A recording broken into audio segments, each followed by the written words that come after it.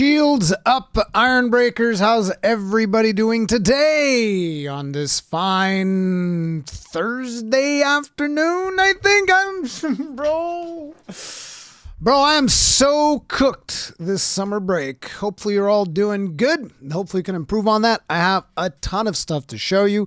Some of these things were actually planned to be separate videos, and they will become separate videos. But I'll just have to do them on stream because otherwise it's never getting done because, you know, kids and time. And when I finally have time, I'm like, oh, I need a stream. I haven't talked to my community in like a whole day at least because yesterday I wasn't able to actually do anything. Well, I guess I did edit the Phantom Blade Zero footage, but I have a ton of gameplay footage of Crimson Desert, Phantom Blade Zero, Valor Mortis, and Pragmata. And we're going to be going over all of that in today's stream, as well as we're going to be checking out the recent event quests in Monster Hunter Wilds. And later today, I'm not sure if I'm going to be able to. I hope that I am, but I'm probably going to be streaming Lost Soul Aside, which I just received a code from PlayStation to check it out. I just need to like install it, get another stream set up, but that is the plan. The day is a big day. It's a massive day. Tons of stuff to do.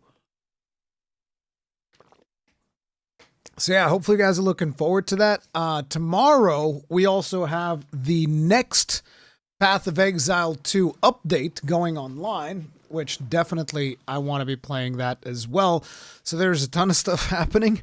And then on Saturday, I have a Kill Team tournament that I'm going to. And then on Monday, I think, I can start playing Hell Is Us. And it's just like, bro, what is going on? Then on the 5th, there's the Daemon X Machina Titanic Scion. And I'm just thinking to myself, bro, in 2025, we're just eating so damn good. Like, I don't know, man. It's like, oh, man, I don't know if I feel like having Wagyu steak today or if I feel like, you know, having myself some caviar. It's just insane, dude. Insane. Ruri X Machina looking so damn good. Yeah, I know. The Titanic. Bro, it reminds me of a lot of Xenoblade Chronicles X as well. It's crazy, dude. Still trying to 100% Wu-Chang. Wu-Chang, another fantastic game we've had this year. It is crazy. Yeah, they did choose a really bad time because they're coming out on the exact same day as Silksong. Now listen, you guys know me. I liked Hollow Knight. It's not like my favorite game of all time. Like, I'm not clearly as hyped as a lot of people are for Silksong, but I'm really happy that people are like super pumped up for it. So yeah, it's gonna be crazy. It's gonna be insane, dude. So freaking good. Now, as per usual, we're going to be doing the shout outs on Khan's Anvil. Going to be doing the shout out to the Thanes. Where's my hat? Bro, what the fuck? My hat keeps disappearing, bro. What the fuck? You guys took my hat. My hat. Damn it.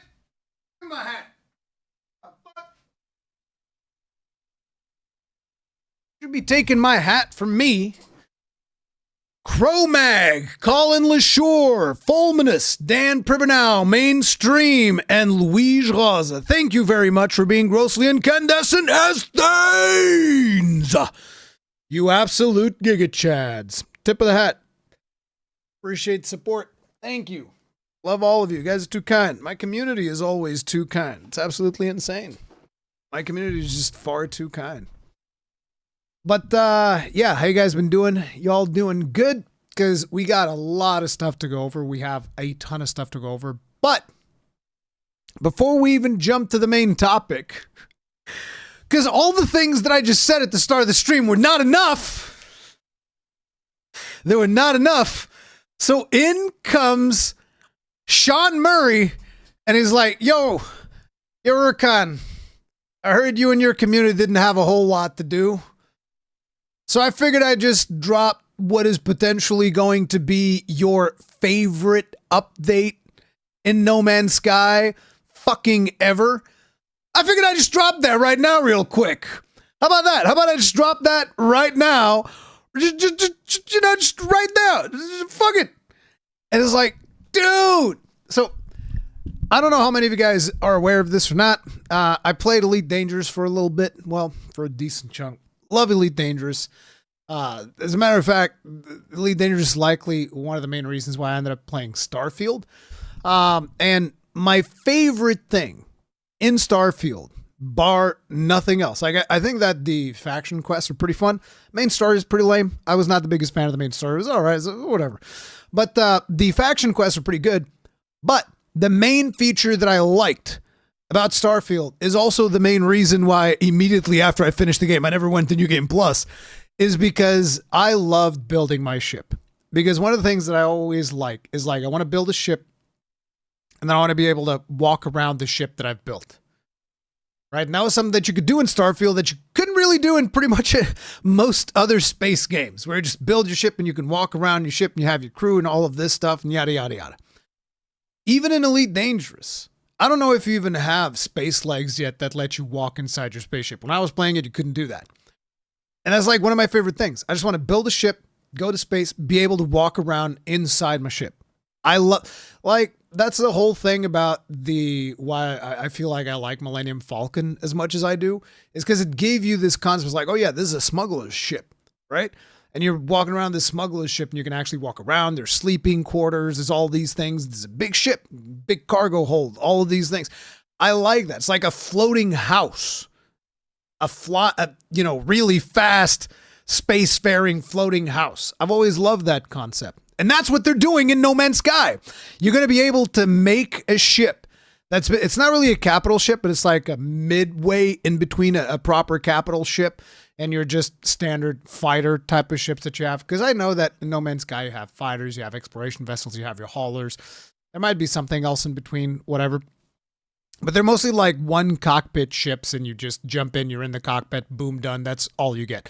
These are proper ships, like cruise ships. Like you can have people in these ships. I'm not even sure what the crews can do. Right? I'm not even sure what you can do as a crew member on a ship, but I was just like super excited about the concept of these ships because it's just like, and now you can also step directly into deep space, which is another thing that I didn't know. It's like, bro, it's crazy. Thunderbird class habitations. So you can have like, look, this is just straight up fucking Millennium Falcon. Okay? It's just like straight up, bro. It's crazy. I hope that I'm able to actually do something kind of like the Millennium Falcon. That's probably what I'm going to try to shoot for. But yeah, it's really, really cool. Titan class cockpit. Militaristic Titan class cockpit, richly detailed with panels. The reason they're doing this is because they're going to be adding like ships to sail the ocean and light no fire. And they're going to need to be able to have crew manning stuff and all of that stuff. That's going to need to be something that you're able to do cooperatively. And that I feel like that's kind of the point. Bro, these ships look sick. Look at this fucking thing. Bro, it's amazing. Look at how far this game has gone. That's crazy. Embedded Corvette refiner unit. I mean, you can already do this by using your backpack. I'm assuming this one's slightly more powerful. Thunderbirds class cockpit. Dude, I'm just like, I'm so pumped for jumping into this and making a ship. And I don't even have time to do it right now because I'm so goddamn busy. It's crazy, dude. But this just looks absolutely phenomenal. Like, what is this? Mecha Mouse Companion? Okay, there's a new companion thing. Maximize your stats. Oh, damn. There's actual, like, stats and stuff involved in this. Dude. Salvage for modules. Oh, man. See, this is the type of shit that I love. Like, actually taking the spaceship, salvaging modules, then reapplying those modules into your ship. Dude, this is just like, this is finally my dream loop. Adorn and decorate your hull. Oh, absolutely. Skyborne jetpack unit. This is like less. Oh, dude, doing one of those big battles on a Corvette. I'm curious to see how different it's going to feel than flying like a regular jet, a fighter, one cockpit type of ship. It's crazy, dude. almost 10 years and now you can make your own ship and see the inside. Yeah, I know. I've always wanted that though, you know?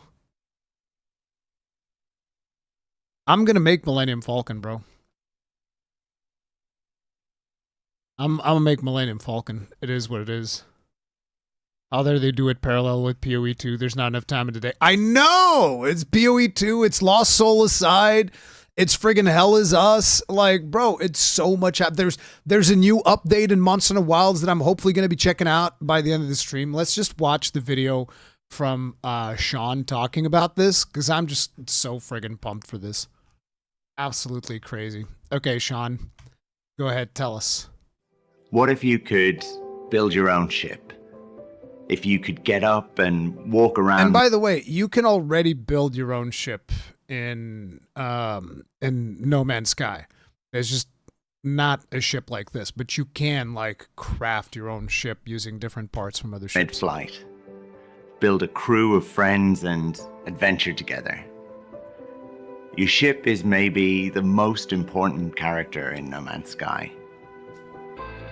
It's so central to the game that now when we change it, everything in the game feels completely different. The ships have real interiors, med bays, sleeping quarters, war rooms, radars, teleporters. It changes how you play. Because see, this has always been the thing for me. I've never wanted to build bases and planets. Like you could take that whole system away from No Man's Sky, and I wouldn't even care. Okay, I do not want to build, because like the whole fantasy of exploring space is that I don't have to be worried about leaving stuff. But I have to go back to my thing to farm this. I've never wanted that. That's the reason why. Even in recent, ever since they introduced the what are they called, the big carrier ships, my thing was like, I'm just gonna build everything I need in the carrier ship, and then I just summon the carrier ship whenever I need that. Right?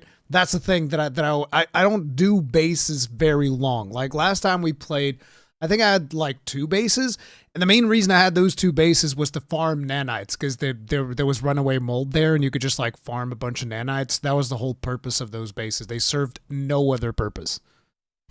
Moments, just looking out of the window, the universe flying by, and it's changing how the game feels too. Building your own ship, decorating it with friends, your own space that you share together, everyone with their own roles. It feels really special. It does. Building a spaceship, it's really different to building a base in No Man's Sky. You can show it off in the space anomaly, you play in it with friends, it's with you on every planet, every adventure, it's your home. This has been one of the biggest undertakings for our little team. Every area of the game has to be reworked in some way. Having your multiplayer crew walking around, just calmly editing your ship as it travels at warp speeds towards a planet, it's actually pretty insane what's going on behind the scenes to make all of that work. And then on our other game, Light No Fire, you have these real oceans to navigate. We need boats and crews. And this look at the number of players in there, because I think initially in the first footage that I've ever seen of Light No Fire, there was only like 4 players. There's way more than that here, like 1, 2, 3, 4, but there's more people coming in from the sides. Like, see, like, look. 1, 2, 3, 4, 5, assuming there's one riding this thing, which I think there is. Crews. And this tech is being be like developed 6 for both games. Voyagers is version 6.0. It's a big milestone. Honestly, one of our biggest updates. What I love is that it opens up a whole new path for the future. We can't wait to see where it goes from here. It's absolutely insane. I thought that No Man's Sky was going to stop getting too many updates as they're working on Light No Fire. It's been the exact opposite. They're like, no, we have so many more things, because they're developing it in a way where the stuff that they do for one game can be retroactively applied to the other one. and it is absolutely insane the way that this thing has gone. But yeah, that was the No Man's Sky bit that I had. Then we have quite a few things to go over here. We're gonna be getting started with Phantom Blade Zero, which is the biggest chunk of gameplay that I have to show you guys. I'm gonna be giving you guys a short little intro as we go over some of this footage. So this was recorded at Gamescom. This is PlayStation 5 footage recorded from the console, so it's not like I had a capture card hooked up to it. This is like the PlayStation share function. So the quality is not going to be the best, but it should still be pretty okay. Oh, this is interesting. The person that was playing before me gave up at the first boss. I never even noticed this. But yeah, the first boss is still there. But there's like over 1 hour of footage over here. I'm going to be talking about everything. So before we actually get into the gameplay itself, let me just tell you guys a bit about the mechanics of Phantom Blade Zero, for those of you that are not familiar. So this, in a way, a lot of people are going to call this a Souls-like. Now, unless they specifically changed some stuff for the demo, which I don't think that they did, there's a lot of things that this is doing that takes them outside of the Souls-like genre. So, for instance, the equivalent to bonfires in this game are these little bells that act kind of like checkpoints. Whenever you ring the bell, so to speak, your enemies do not respawn. At least in the demo, they didn't. I suspect that's going to be the case for the final game. The people there were not 100% sure because it was mostly just, you know, the guys were there to kind of like teach you how to play, so they learn how to play the game. They don't know exactly what developers are doing and stuff like that.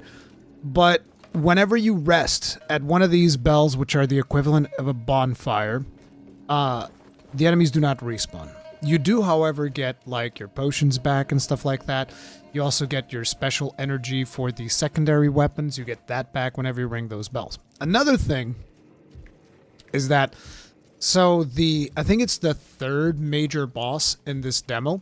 He's got two phases. You've already seen that boss. They've shown gameplay of him.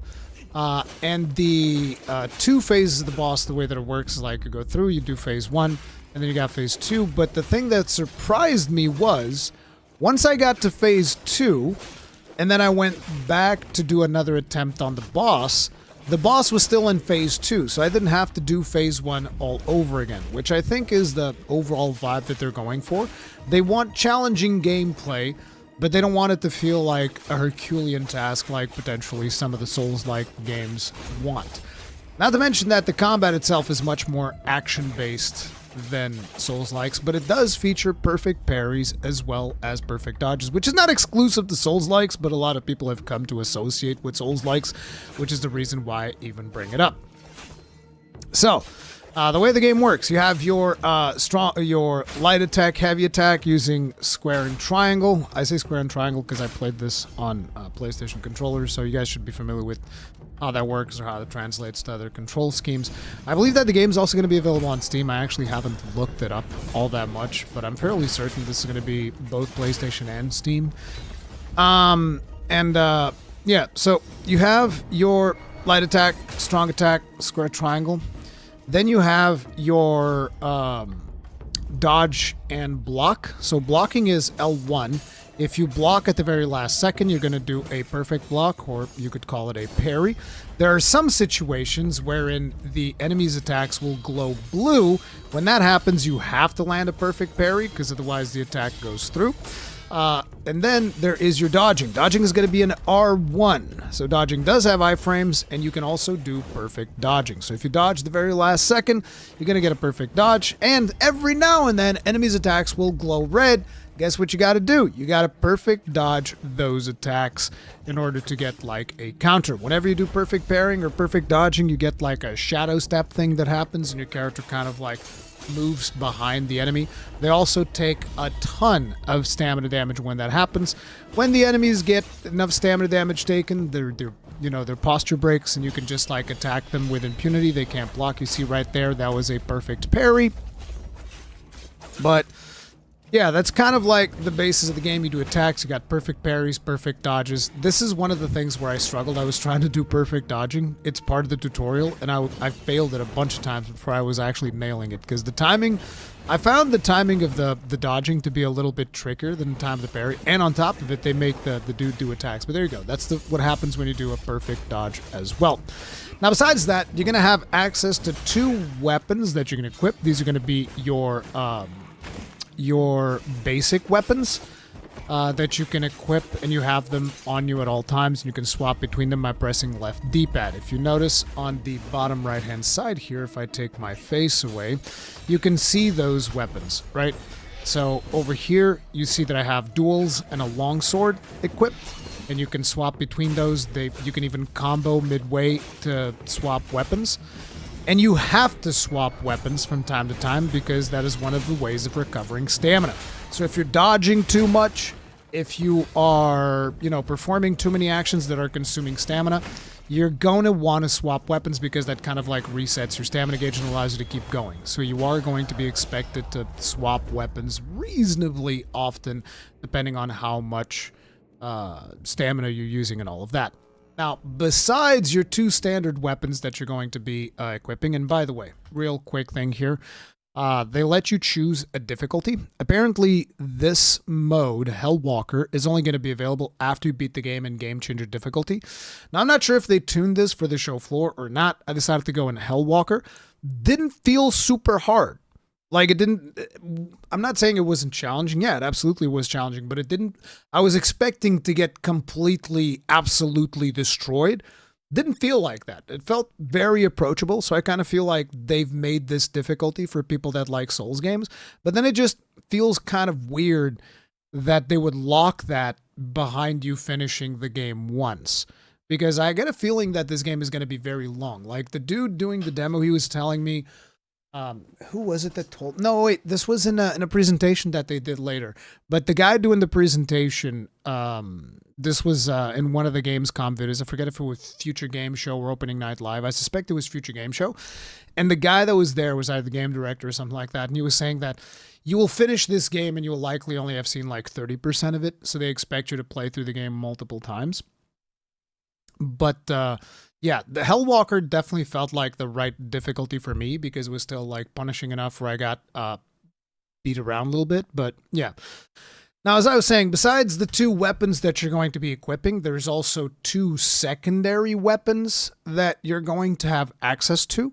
And those secondary weapons have limited uses. Now, once again, I'm going to hide my ugly mug so that you guys can see what I'm talking about. I'm going to pause the game once it finishes loading, and I can show you guys what is going on. Show me the UI, please. Okay. Okay, it's not actually showing the thing, but basically this is where you choose your weapons. So you guys are going to see... Did I change the aspect ratio? Did I really just change the aspect ratio of this video? What is wrong with me? Stop. Wait, no, I cropped something. God damn it. Yeah, here we go. Thank you. As I was saying, so we're going to be choosing the weapons here. They gave us quite a few weapons to choose from. I didn't really like the soft snake sword, which is like a whip sword, but they gave you a whip sword. This jagged steel was kind of cool. Great sword's really good because you get extra benefits of great sword from parrying and doing and blocking and stuff. It powers it up. So the great sword's the one to the right of this. The chakrams are a ton of fun. And then there's like a regular longsword, dual blades, sanguine reach, whatever, and all of these weapons have a special attack that is going to be different. And you're going to be doing that attack by pressing L2.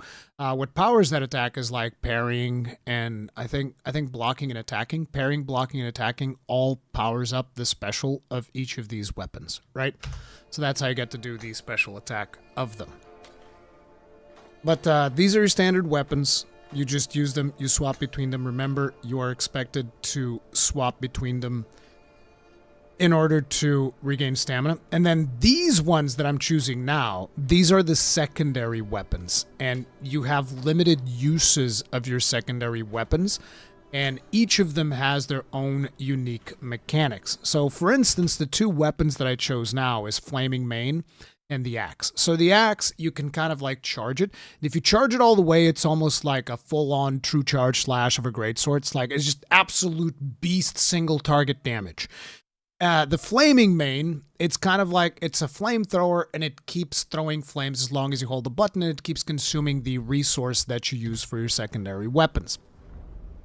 So let's see if we actually perform an attack here, because that will allow me to, because I want to actually be able to see the UI so that I can tell you guys a little bit more about it. So there you go. See right here where it says 10? This is the resource that you have available to your secondary weapons. This gets replenished whenever you rest at one of these bonfire equivalents, which is the bell. And whenever you rest at that bell, they give you these back. However, in the demo itself, there was no other way of replenishing this resource. So in between bells, you're going to be expected to kind of like, okay, I got to make sure that this is the enemy where I want to use this resource. It's almost like spells in Souls games, right? Where you have a limited amount of spells that you can cast. I'm assuming that in the final game, there will be like a consumable that you'll be able to use to replenish this resource before you get to the next bell.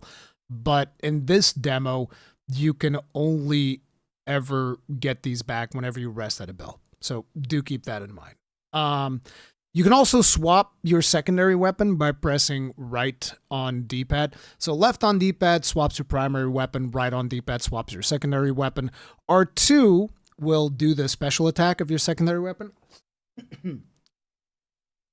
And yeah, we'll consume the resource based on what you happen to be doing with it. But yeah, that's kind of like the overarching thing. Here in the bottom left, you'll see that we have our health, our stamina, and our Estus Flak equivalent, which is like this gourd of potion. And you will notice that as we defeat enemies, the gourd fills back up. So it's not like, oh, you used your 3 charges, now you're done. It's like if you do well in combat, you can recover this and you can keep going, which is also a really cool aspect of it for me. But now, let's go ahead and let the whole thing play through. We have a lot of stuff to go over. I'm probably going to increase the audio a smidge. Okay, this should be good. Let me know if it's too loud. I love the sound. Soundtrack's also really good. As you can see, I'm kind of like finding my way, trying to get things going. I was trying to do a perfect parry there, fumbled it. This is when I was thinking, oh man, did I do something wrong by going with Hellwalker difficulty? And then I'm like, oh, let me try the main thing. You guys will see that I'm spending the resource. Actually, you guys can't see because my face is in the way. Maybe we'll just move this over here. There, that shouldn't be too bad. So now we swapped over to chakrams. I'm trying to do the whole chakram thing. You guys can clearly see the wuxia influences that I mentioned last year when I talked about this game. And here we ran out of stamina because I didn't yet know that the way to recover stamina is just swap weapons.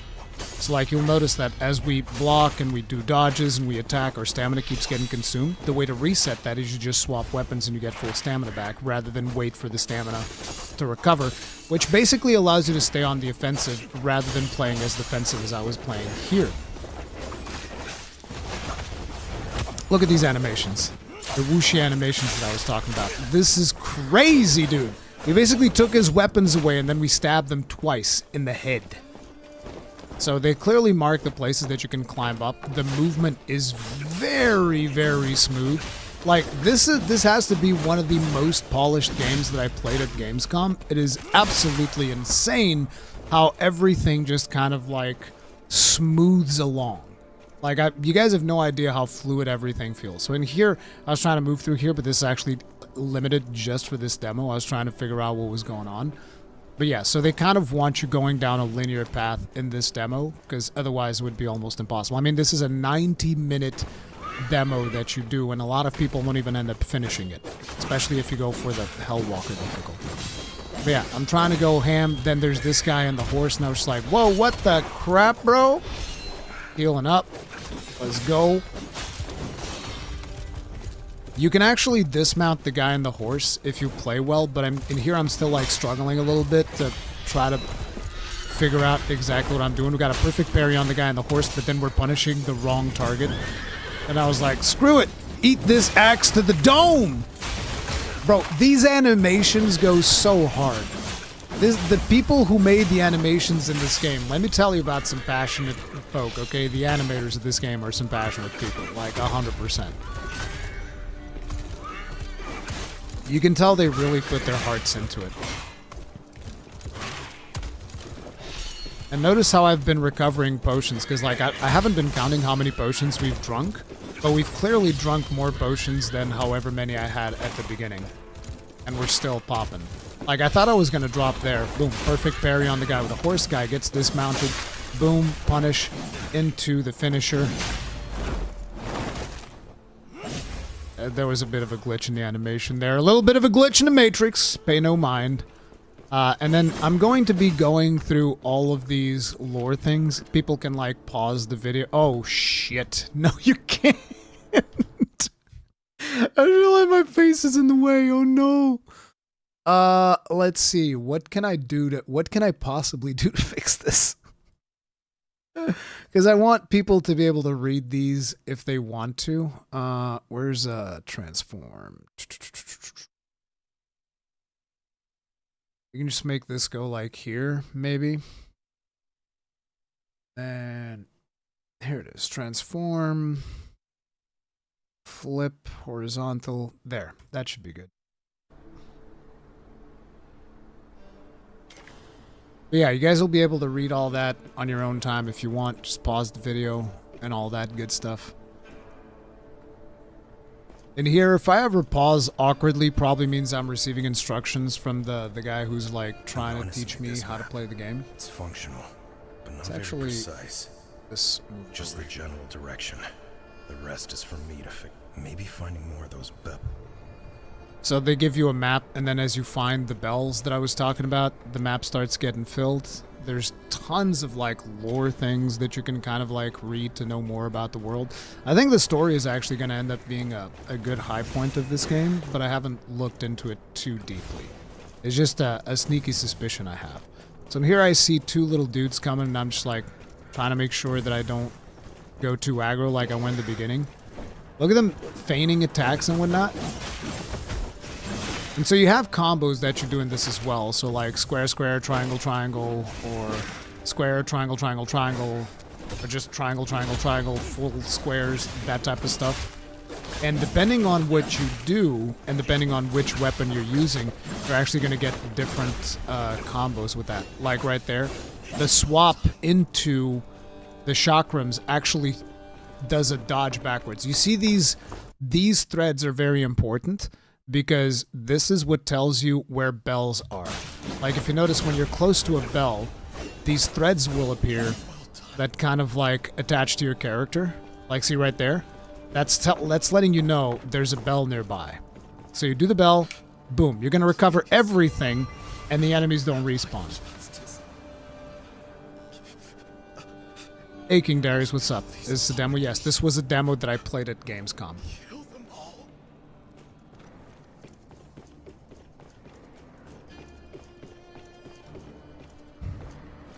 So the path is actually that way where the bell was, but there's a dude in here that gives you a little bit more story context and stuff.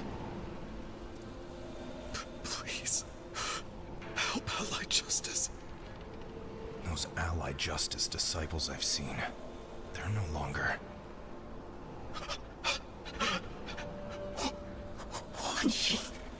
He forced us to accept what he called.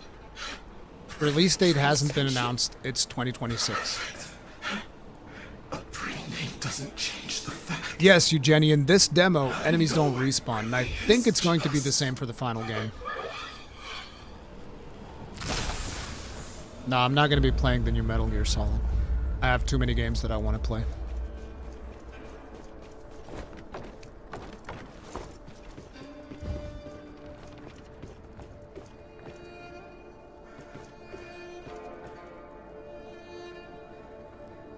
He's teaching me about, like, oh, these are checkpoints that you can kind of just, like, come in here and pay attention to the threads and yada, yada, yada. In here, you're meant to actually backstab this guy, but I fumbled it for some reason, and I wasn't able to do the backstab. Victor, thank you very much for being grossly incandescent for 29 months. As a long beard, you Giga Chad. Tip of the hat. Appreciate the support, thank you.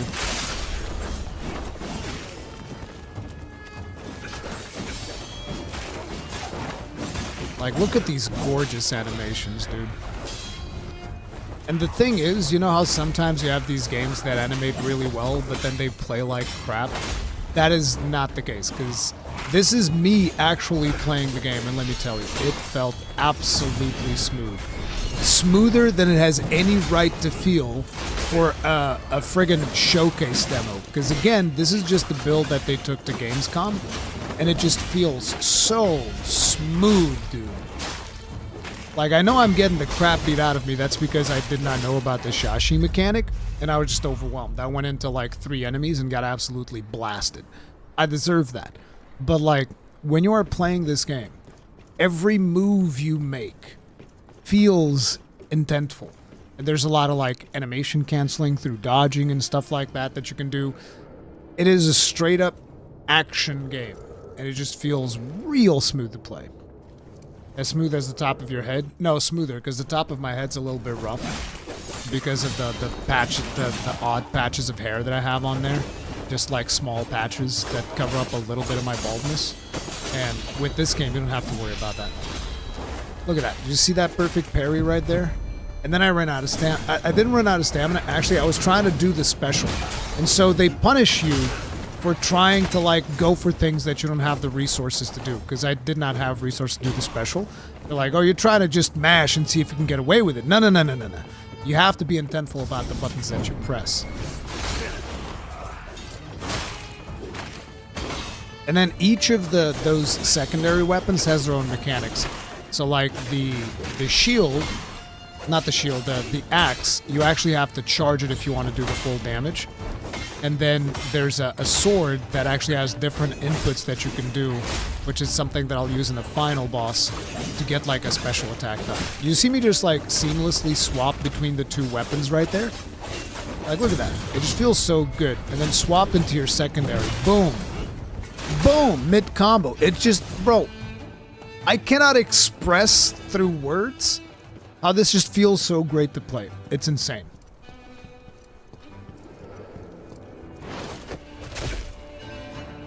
That would be the backstab attack kind of thing that you got going.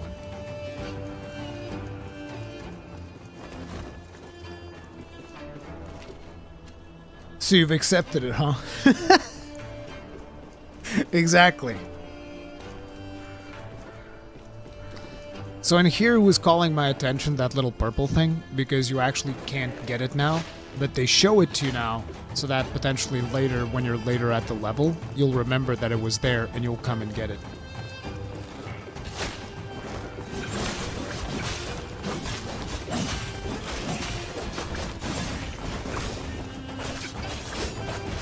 Look at this.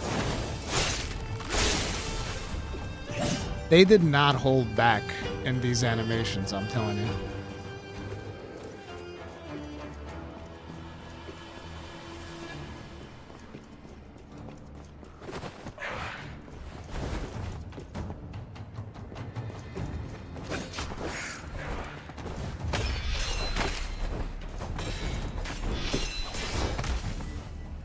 Even a basic enemy can kick your ass if you're not careful. See, in here I was trying to do more ranged attacks because you can throw the chakrams, and that depends on which combo you're doing. Like, one of the combos that I found really good was square, square, triangle, triangle, because it does like 2 melee attacks into 2 ranged attacks and jumps you back. It's very useful when you're trying to be defensive. Oh man, look at these. Gorgeous.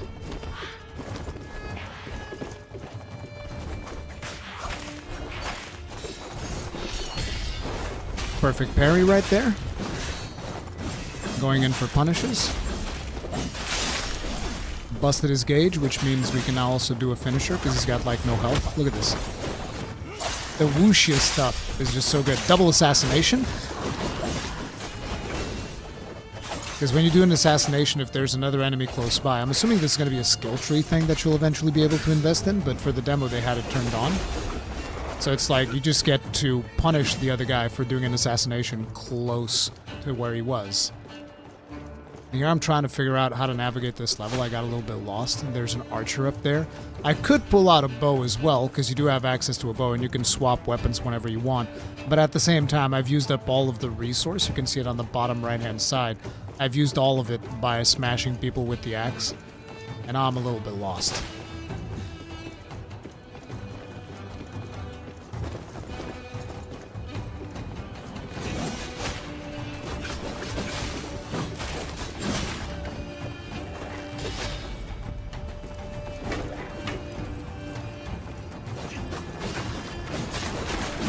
I don't know exactly why the archers didn't have like a posture gauge, but I guess they're not as important. Headshot. Look at that! I love how the camera just moves in to capture the head getting chopped off. If you guys actually go back, you'll see the camera actually... Oh, let me just reposition the camera real good so that you can see your character chop this dude's head off.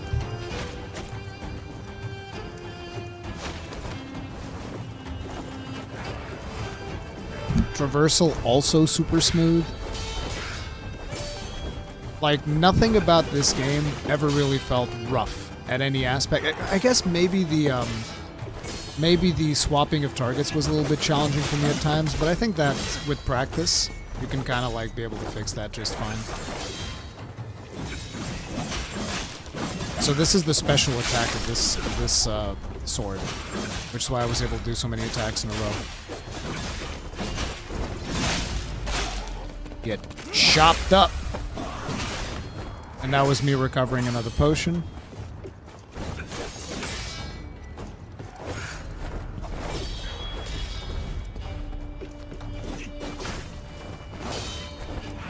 Yeah, just looking over this footage just makes me want to play this demo again. It was so good. Look at this. It's crazy.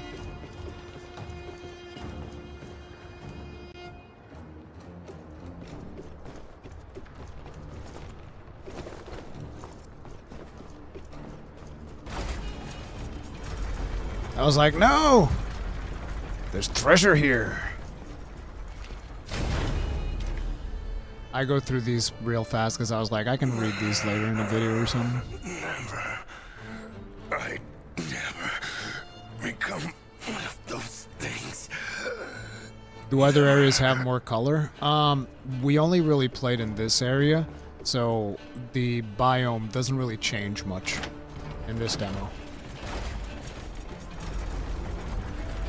ESS99, yes, I'm likely going to be streaming Path of Exile 2 tomorrow.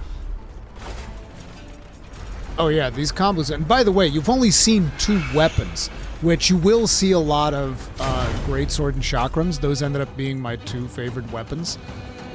I think I show off almost all of the weapons except for those red ones, because the red ones I showed off in last year's demo. So I tried focusing on showcasing other weapons. That's the special attack again, because we had just charged it. So I just like unloaded on this guy. As we're about to break him and he's low on health, gonna be able to execute him. And now there's like a dude firing stuff at me. I think I might actually die here, because I was struggling a little bit.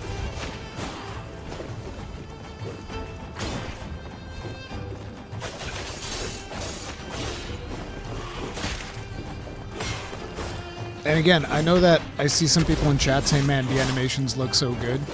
They don't just look good, they feel good, which is even more important than looking good. They feel extremely responsive, and it just feels good to pull off and execute.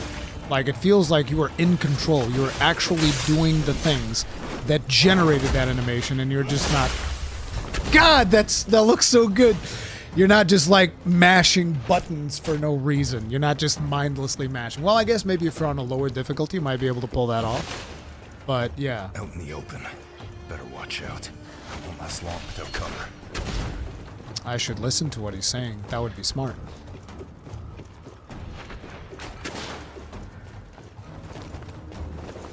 Wall running into an aerial one-shot. Into another bell, which means we now have the special again. Forget if I swap weapons here or not. Yeah, I think I was trying to figure out, do I want to swap things? Do I want to keep these?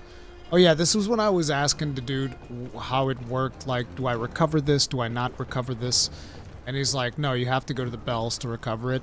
And then I was asking, oh, will there be like consumables? And he's like, maybe. Like, so it's like soul spells. And he's like, yeah, kind of like soul spells.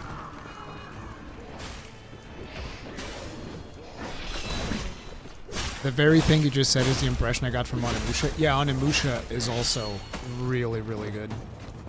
It's just, I didn't get to see nearly as much of Onimusha as I got to see of this game, which is why I think that this impressed me a little bit more.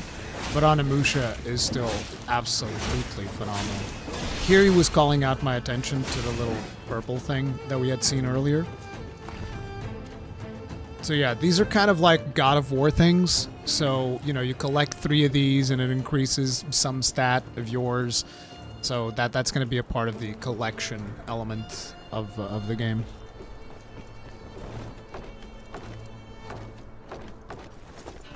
Yeah, parry and block transition is so smooth. It's crazy. So in here I was like, well, these guys are fighting each other. I don't care. I'm moving on. And so in here we see an area, like if you see the ground there, for starters there's a bell that we didn't use because there's threads. But like there's an area there which they've shown in their gameplay trailer that requires a specific weapon to open, so that ground there. So this game is also going to have some light Metroidvania elements, as well as the boss that we're about to fight here. You only get to fight that boss if you have the axe weapon, which in this case, they allow us to have the axe weapon. And by the way, the level we're doing, this level that we're playing, is a completely optional level that you don't even have to do in the main story of the game. Like, all of this polish put into creating this level flow, these enemies, these boss fights, all of this is optional. Okay? You don't have to do this level at all in the critical path of the game. Is there animation canceling? For some animations, yes. Like, you can cancel certain attacks into blocks or dodges and all of that good stuff. I mean, hell, you can cancel certain attacks into weapon swaps, recover your stamina, and then do a special attack of that weapon for transitioning.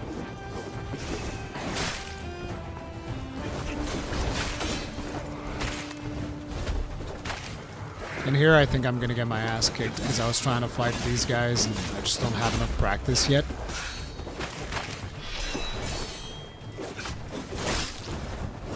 I didn't say it's Metroidvania-like. I said it will have some light Metroidvania elements. That was like a perfect dodge there that allowed me to put his own weapon into him. Oh, look at this. That was the special move of the weapon. Perfect parry. And I got to move all of them back. Like, it is crazy how good this feels. Like, listen to the sword clashes, another perfect parry. And then I was like, ugh, the ledge. My mortal enemy, the ledge. Into a kill shot. Like, the wuxia vibes in this game are through the goddamn roof.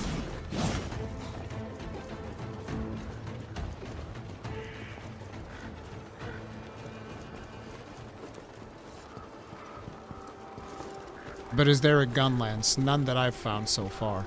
As a matter of fact, most of the weapons seem to be swords. Did you see how they have changed after the procedure? They're now like empty shells, hardly human anymore. So the story here is that these dudes are being converted into these spirits. These crazy looking creatures that we're putting down.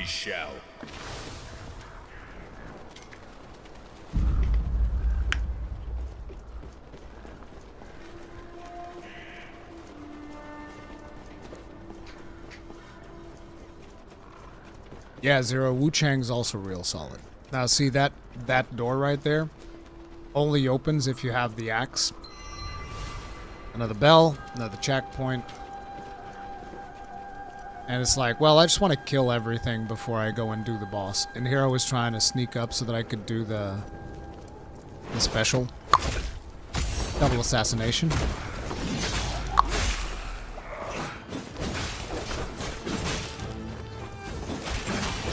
Better Assassin's Creed game than Assassin's Creed actual assassinations. Crazy, bro!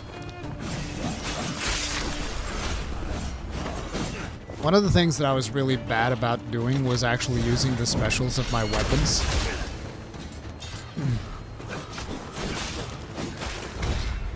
Any plan on playing Ghost of Yote? I'd love to. We'll see how things pan out because September is looking mighty busy. Like, listen, my priority right now is actually Hell Is Us. That's the game that I really want to play. Because let's face it, on the opening of Path of Exile 2, even though I'm going to be playing that, most people already have the streamers that they want to go and watch. So it's fine if I play Path of Exile 2 League a little bit later, because it's supposed to last, like, I think 3 or 4 months or something like that. So I'll have plenty of time to jump into PoE. So I'm going to be doing a little bit of Lost Soul side, and then I really just want to jump into Hell Is Us when that comes out. Well, when I'm allowed to stream it. I'm gonna play the crap out of Hell Is Us. That's gonna be like my thing. And don't you guys be spoiling it on my streams, by the way. Yeah, and here I was trying to like see you can't really do hidden assassination on this guy. And now we're using greatsword and daggers as well as a different weapon. I'm using that ink sword, but I don't know how the ink sword works. Well, no, wait. Is that the ink sword? I think it is the ink sword. I don't know exactly how the ink sword works at this point, so all of the uses that I do of the ink sword are absolutely terrible. But then I end up using the ink sword to kill the final boss of this demo. Because it's actually really good. So what got me here are these stupid birds. And even though I keep like animation canceling into parries, the birds are just shredding me down. Like, look at that. These goddamn birds.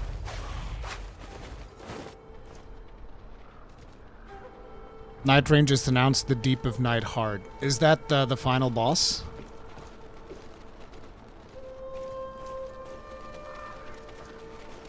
Ruri, I don't know how you managed to play so many games. Yeah, I don't play that many games, to be honest. There's too many games to play right now, yeah. It's kind of rough, like, trying to schedule everything. Which is a good problem to have.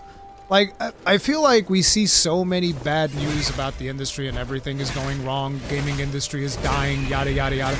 Meanwhile, I'm like, bro, I don't have enough time to play all of these amazing games that are coming out. Like, what do you mean? So that's the Ink Sword special right there. And this time I was able to isolate Horse Guy. See, this is why I like the Greatsword in this game, because it's all about the parrying. And that's like my jam, blocking, parrying. Then in here I'm trying out these dual blades. I'm not the biggest fan of these dual blades. I was trying to show off their moveset a little bit. But this is also the wrong time to try showing off movesets while we're fighting these dudes.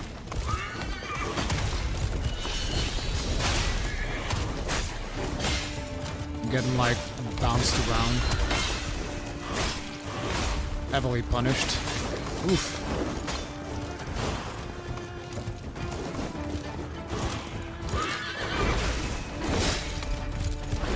Ink Sword again. And that's the special of the Ink Sword right there. See, if you do the Ink Sword inputs correctly, you get to do that, which is that little whirling thing. But it's a little bit tricky. At the end of the day, though, this is still my favorite one. Boom, boom. Boom. It's just so good. It's like your argument's great, but triple axe slash. I love how the horse guy just left after I dismounted him. He's like, alright, you took my horse, guess I'll leave. It's probably a bug in the AI or something.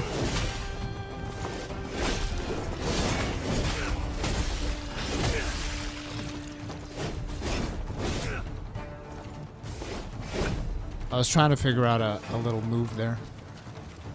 And I'm like, well, since you left, I'm just going to go up and stab you in the back.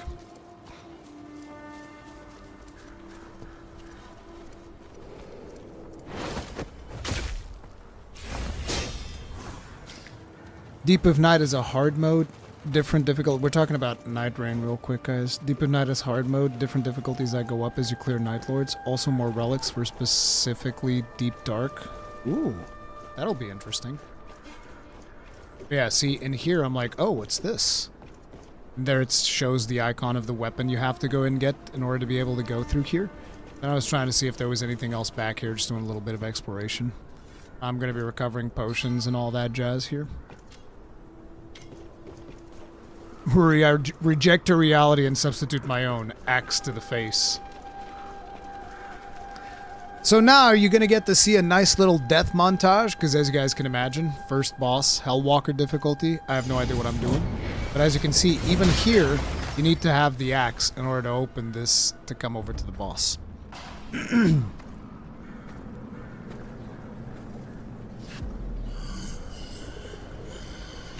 Look at Big Chungus over here.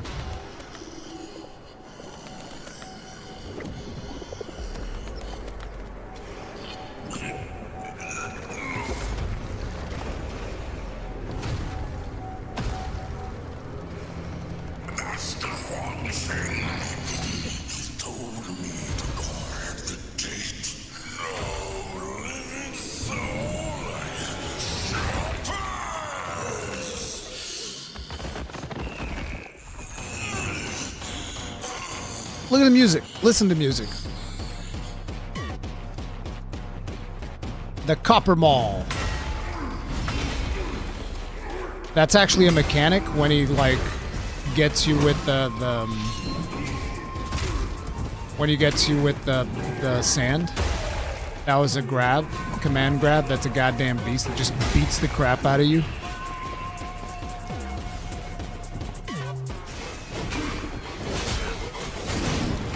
This is the special of the greatsword. I'm trying to do the special of the axe, but he interrupted me. So in here, I was trying to parry these, which is not smart. You really don't want to parry this. You want to dodge it.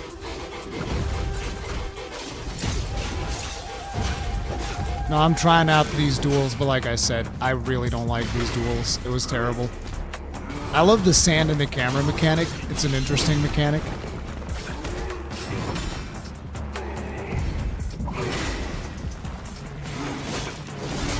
You saw me swap there and get full stamina. So my first attempt was actually one of the best attempts that I did on this boss, because the following attempts were so bad. He grabbed me again. The grab is not that fast. My reaction time was just too slow. Because you get the red glow right before it's happening, then you just have to time it. The timing is a little bit tricky, so yeah. This is your damage opening, and we got like almost no damage in at all, which was terrible. That was the special of the greatsword again. Charging up a full whammy with the axe. Like I said, I actually did really well on my first attempt. It was the attempts after that where shit went real bad.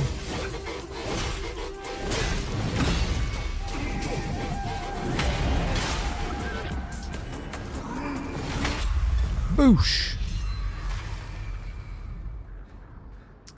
And so, obviously, I'm gonna let you watch all the deaths. Get spin to win. Bonk. Bonk. Big Chungus just kills you dead. Bonk. That's a real good argument, but big mace to face. Bonk.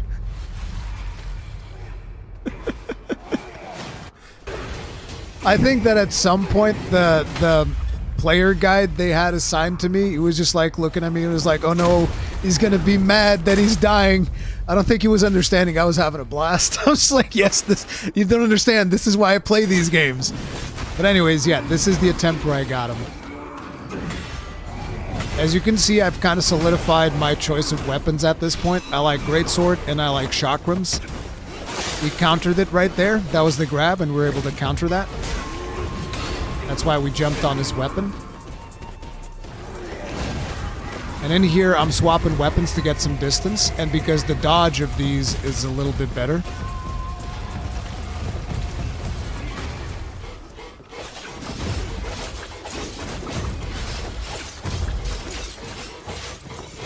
And then swap into greatsword.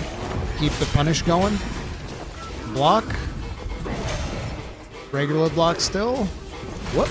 Parry? What's up, dodge? I'm like AMC Hammer. You can't fucking touch this. Ooh, I did so many perfect parries there, though. That was so good. Boom! Dodge them, put them in the ground. I'm trying to capitalize, but I was too far away, so I fucked it up. And now here comes the special. Boom! Tons of damage. And now I'm pulling off the move that I said with the Ink Sword. Like, Ink Sword is probably one of the most powerful special weapons. Ink Sword and Axe, that's the real bee's knees, dude. Isn't the screen dust a bit too much? It's intended. It's a gimmick of the boss. If the boss hits you with the dust, you can't see. That's intended. You want to be sure that you dodge those so that he doesn't take your camera away from you. I actually think that's a really cool gimmick.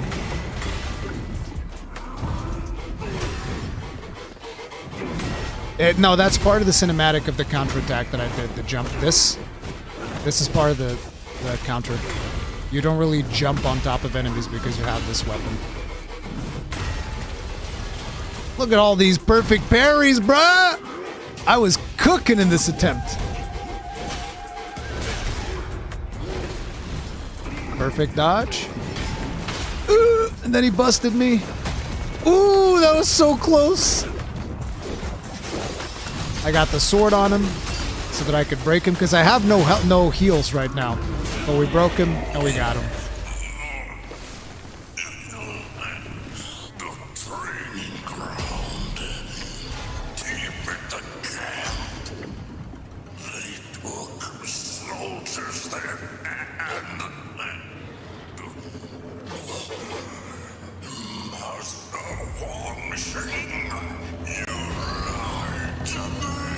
You lied to me. Bonk. And now we just take his weapon. As that is the reasonable thing to do. The bash pole. So now you can exchange that through one of the other weapons. I took away the ink sword. Because at this point, I was still like, ink sword, schmink sword, whatever. But ink sword is like real good.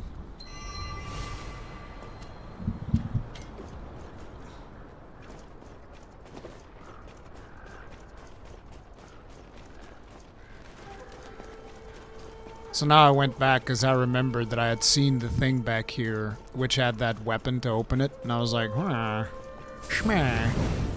Boom. Here's your Metroidvania right here. You basically get like a little bonus item.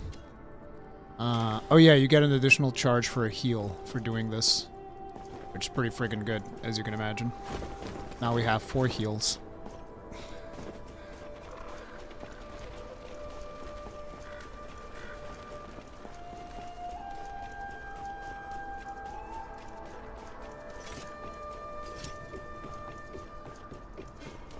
Then I was like, oh, it's not this way. Okay.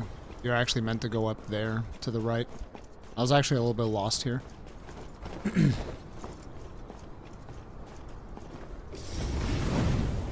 Boom!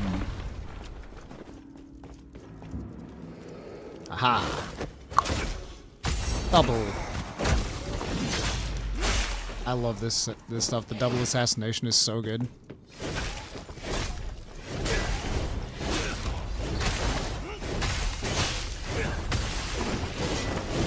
Great sword, strong. Very good.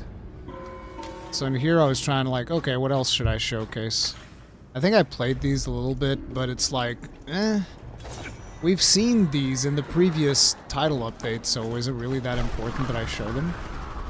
So this is the highest difficulty, yes, this was Hellwalker difficulty.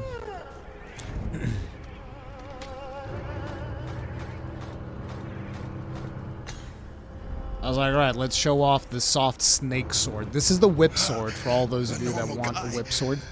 That's a surprise. Do you know how to get into the I think it's also going to be on Steam, but I'm not 100% sure, Ketnet. You're here to die too. Suit yourself then. Take the path on that side, beyond the pigeon loft, and the skywalk along the cliff. 3 burning beacon towers. 7 swordsmen. The leader. I don't know his name. They call him Alcade. They have the key you need. Much appreciated. Beware of the 7 stars in their sword formation. Together, They have slain countless evildoers.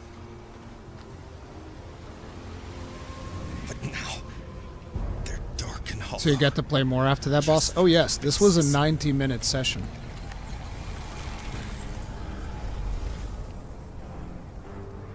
There's 2 more bosses.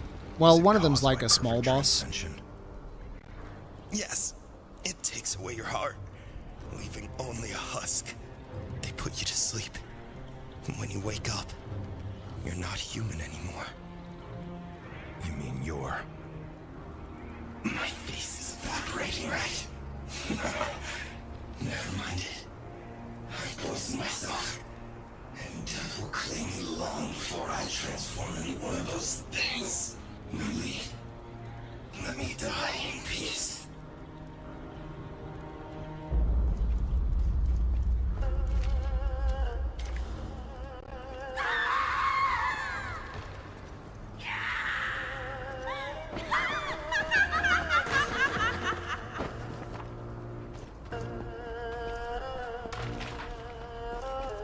These were a little bit more annoying. I struggled a little bit with these. And I'm also not a big fan of the moveset of this weapon. It's a little bit too wobbly, so I find it hard to kind of like read. Which is why I instantly swapped back to Greatsword. I'm like, okay, you might be winning. Let me just switch to my big bonk stick, and I'll show you who's winning. But these actually will parry and mess you up if you're not careful.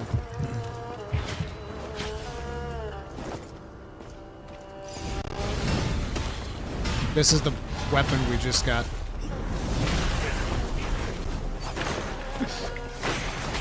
That used up 2 of our charges.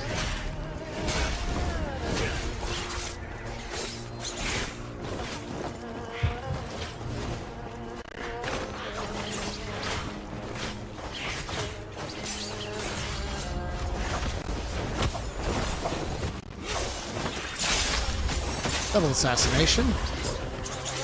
I just love that.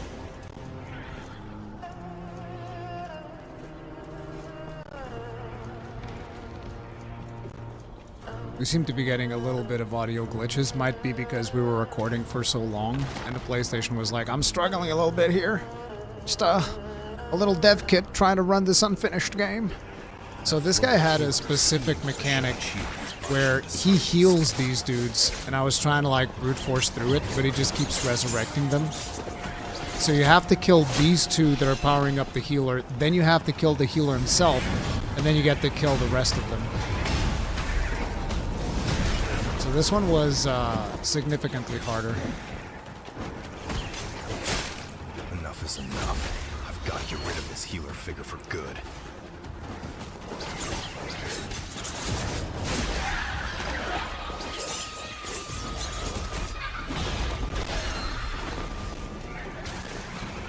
So the healer, even though he's down here, he's still gonna heal the other dudes if you start attacking them. So he heals people and he CCs you, which makes him really annoying. Gotta get rid of this healer figure for good. This is why the character's voice is constantly saying, I gotta get rid of this healer.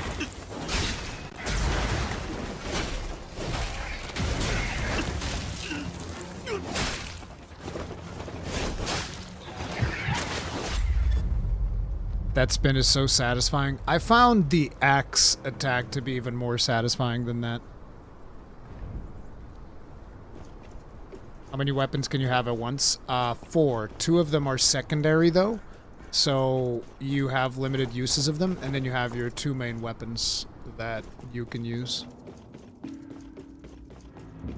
Takes a lot of hits to take down common enemies. Again, remember, this is the maximum difficulty, so in Game Changer it'll probably be easier, which is the difficulty before this one. Yeah, in Hellwalker, normal enemies can beat the crap out of you, but it's not like it takes a lot of hits to kill them. It's just that if you pay attention to what you're doing, or better yet, if you play well, it doesn't take that much. Whenever it seems like I'm taking too long to kill them, it's just because I'm not playing well. Because that's what I've noticed. It's like if I'm playing well and I'm actually focusing them down, you can get shit done really fast. But if you're just like swapping between targets, they recover their stamina and you're not breaking chi, then you're just kind of like fucked. because you need to break them to deal proper damage. Which is why, in this particular part, it seems like it's really rough, because he's constantly healing them as well, on top of them recovering their shashi, which is their stamina. So, yeah. But if you're actually focusing them down, like, they will go down real fast. Like, you see me focusing this one down, it's just the other guy's healing him, so I have to kill the healer first. That floating healer is feeding off the shashi. Yeah, the root attack is really annoying. So see, in here I was like, what about if I just kill everyone? Right? That was my thought process. I was like, no, you can't heal this person because I'm going to kill them. See, right here I was like, yeah, fuck you, I killed them. What you gonna do now? And he's like, well, I guess I'll just resurrect them, because you're gonna see the guy that, see, he shot something red back there. And now if you look back, the guy that I just killed, he's resurrected. And I was like, well, fuck. You can't do that. I was like, all right, fine. I guess I have to kill the healer first. Then I just tried isolating the healer. I thought that I would be able to kill these, but he can still resurrect them even though he's not up in the air. So like, I was still going like, no, I'm gonna kill them now because you're in the ground. You can't resurrect them. And then watch this. He's just gonna go like, yes, I can. I was like, no, stop! Stop resurrecting them, goddammit! I hadn't figured out the mechanic yet, and then I was like, okay, so he's always gonna be able to resurrect. Well, fine. And I'll just beat the shit out of you then. Now, the healer is tanky as hell. He is. But that's the whole thing. His whole thing is he's tanky, he doesn't deal that much damage, he's just annoying.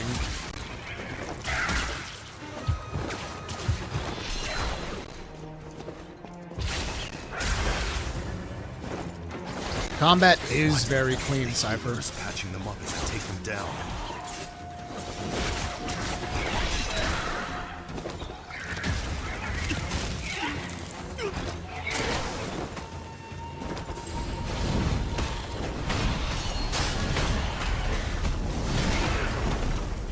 Time to die, Mr. Healer, sir. Gotta get rid of this healer figure for good. Now we got a potion back, and now I can just like, yep, screw you guys. Y'all are dead.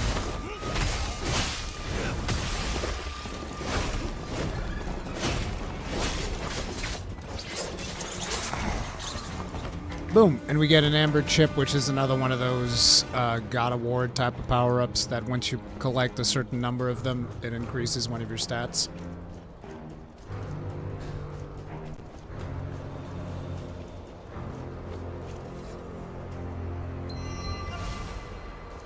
This already looks polished. Wonder why I don't have a set release date yet. They're probably still working on content, if I had to guess. I was just going to see if you could do something back there, but no, it's limited. They don't let you go back there in the demo. She came back. She's determined to die together. That cultist vixen. Now, she's transcended. And so have we. We are all one and the same.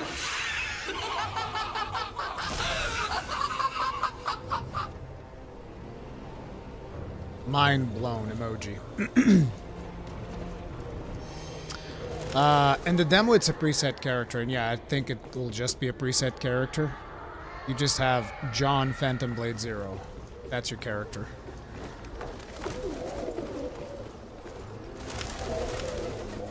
So in here, I was seeing something purple, and I was like, "Oh, how do I go up there to get the purple thing?" It's another one of those, you know, go up, then come back down, and then you can get the item. Look at how smooth the traversal is, though. So this is the one where, if you remember, we watched that gameplay that we reacted to, and they leave, and so then she interferes with the final fight, and I was like, well, I'm just gonna kill you, so that way you can't interfere with the final fight. She's holding back, even under that sandy-breaking Shachi surge. The wuxia vibes on this fight are crazy.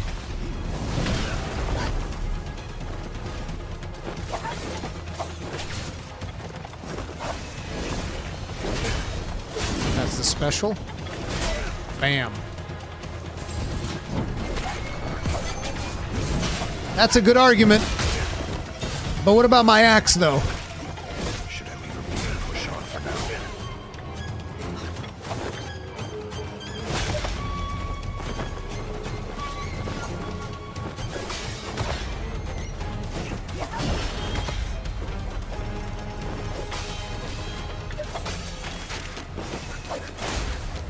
That should have been like a perfect dodge. It was the only way to dodge that one. Right there, we did it.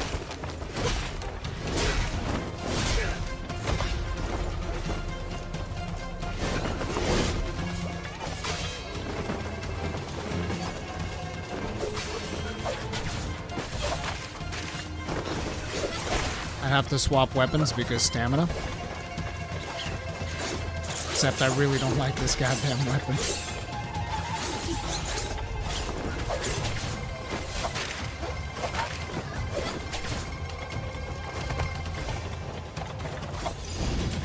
I was like, alright. What about this, though?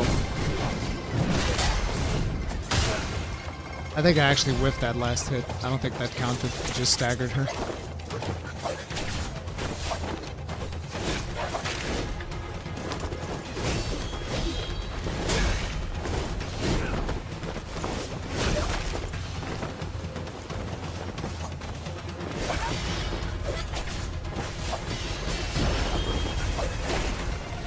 Special.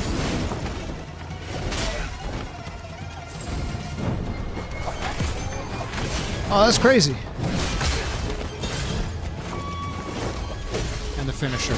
I will be waiting on the other side. And we got like something that increased our attack power and breaching power. And I almost fumbled that. Yeah, the animations are phenomenal, dude.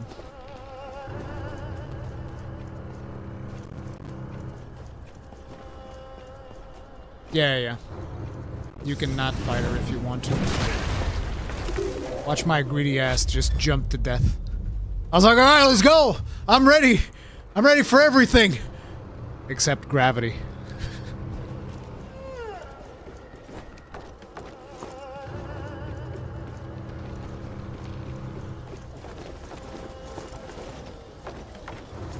Does that X move have super armor? It doesn't, but it has a little bit of hyper armor. It won't stop everything, but it will stop like some minor attacks and stuff.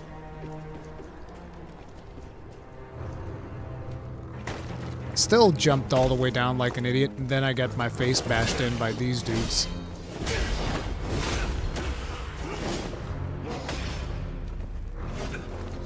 Look at him just throwing rocks at me.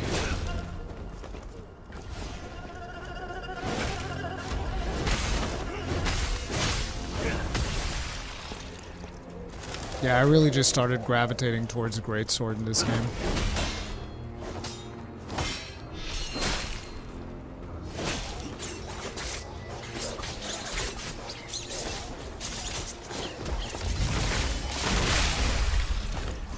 That's the execution move, but I was like, I'm so done with this weapon. Give me the chakrams. Chakrams so good! Chakrams was like one of my favorite weapons. It was a great sword into chakrams when it came to this demo. 100%. Hey, Redbox Gaming, what's up?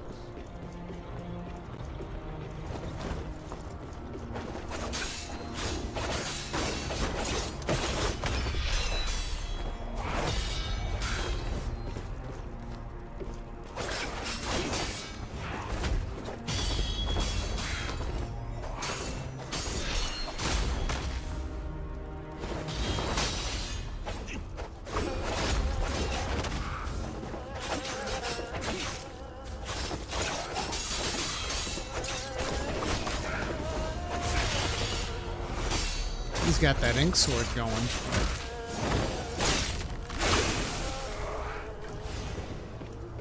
These animations, like we've been watching this demo for almost an hour now, and these animations still look absolutely gorgeous. Isn't so? I think it takes away the way I see it. Yeah, Redbox Game, it's an amazing game.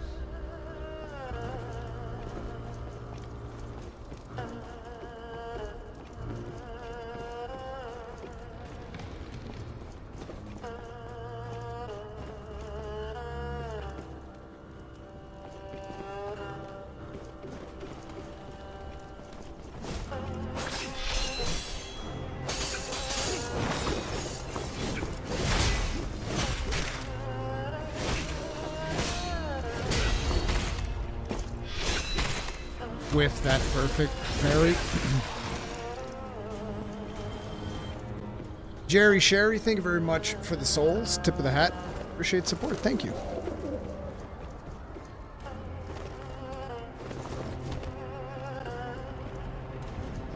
Yeah, chakrams are hella fun.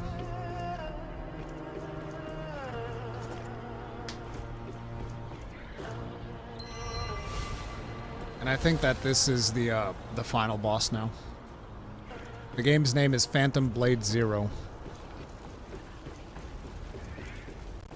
Yeah, I found my hat.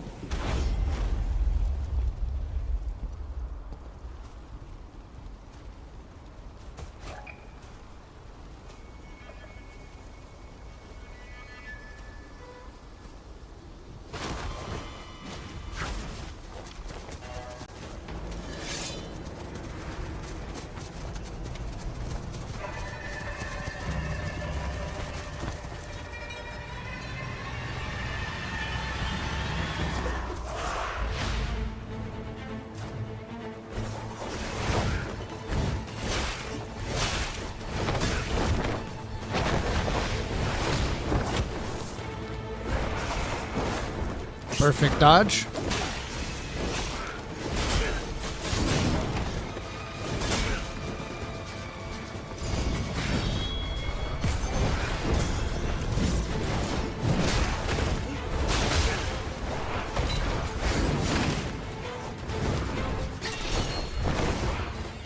You have to really pay attention to this boss's tells, because this is a pretty challenging one.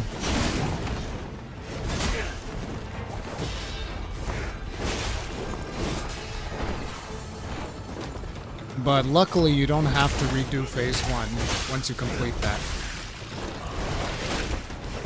Which is actually a detail that I kind of liked. Because, like, sometimes I get tired of, like, oh yeah, you've done phase 1, but what about phase 2 all over again? And you have to, like, learn phase 1 10 times before you get to practice phase 2.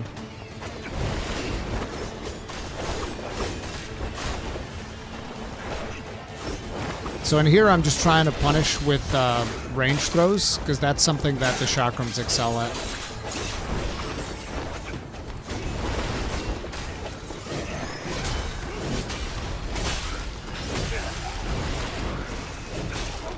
And usually if I swap weapons, it just means that I ran out of stamina.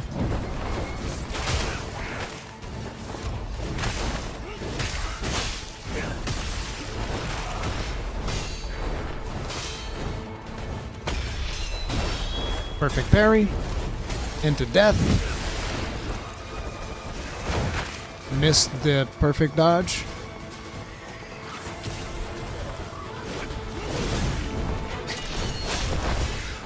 With the perfect parry as well. Perfect parry done. Kick to the dome. And the finishing blow.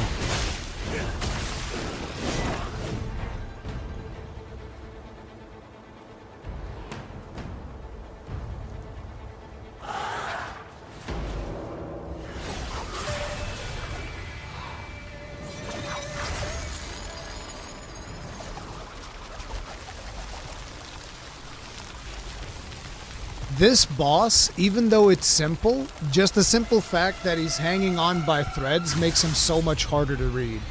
Like, you guys have no idea. Once you'll actually fight it, you'll see. It becomes so much harder to read because he's hanging like this upside down. And listen to the soundtrack at this point.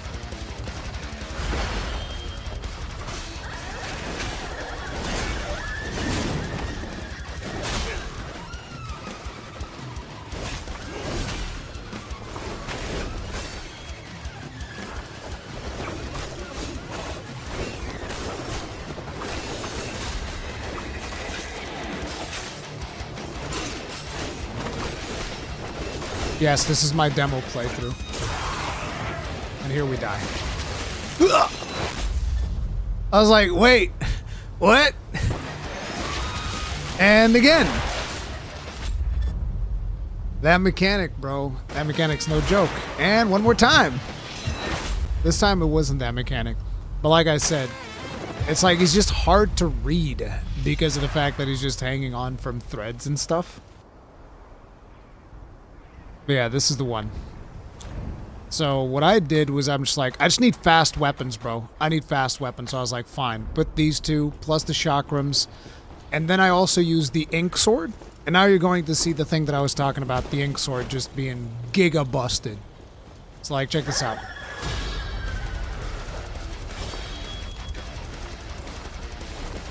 I'm like trying to spam for parries.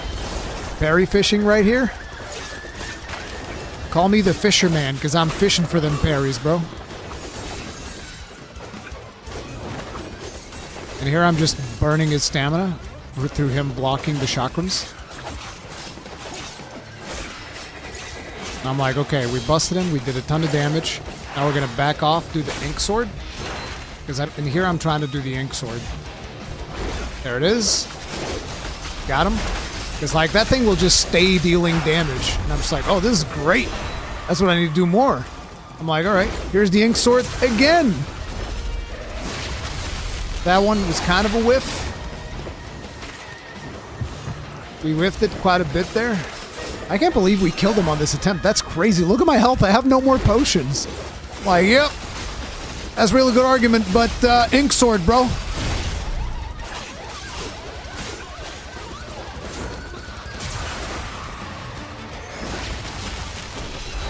And I dodged everything this time. So, nope, you got nothing, brother. Here comes the ink sword for the punish again. Woo! Ink sword OP.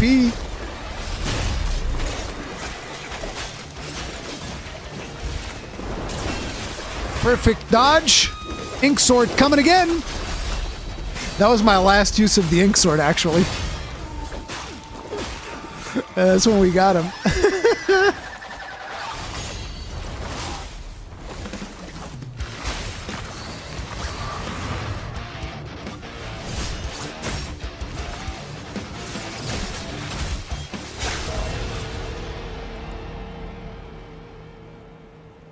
You're dead. It is what it is.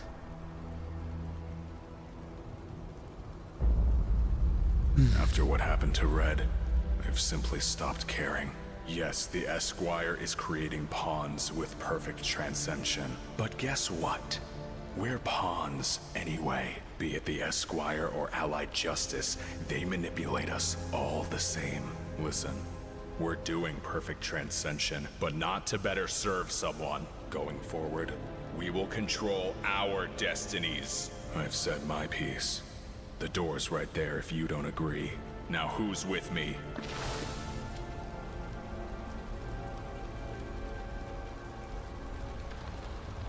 And there you go.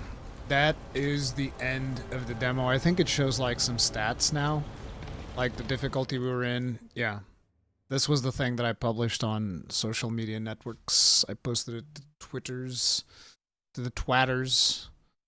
Here it is. Difficulty Hellwalker, total time 1 hour 17 minutes, death count 15. We died 15 times, most of which was in the bosses. And yeah, it's absolute blast.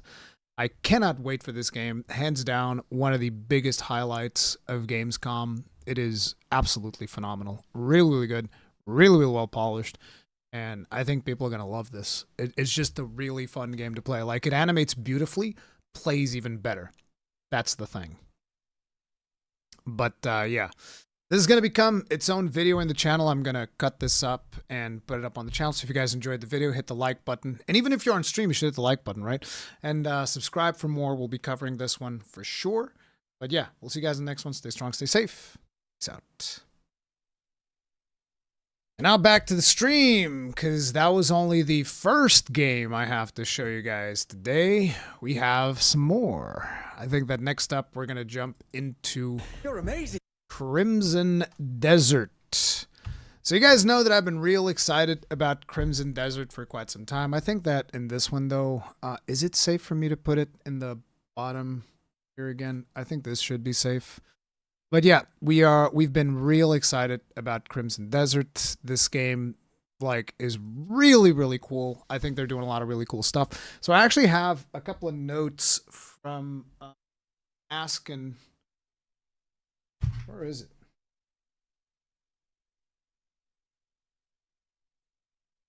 I actually have a couple of notes that I asked one of the directors.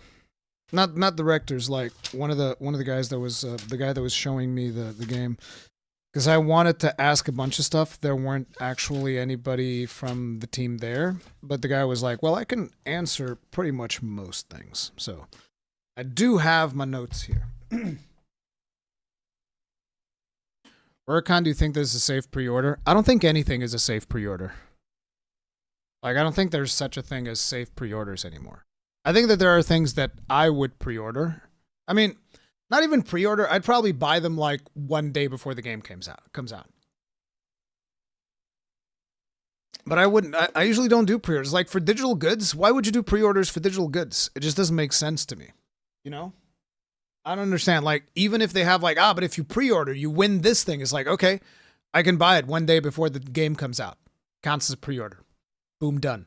So it's like, I'll always wait when I'm buying a game. I'll always wait, and then I'll buy it like the last possible second. Because I just don't like pre-order culture. I don't think it's good. I don't think it's necessarily good for gaming if we give companies our money like 1 year in advance before the game comes out. Well, what does that say? That tells companies that we're willing to pay for nothing. So it's like, if I really want to buy a game, and you know, I'm like, I can't wait to play this game. I'm going to buy it. I'll just buy it one day before it releases. There, I pre-ordered it. I did the thing. I'm going to get all the pre-order bonuses and whatnot, but I still didn't participate in pre-order culture. Boom, done. Unless you're buying a physical version of a game. Like if you're buying like a collector's edition, then you have an argument, right? Then I can understand, we gotta pre-order if you want to get the statue or whatever or something like that, right? That I can understand. I'm still not a fan of how this stuff works, but I can understand pre-ordering in that scenario. But like pre-ordering a digital game, it just sounds like a terrible idea.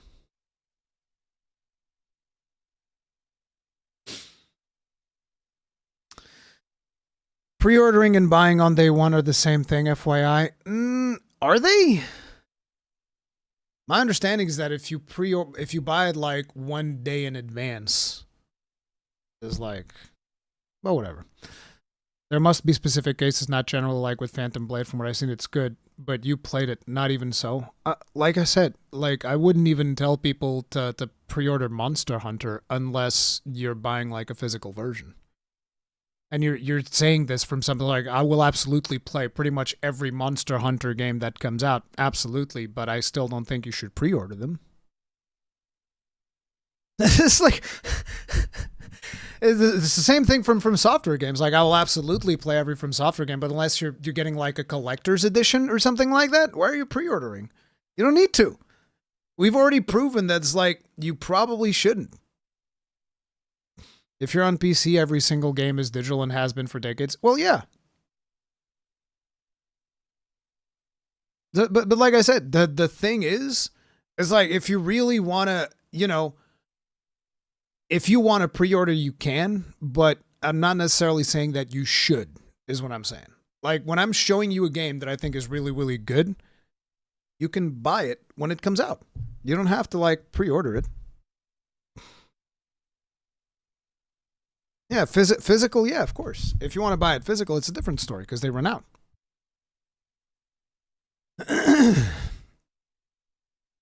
So, anyway, Crimson Desert. We played this game last year. The difference was last year when we played Crimson Desert, it was mostly like boss arenas. So you would teleport. There was a little section where it had a story. You're in the middle of a big battle with your companion, stuff like that. A couple of story moments. And then they just teleport you between boss arenas so that you can experiment with the game's combat system and all of that.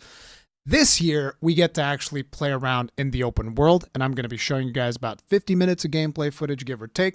But before I do, I want to make a couple of things clear, because one of the things that appears to be the case is that there's still a lot of people that believe that Crimson Desert is going to be an MMORPG, because Crimson Desert is being developed by Pearl Abyss, which are the same people that are behind Black Desert Online, which is, if you guys play Black Desert Online, you will be aware of the fact that it has a lot of convenience things. I don't really play that game all that much, When it comes to Crimson Desert, I was very interested because initially we thought it was an MMORPG, but then when they showed gameplay footage, I'm like, this doesn't look like an MMORPG. So I specifically asked about that. I was like, okay, so what is your business model? And is the game going to have co-op? Because that was something that even last year when I was going over the page for the game, I don't know if that's been updated since then, but like last year when I was going over the Crimson Desert official website, it still said stuff about like co-op missions and stuff like that.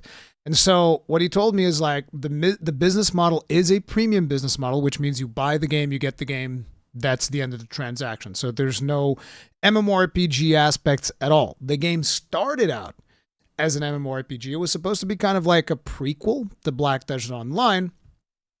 But since then, it has morphed, and the developers decided they were going to do a single-player only game. So this game, Crimson Desert, once it releases, absolutely single player only. But the developers are not against potentially doing DLC later that will introduce co-op features. That's something that they're not opposed to doing, but right now they're focusing on doing just a single player aspect of it. I asked about difficulty settings. They were like, yeah, we don't know. This is the difficulty that this demo has. The developer's still looking into it. Right now, the one thing that they said is they want the game to be accessible so that as many people as possible can play it, but they haven't really specified if there's going to be multiple difficulty settings or not, so we don't know. I asked about choices and branching story paths. The one thing that he told me is like, look, there's going to be a main campaign, there's going to be a bunch of side quests, and he didn't really know if there was going to be branching story paths or anything like that. There's going to be builds in different playstyles, but there isn't really going to be like a limited skill tree, it seems like. So, you know, at a certain point, you're just going to have access to everything. It's not like, oh, you can either specialize in this, and then by the time you get to the end of the game, you're really good with swords and sword and shield or something like that. You start out and you choose which weapons you want to focus on at the beginning, but by the time you start heading towards the latter portion of the game, you're going to be able to just get everything on the skill tree or whatever it is that you happen to have. We don't really have access to the skill tree in this demo. There is also going to be crafting and gathering systems in this game, so you will be able to like gather things and craft things from the stuff that you do gather. In terms of the performance, you guys will see the performance you guys are watching. This was played on a 9070 XT computer with a 9800 X3D. So really, really powerful rigs, and the game is running at 1440p. Do keep in mind, though, this game is not running on Unreal Engine 5. This is running on their proprietary engine, the Abyss engine, or whatever it's called, whatever engine they use for Black Desert Online, which was a side of relief. And even if they do abuse particle effects quite a bit in this game as well, which is something that seems to happen in a lot of video games nowadays, kind of wish they didn't go quite as hard on particle effects. You guys will see as we go through the gameplay. It just still feels really, really good to play, with one slight exception, which is the controls. This game has very, very complicated controls. To give you guys an idea, blocking L1, everybody knows how that works, right? You press R1 to attack, like your basic sword attacks or whatever. Wait, is it R1? Yeah, it is R1. You press R1 to attack, your basic sword attacks and all of that stuff. So kind of like traditional stuff that you'd expect. But then you still have, I think that, is dodging on X? I think dodging might be on X. Actually, I don't remember which button is for dodging on this one. But basically, in order to do special grab moves, you do triangle and circle. In order to do a special stab move that you can do with certain weapons, that's going to be X and circle. And then in order to jump, you press square. There's a special palm strike attack that you do by pressing down on L3.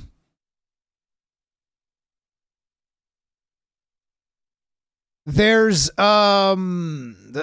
another thing, which is like there's a grappling hook that you have access to. I forget which button that is, but like the controls are really, really like it's gonna be one of the hardest things for people to get around, and I really hope that they revamp the controls. That's probably one of my biggest criticisms is the controls. Now, one thing that it was also mentioned to me is that you don't actually level up in this game. So how does this work? You don't level up. You get gear, kind of like the same way that you do in Monster, right? You get your gear, you craft your gear, or whatever you acquired from defeating enemies.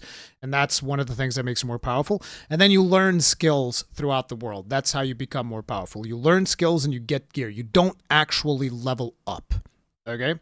Controller can't keep up. Controller can keep up fine. It's not that hard. Like, listen, if you guys think about it, in Lineage, not Lineage, what the hell am I thinking about? In Final Fantasy XIV, with a controller, you can get up to, like, I seem to remember doing the math, and it was like you can have 32 individual skills accessible to you at any given time through the proper use of hot buttons. So it's like, no, it's not that hard. You can figure it out.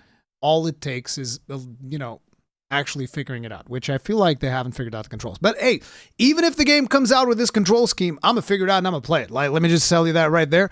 I'm going to figure it out and I'm going to play it because the game is fun as fuck. But let's jump in here and check this out, shall we? Now that you guys know the big lore bomb about everything that we know about this game. Good as new.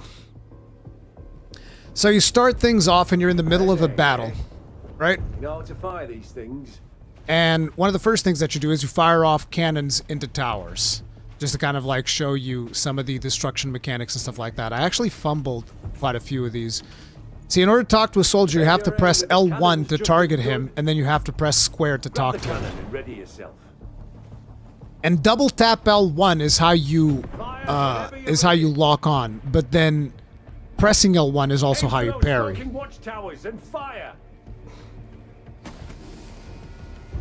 I think I actually whiffed this shot. Yeah, I whiffed that shot. It seemed like it was on top of it, but it wasn't. And then I whiffed a second shot, I think. Yep.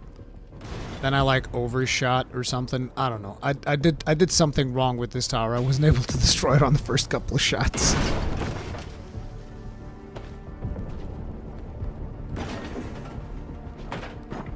It is also important to mention that, you know, you're just kind of like thrown into this and you already have all these skills, and if you learn these skills slower as you are playing through the game, it will feel differently, probably less overwhelming. You can see that we destroy the towers when we actually land those cannon shots. That's kind of like your current objective. So you're supposed to destroy these watchtowers so that you can go down there and start your assault.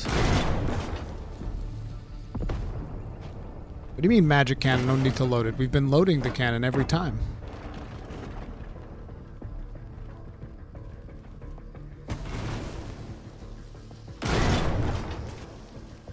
Boom. That's all towers destroyed. Now we're gonna summon our magic horse to get going. Ready yourself. Aiming from this distance is no easy task. I'm impressed.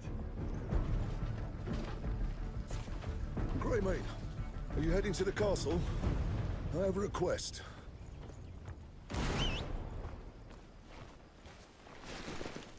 The game looks gorgeous, but I do feel like the lighting goes a little bit too hard at times, where you'll see that some stuff just gets maybe a little bit too dark. But yeah, we get a horse. We're gonna be doing a little ride along with this dude over here, and he's going to show us how to plant a flag, which is gonna be very important for later in the game. We were wondering if you could help us, Greymane. We tried our best to defend the outposts, but we simply couldn't hold off the enemy assault. Their attacks have scattered our forces. First things first, we need to get those outposts back. If we can, it's not on UE5. Our men will rally to them. All right. So we're meant to be raising a banner that's down there. Now I'm going to be describing to you guys how you raise the banner. So first you have to go into focus mode, which is L3, R3. So pressing down on both analog sticks. After that, you're going to be pressing triangle and circle to start lifting the banner. After that, you're going to be mashing on X to actually start lifting the banner. After that, you're going to press triangle to hold on to the banner. And then after that, you're going to press L1 and aim the banner at a location. So this is entering focus mode. Now triangle and circle. They're still teaching it here, it's just I already knew. Can you try raising it? So I actually went fast forward. The reason I did fast forward, by the way, is because these demos are time limited, and I wanted to make sure that I showed gameplay more so than like story bits, so I fast forward through quite a lot of things. So we're trying to grab it here. It's triangle and circle, except I guess I have to aim it better. There we go. Lift. And now we're mashing X to actually lift it. Now we're going to press triangle to carry it. And now we're going to walk over there. We're going to press L1 and triangle to slam it down. I think I actually whiffed the first one. I'm like, just put this thing down. Yep. Oops. And then I threw an arrow at it for no reason.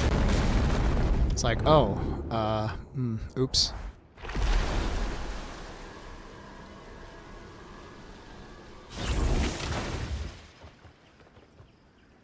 There we go. So you guys were all making fun of me. It's like, oh, it's because of the controller. Blah, blah, blah, blah. What you guys got to say now? So in here, they're teaching us about the artillery whistling arrow. So they give you these arrows that you can shoot that call out artillery strikes. And you get like 30 of them.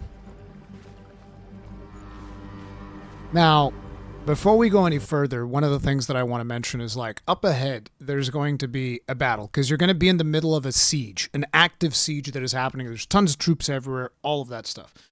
And one of the things that I noticed is like they're going to give you objectives. So they want you to go do objectives. And what that is meant to represent, at least that's kind of what I took of it, is that while you can fight in the front lines and just try to butcher everyone, you're going to constantly be getting overwhelmed because there's just so many of them constantly coming out because it's supposed to look like a real battle. So the only way to actually affect change, at least in the time that I had, is to go and do the objectives, which is why you'll see me like skip past lots and lots of enemies because I feel like it wasn't intended for you to fight those enemies all over the place. I think that they're trying to represent like, hey, this is a battlefield. If you just fight the front lines, you're never going to win. You have to do objectives, which is really cool.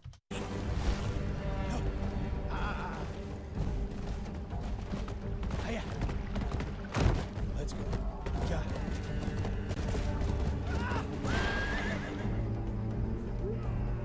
it. So there's like two enemy armies. There's these bear guys, and there's the guys in yellow, I think, are the ones we're fighting against.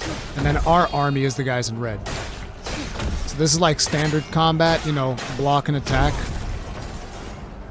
Animations look pretty good. And then you have sword, shield, and RKO out of nowhere. I love that. It's so good. It's like, I don't know, man. There's just something about just performing a wrestling move on somebody out of fucking nowhere. Boom, bitch. It's so satisfying. And I was trying to do a drop kick there. Then there's like special moves that you get to do with the sword as well. And then there's like a swap thing, and I can swap into this spear that I have on my back. Boom! RKO! And you can also throw enemies around as well. I think I throw a couple of these guys. I was trying to do the stabbing attack as well. So it's like I'm struggling here because I'm trying to make it look pretty. I'm trying to like, oh, let me pull off some of these crazy moves that you can do like this.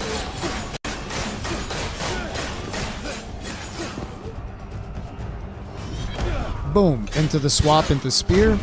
And then spear is a little bit different because you can do like charge attacks and it starts spinning the spear around. Boom, RKO. Yeet you into that stone. I'm struggling a bit with the controls. Please, do you have access to greatsword or any two-handers? Yes, I play with a greatsword at a certain point in this. You think I'm afraid of you? And here I was like, oh, what's this? Oh, it's the grappling hook. So I was trying to grab people with it, but that's a navigation tool. Oh, and you can also climb. But as you can see, like, the scene just doesn't end. Look at the amount of enemies around here, and I was like, alright, I better start getting to some objectives, because otherwise I'm not going to be able to show off the demo. So we're going to ride past some of these. Like, just look at the amount of people on the bottom left-hand side. Like, you can stay here and fight this battle if you want. It's going to take a good long while before you actually get anything done.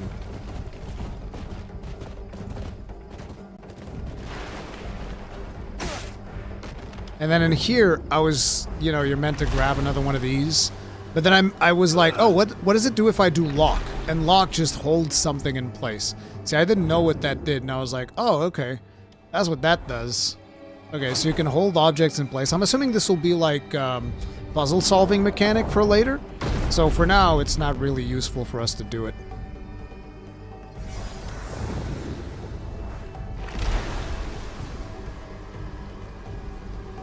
It would be cool to be on the front line fighting everyone. You can! The reason I didn't do that is because I only have 50 minutes with the game, and I want to make sure that I can show off as many cool things as I can. So it's not, I'm not going to spend 50 minutes fighting in the front lines. We have no time to worry. So I have to do the objectives, and right now the objective is raise the banner. Sure. Marquis still standing. But for how long?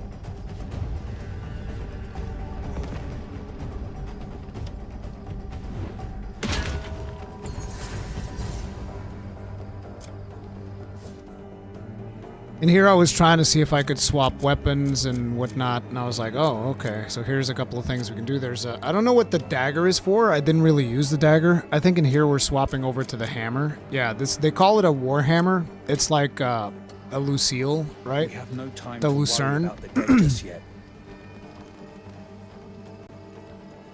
Those bare pricks.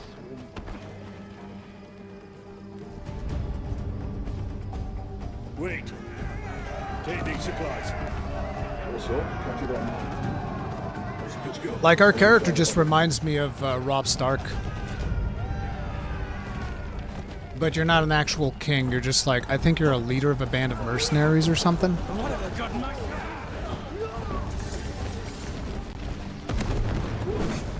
So now we're supposed to destroy a supply tower. I was just like, oh, let's do some more combat along the way. You're starting to piss me off. Bonk. Show me what you can. Bonk. Come on. That's all. This should make for a grand tale. I'm just working on my golf game, you know? You're starting to Hey, Paul, what's up? That's all you've got. Get out, weakling. RKO out of nowhere. Boom. Hammer to the dome. There was also a sword we could have picked up back there. I just noticed that. And charge that up. Seems like the two-handed weapons usually you want to be doing charged attacks. And there's another thing. Depending on what kind of shield you have, your sword attacks are going to be slightly different.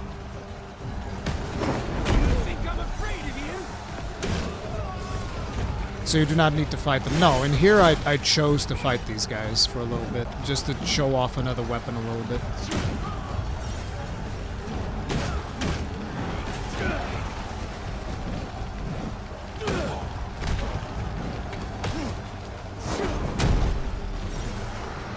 Did I just RKO that guy to death? I kind of feel like we did.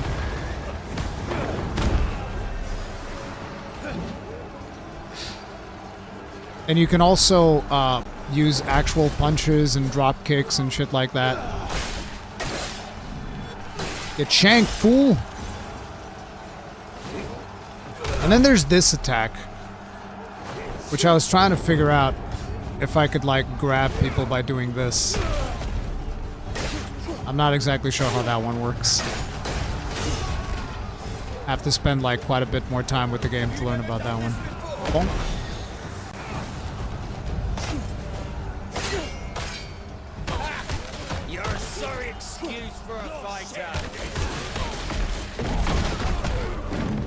Hand-to-hand combat as well.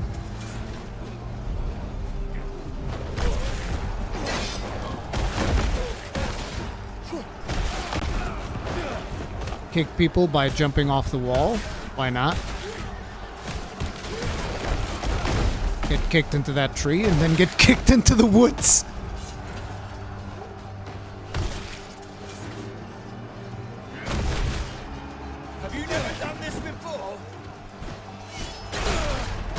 Then you can do that stabbing thing where if you do this, like he gets attached to your sword.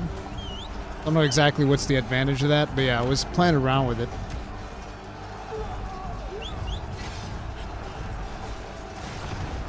And then I was like, alright, let's actually go and do the objective. There's little GPS guiding us on the bottom left-hand side, you can see it.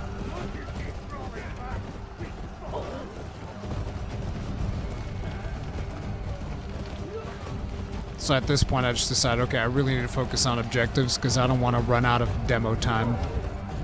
I think I swapped to the greatsword here.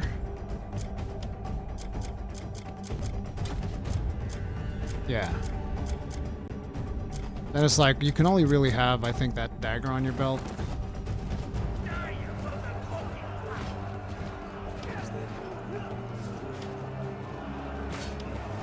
I was trying to figure out this thing about the Axiom bracelet, because supposedly this thing allows you to swap between different elements.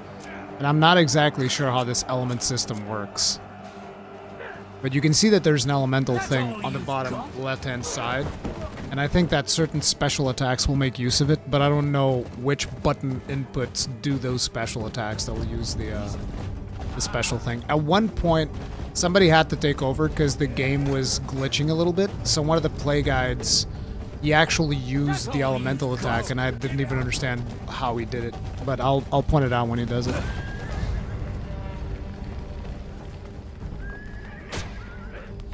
So I'm gonna call in the whistling arrow to just artillery bomb this whole place. I love the destruction on it. It's just like, yep, just take out that tower, fuck him. Objective complete.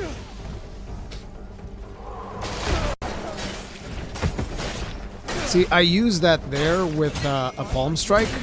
So the palm strike will use the elemental system as well.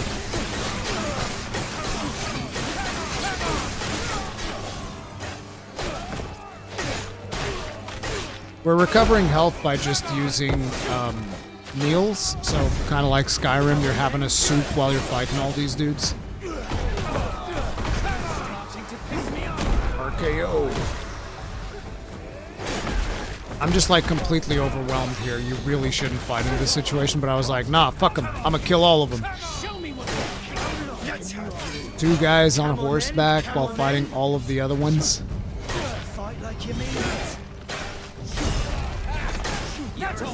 Oh yeah, this is the greatsword, by the way. We're actually using greatsword right now. Too bad you can't really see much because it's a bit of a mess. They're starting to piss me off. Come on, come on. That's all you've got. And I was like, alright, let's get the horse, let's get back to doing objectives. Then in here we're meant to, like, save somebody, I think. And this is where the game kind of glitched out a little bit, because it wouldn't let me out of combat to save the dude that was entrapped. A few losses are nothing. Win the war, and all's forgiven. Both. If you just listen to what I have to say. Did our message reach you? Ask him, why Sorry about don't you? this, Bear. We have a situation. One of our men was nabbed by black bears. More like left for dead. I told you it was an ambush. Oh, that's a convenient excuse, Harry. I'm telling the truth. I fast-forwarded again in the interest of time. Let me kill him yourself. I told you, we don't stand a chance on our own. How are we supposed to fight that monster? Well, fuck's sake. You just won't listen to me. I'm the only one. Why, Paul? We can't let him. No one here is in their right mind. I'll handle it. Hold your position. So we're supposed to go kill a black bear captain and then save somebody. Solomon is surely on your side. The wounded are coming in by the dozen. Over here. Take some supplies. I was trying to call my horse, but I couldn't find it. So I was like, alright. I'll just keep walking until he shows up. There it is.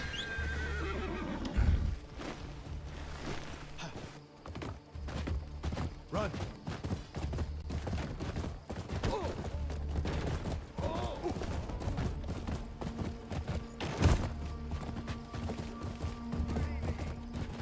So I'm gonna get my ass kicked around a little bit here.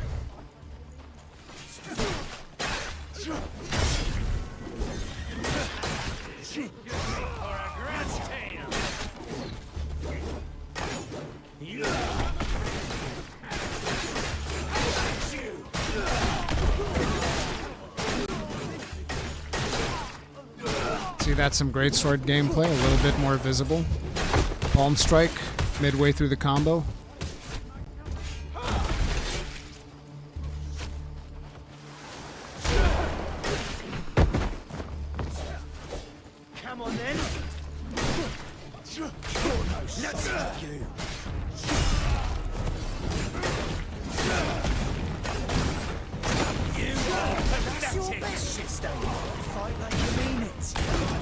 That's the boss right there.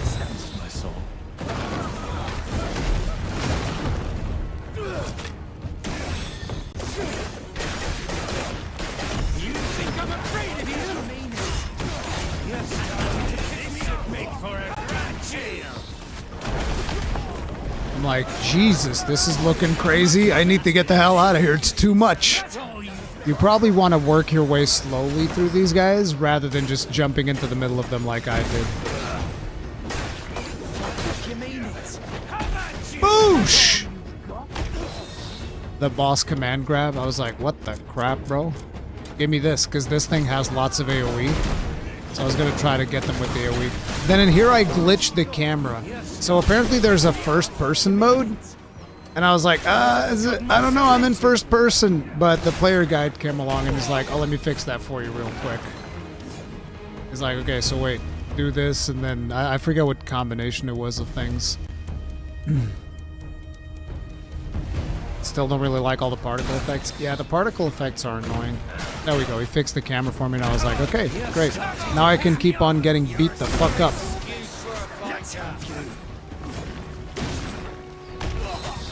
It's very, very chaotic. But once I actually started spinning to winning here, we started murdering a couple of people, thinning the herd down. And then I was like, yep, how about an artillery strike, huh? How about that? The precision of these artillery strikes is crazy, because all they hear is a whistling arrow, and they're like, yep, we know exactly where that came from.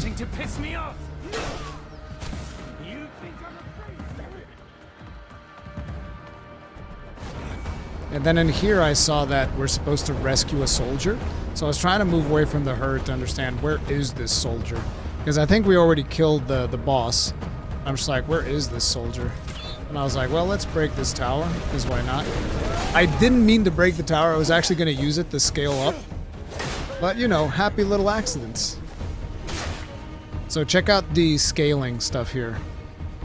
Yoink! So you can just climb up. I thought that the dude that I was supposed to rescue was on top of this tower, because the marker just shows a little dot, and I was like, oh, where is he? He's actually inside that door, but the door doesn't seem like you can interact with it, see? I was like, oh, there's nothing there. But you need to sheath your weapons before you can interact with the door. So I was like, oh, it's probably up here then that the guy is. So I was a little bit lost here for a couple of minutes.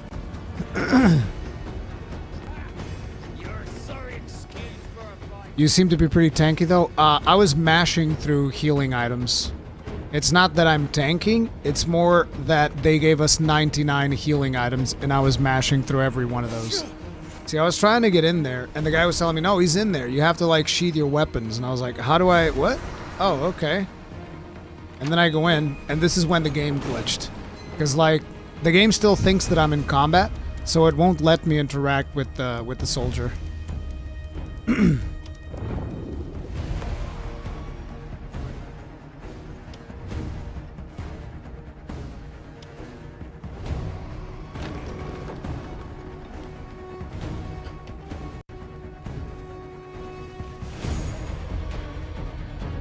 Yeah, that's probably the reason why they're delaying it. They're trying to make it a little bit more polished so that people understand better. Because, like, I needed the help of the player guide to figure out what was going on here.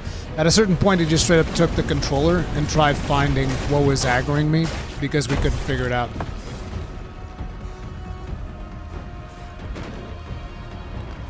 See, we killed those, and I was like, oh, can I save him now? It's like, nope.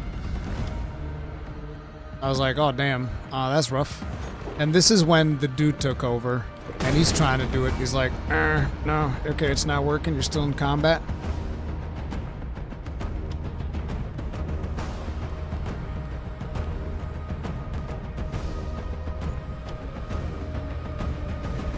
But basically, he started fighting everything out here. He's like, all right, let's just murder everything. Let me fast forward a little bit. I should have probably, okay. This is where he does the attack though. Like this attack, the friggin' elemental attack. I don't know how he does that one. But yeah, he started like yeeting all these arrows all over the place and just making sure that he cleared everything.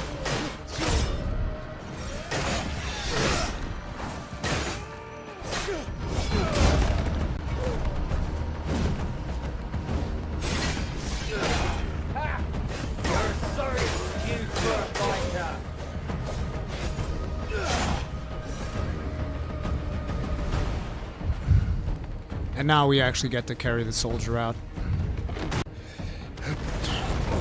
Oh yeah, we forgot one of the most important parts.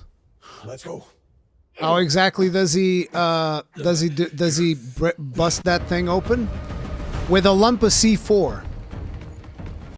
Because why not? Check it. Check this. It's like, oh yeah, we gotta blow up this tower before we save you. Can you stand? Come on, it's not safe for you to be here. Wait. I came to blast this place to split us. Over there. Gunpowder. I'll take care of it. Oh, don't worry about it.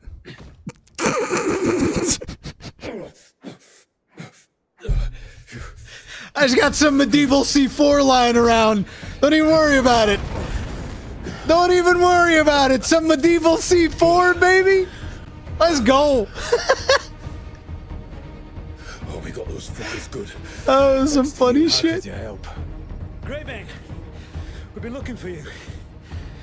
They breached our defenses using some strange weaponry. Don't worry about me. Hurry. So this, I think, is when we go... Yeah, we're gonna go to the castle, and this is when things... this is when the cycle for the final boss begins. Yeah, both these games are coming out in 2026.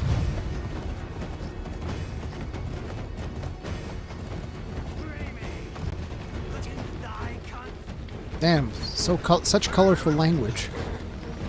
YouTube won't like that.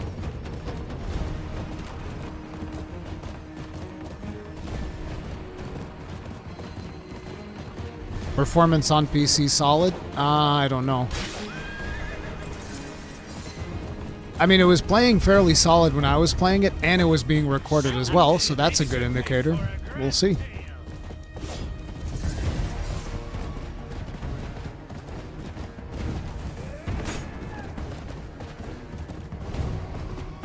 But like, look at all the action that is happening in the battlefield. It's crazy.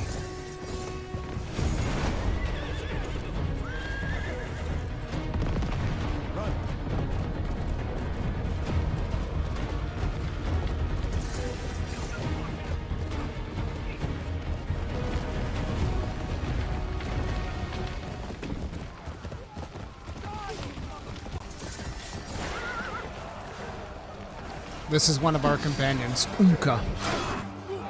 Again, we're fast forwarding. Situation? The Toadcoat's taken the castle.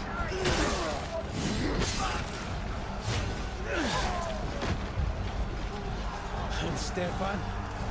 Off to take it back.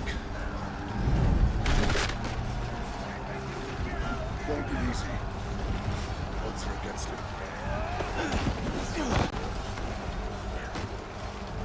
Head for the castle when you're done here. Alright. I don't know about Lords of the Fallen. I haven't played it in a hot minute.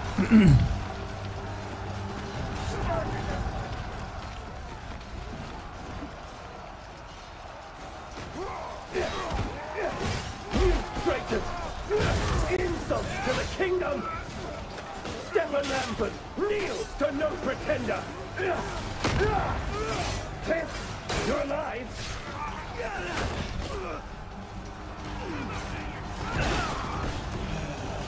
I'll take care of the traitor. All right, I'll protect my men beyond the wall. That's all we've got. This should make for a grand tale. So we're meant to just head over and kill the boss here. And now you guys get to see why they were so insistent in us learning how to plant banners.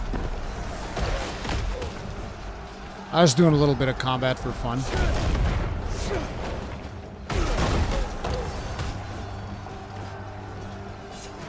Combat system is just so much fun. Unfortunately, a lot of the command grabs don't seem to work on bosses, which I was like, oh, I want to RKO the big boss. That will be hilarious. What do you mean?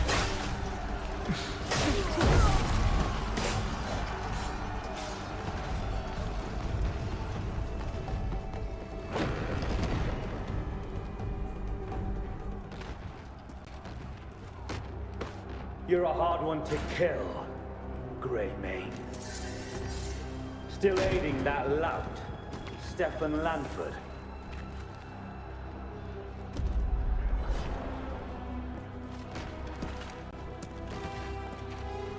Then this is your end!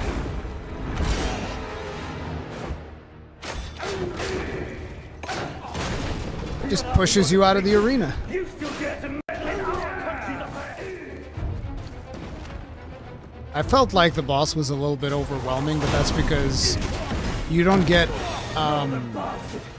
to experience all of your abilities at a slower pace so that you understand which best ones to use at any given time. So I was trying to hit him with the palm strike there. But basically what you want to do is stun him. You'll see that we're building up his posture gauge at the top screen. That's going to be your main objective, and I'll show you guys why.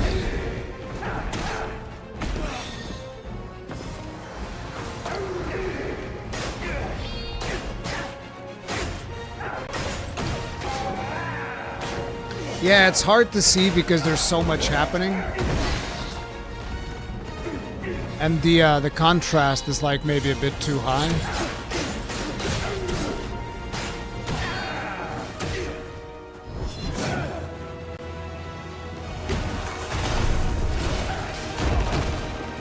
This boss goes crazy. I'm just trying to dodge here, bro.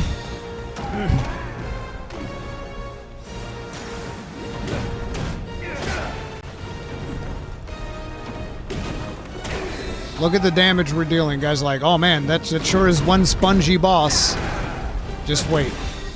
Just wait till what happens once we break him.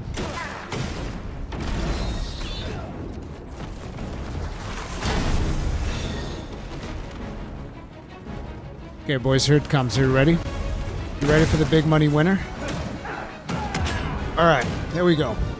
So, allow me to show you something funny. What would happen if I was to do this?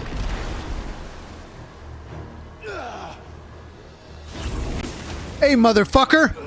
Boom!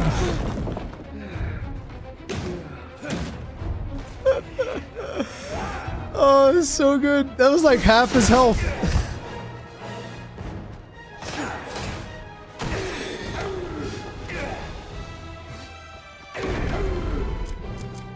I was like, what's going on with my food? It ain't working. Oh yeah, I swapped out the armor because I realized we could have actually equipped better armor. And I never did. I was like, why? So now my character looks completely different.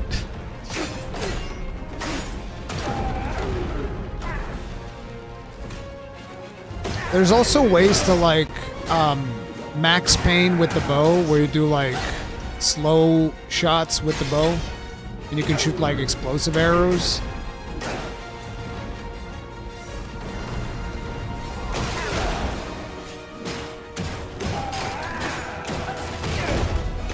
Like, you see why I was so in a rush? Like, if you'll notice now, top right-hand side, it said playtime remaining. I was trying to use like the fire system, but I'm like, I don't know how this works.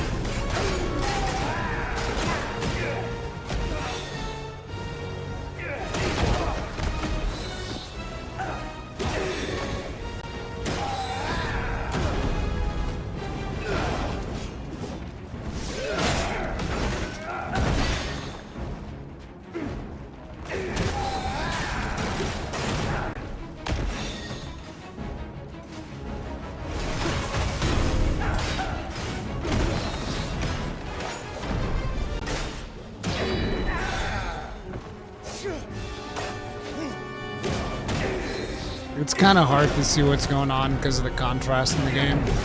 I hope that they sort some of this stuff out. Likely one of the reasons why they're taking their time here.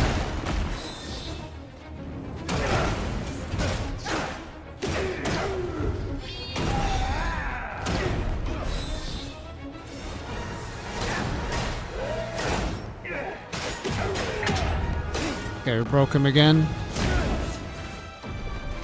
Palm striked him. And then I'm like, turn around, grab the thing. This will be on PS5 as well, but this is PC footage. Bonk!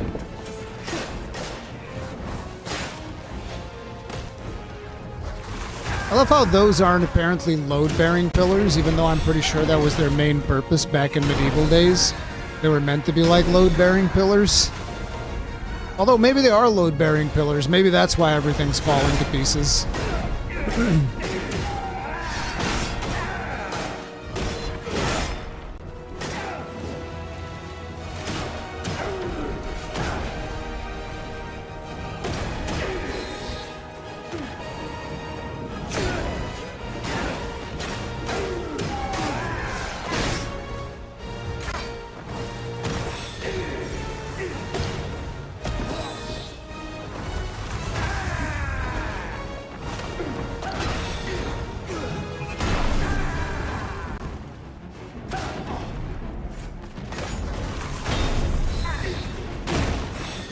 I think you'll be able to remove some of the camera shake.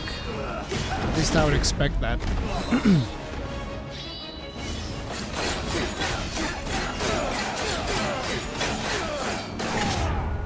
Finally busted up this guard again. I was like, alright. It's time to end this. You know it's coming. The mother of all headaches. Eat it, bitch. Still alive.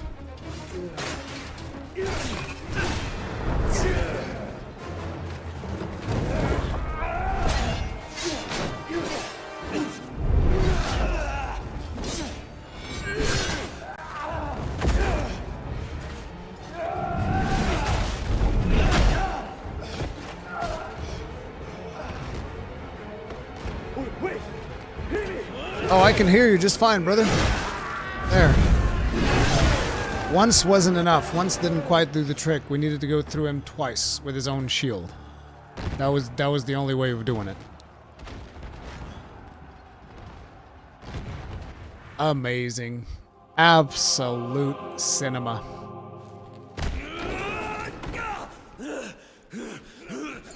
What is it you're killing? Pathetic cunt! Cassius, dealt with. Good. It's over then? Mostly. That was the last of them. Well done, my lord. It was a hard one, but... My lord, a message. The remaining enemy forces are fleeing north. We'll hunt them down. Cliff, on behalf of the shields, light the beacon of victory. And when all is said and done, let's have a drink. By the way, not sure if you guys noticed, but we got the the boss's shield, which I thought was pretty cool. So we just get to keep that shield now. To defeat Big Boss, get his main thing. Pretty cool.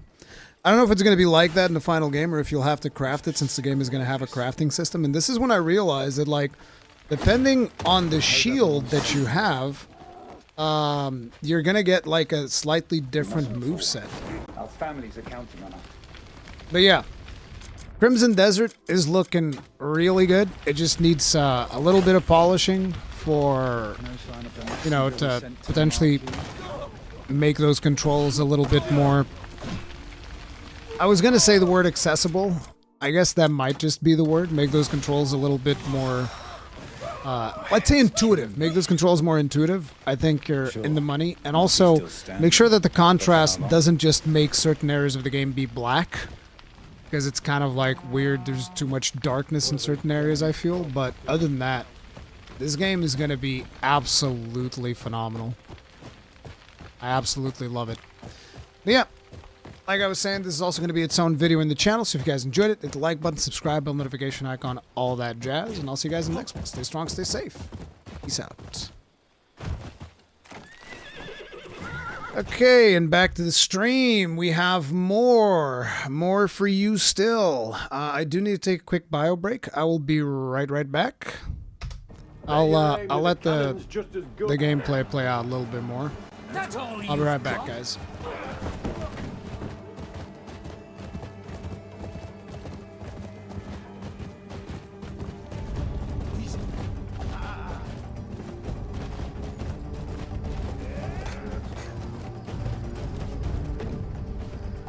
That's all you've got? Give it up!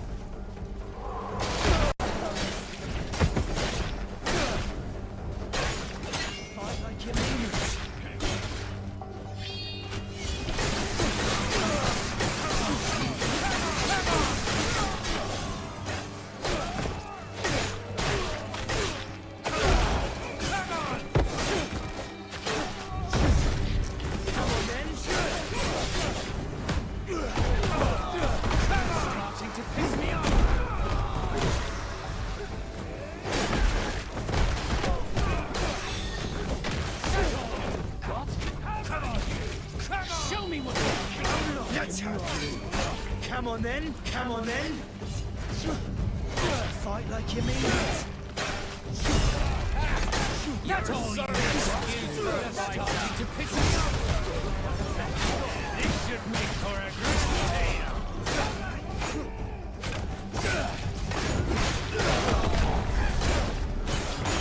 You're starting to piss me off. Come on, come on.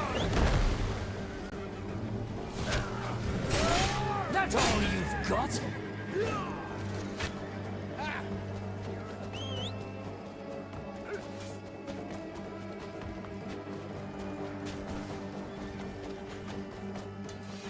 How dare you abandon our comrade? Fuck! I didn't abandon him! A few losses are nothing. Win the war, and all's forgiven. Both. If you just listen to what I have to say, it's horseshit. Did our message reach you? Ask him, Sorry why about don't this, you? Bear. We have a situation. One of our men was nabbed by black bears. More like left for dead. I told you it was an ambush. Oh, that's a convenient excuse, Harry. I'm telling the truth. If only you'd see You're just gonna leave him? You may as well have killed him yourself. Finish. I told you, we don't stand a chance on our own. How are we supposed to fight that monster? Well, fuck's sake, you just won't listen to me.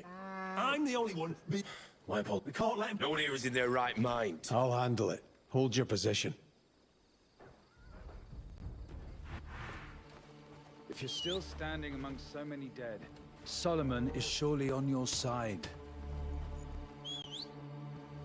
The wounded are coming in by the dozen. Over here. Take some supplies. Okay. So before we continue, let's do the Longbeard shoutouts.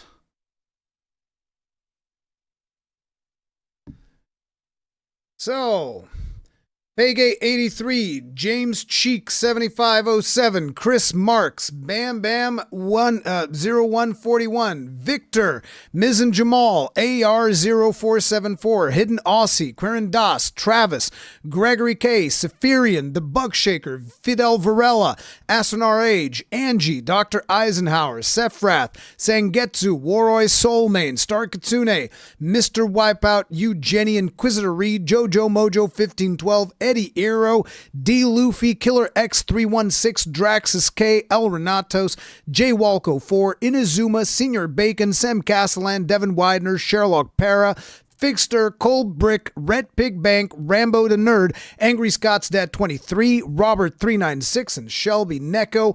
Thank you very much for being grossly incandescent as Longbeards, you absolute Giga Chads. Tip of the hat. Appreciate the support. Thank you.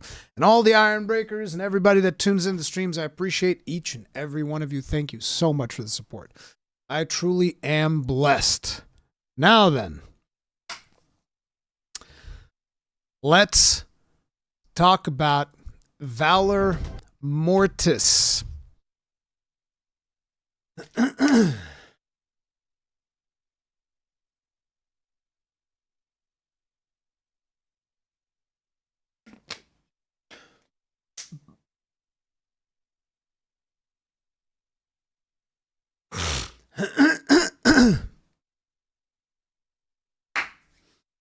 So, Valor Mortis, this is the game that I actually got to meet the game director randomly and asked him for a session if I could go play the game, because the game was actually not announced before Gamescom. It was announced at Gamescom, and it is a bit of a trick on the word FPS, which is supposed to mean first-person shooter.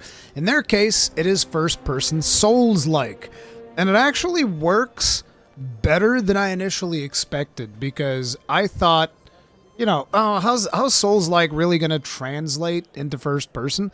But they do a good job at showing you whether or not you landed the iframes on your dodge, which dodges do have iframes, whether or not you did a perfect block, like all of that kind of works. This is during the Napoleonic Wars, so you can hear Napoleon talking to you. There's also a magic system, and there is a gun that you get in this demo. This is a fairly straightforward demo, which will showcase what is going on. Looks like we were dead, and we got resurrected by Napoleon. You guys can already see, if I actually remove my ugly mug, you guys can see that this right here is a souls counter. So whenever you kill stuff, souls show up here. I guess I can move my face to maybe top right-hand side, and hopefully that won't be in the way of anything. Then you have your health right here. You have your Estus Flask equivalent, of which you have 3. And then this here is your mana, which is currently locked because we don't have any spells yet.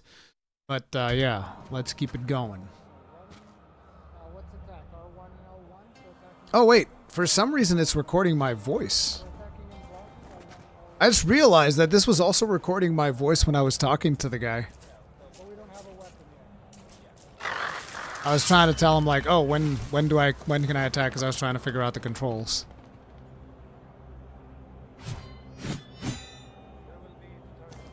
If it's recording my voice, that means that there was a microphone in the room piping audio to the PC, because my thing does not record my own voice, so that was a little bit weird. I was just going ahead. They're teaching you how to use your Estus Flask. You press down on the D-pad, that heals you. Boom, done.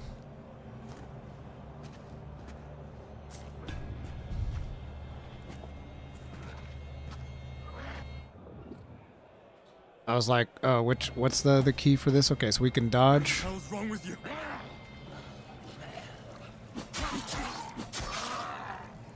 So R1 is a dodge. That's a perfect parry, by the way. The same colors, for fuck's sake. So R1 is a dodge, L1 is blocking and parrying, and then right trigger will attack, and if you hold it down, then it'll be a heavy attack.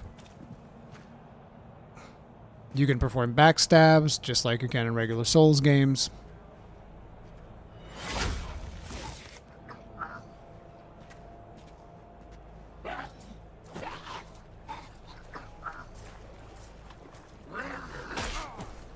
Get rocked. I was still trying to learn how to... The perfect parries feel so satisfying when you pull them off, though. Like that. Boom! Yep, you just get stabbed in the neck. And again. Just get rocked. Endurance, that'll be your stamina. And here they're teaching... Oh yeah, this has a regain mechanic, kind of like Bloodborne. So if you keep attacking after you lose health from blocking, you can get that health back.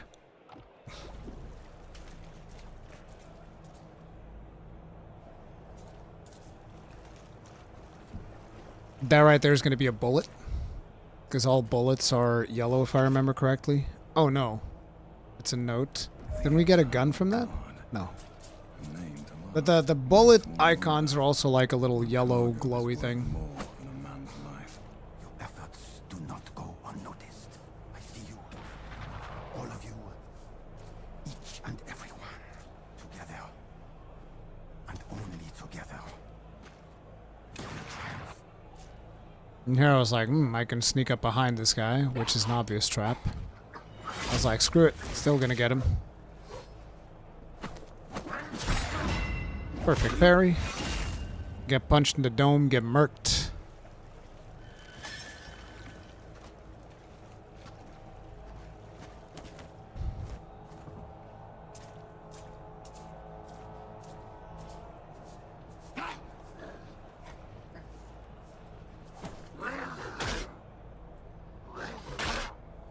Failing to perfect parry. I'm like, what the crap, bro? I'm gonna get murked by this guy because I can't perfect parry to save my life right now. I was like, no, you have to go with perfect parry. It's the only option. I was seeing if there's like a path down this way, but everything goes to the same path. I think the game looks beautiful. I don't know what engine they're using, but it didn't feel like Unreal. Or if it's Unreal, maybe it's Unreal 4 or something. Victory belongs to those most persevering. There's a tree over there.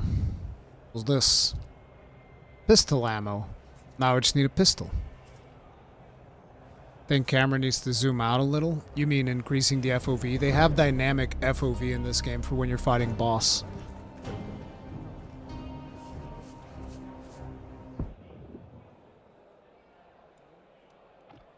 They're teaching about parrying and posture, because this is going to be the first one that doesn't get posture broken with one parry.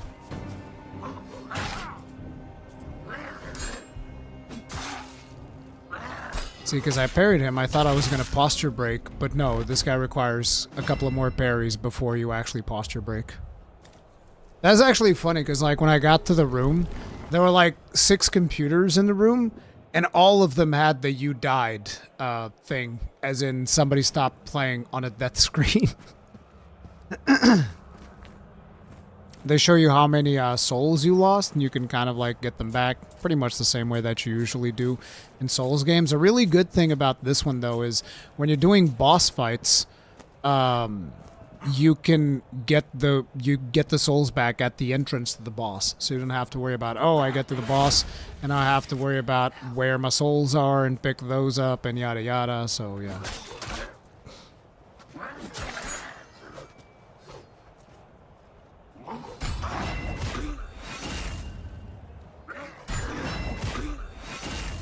This actually plays very responsive. Again, I wasn't expecting it to be as responsive as it was when I played it. They need to make an engine named I can't believe it's not UE5. Again, I don't know if it's UE5 or not, but if it is, then at least they were able to achieve like their own look, which very few games were able to do with UE5. Because I feel like this looks reasonably different from most of the UE5 games I've played. Maybe it's just me, I don't know.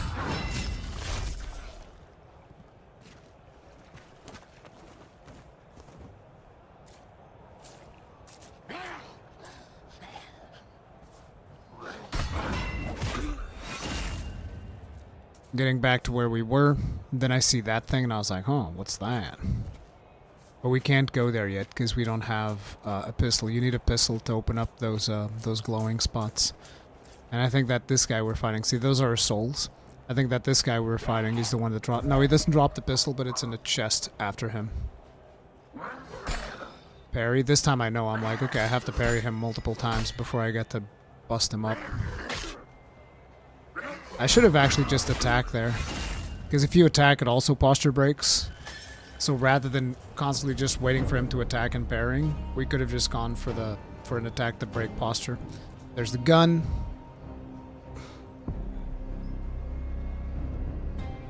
And now it's Bloodborne.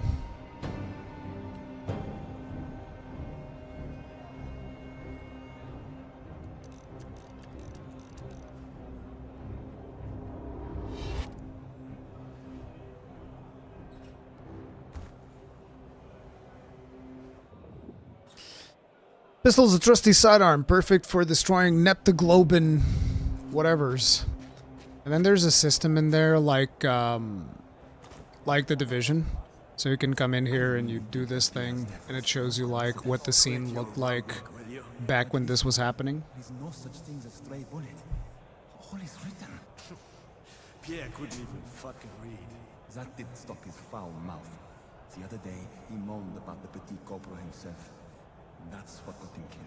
That one we can all agree on. Bonaparte's going to get us all killed one day.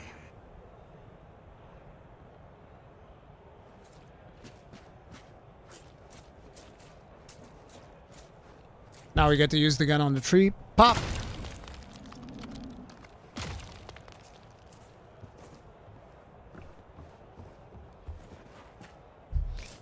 Now we're going to use it on the weak spots.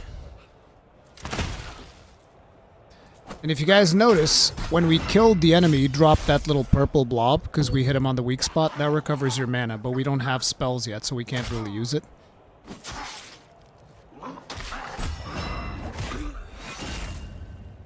But yeah, if you shoot enemies on weak spots, they drop mana, and I think that if you hit them with spells, they drop bullets to kind of keep the cycle going. Such a structure.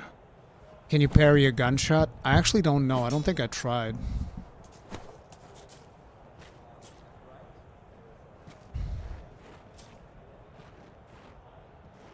I was so scared to do this jump. I'm like, I'm so gonna die to gravity. And I was like, oh no, that was actually pretty smooth. Yeah, you can just jump on those and your character kind of just like grabs and goes along. That right there is your bonfire equivalent. So you rekindle the lantern, whatever. It's a bonfire. Does everything you would expect from a bonfire. You level up here. You do like skill upgrades here. All of that jazz. And monsters respawn when you rest here. So, you might have seen this type of skill trees before. The whole point is that you put like 5 points and then you can advance to this next one. Then you put 5 more, you can advance to the next one. And these are going to be things that you'll be able to slot with skill gems that you find out in the world.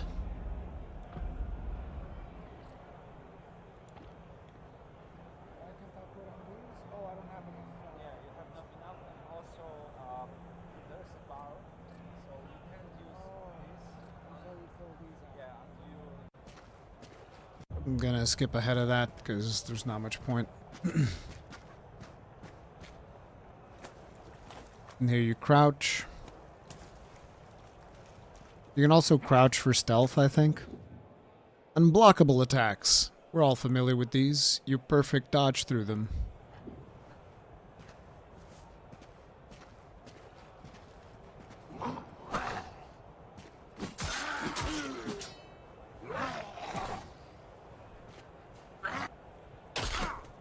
I was trying to do the perfect dodge thing.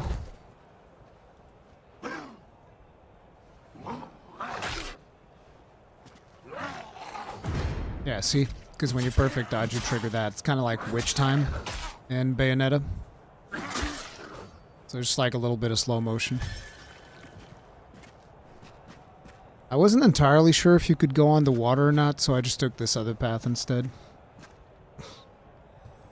Luis Rosa, thank you very much for the souls. Tip of the hat. Appreciate support. Thank you. And it is my pleasure. This is when you first get magic.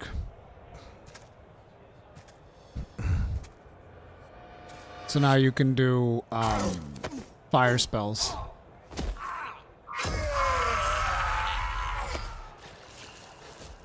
So you can swap between using the gun or using a fire spell. Does the first person POV work? Yes.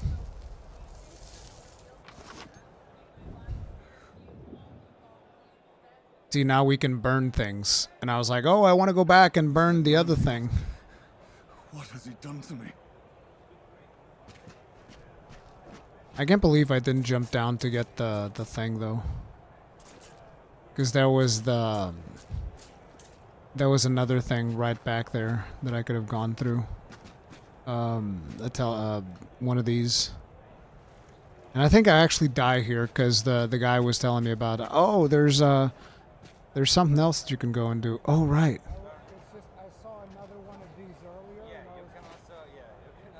Let's see if one. Oh yeah, I think he guided me to do this to get the shortcut.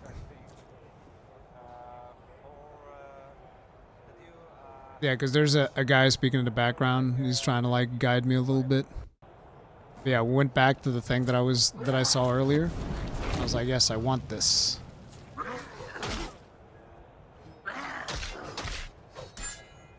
Trying to parry him, almost got myself killed.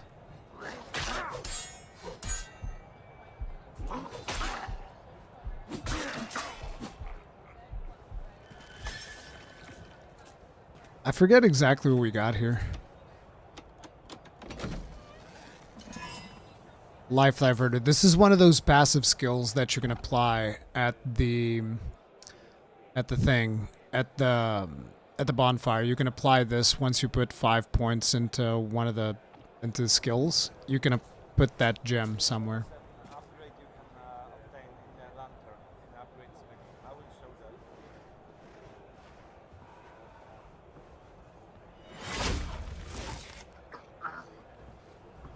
I think this is bullets. Oh no, it's a catalyst clot. That's kind of like a hard soul, the catalyst clot. And so now he was guiding me towards a spot where there's a secret boss. He's like, hey, you can try killing this secret boss that's over here. And I was like, yeah, this seems like a brilliant idea. I'm doing so well right now. Look at my health. I have no potions, no nothing. Sure, let's go kill a secret boss. Why not? That sounds like fun. And I think I even die here. Because I started whiffing parries on this guy, and he just murdered me.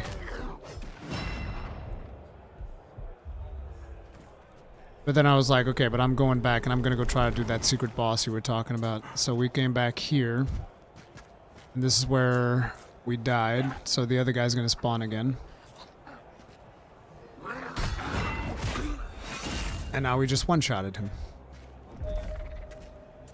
So this is the Skyrim of Souls-likes? Yes. It's the Dark Souls of Skyrims.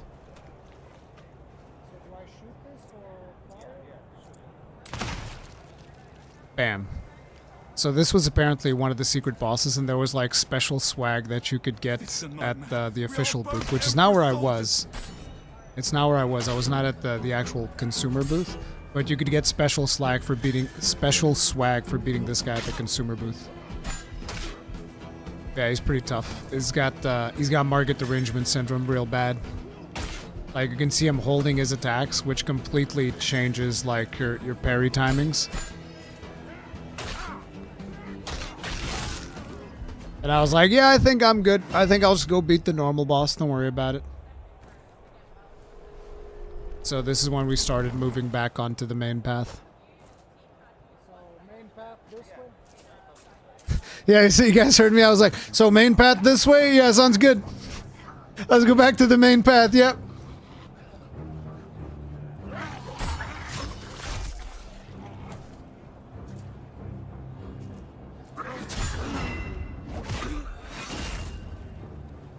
There's some time for you to cancel your swings into a parry. So you don't instantly commit to a swing. When your swing is winding up, there's time to cancel it into a parry. Hit him with the baguette strike, yeah.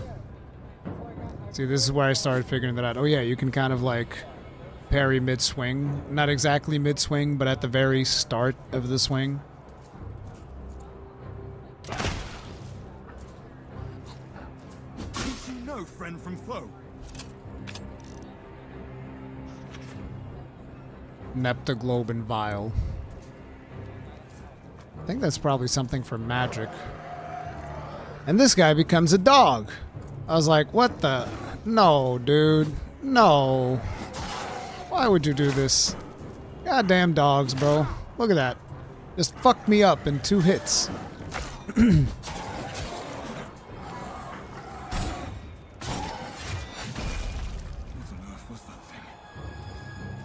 That was a Souls-like dog. That was a dog.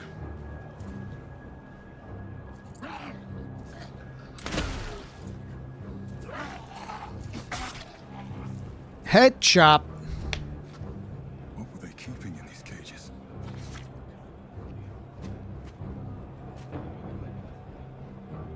Look at that big beefer.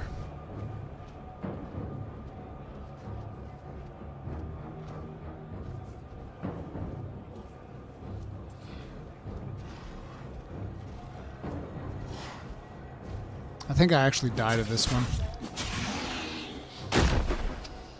I was trying to like shoot him in the glowy parts with the gun.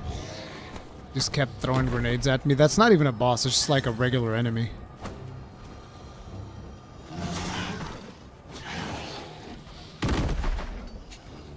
The thing about this one is actually utilizing the dodge system. Look at how he protects the little pouch, but we got him. Now he's big mad. He's gonna get us. So let's run that. Skip some of the mobs here.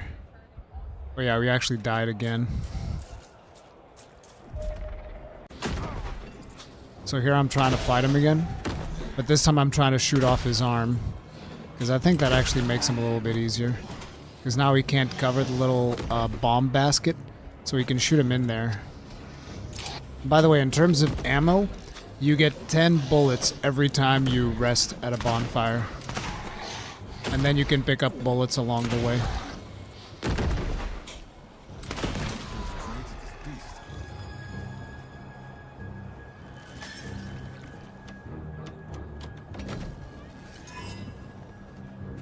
Wound that heals. That's another thing that you can put on those skills that we were talking about in the skill tree. I think I actually equipped these before the boss. Please, dear. Be the man. I will become one. They can't see me. They can't kill what they cannot see. This game looks pretty cool. Kind of worried it might be short though. I don't know. I think you can expect as much time as you expect from a regular Souls-like. Why would it be any shorter? The only thing that changes is kind of like the perspective, which also means they change some of the gameplay elements around it, but I don't think that necessarily makes it harder than a regular Souls-like to do. It just has different challenges, but in terms of content length, I don't think it should be too affected. I was like, no, I need to swap to the gun to shoot this guy.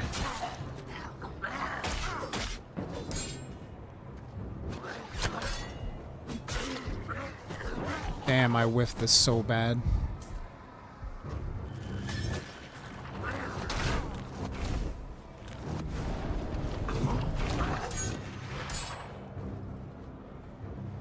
I should have used the fire a little bit more because I never actually burned them. Because you have to reach the point where it fully fills out that little thing on top of his head, because that's when he starts burning.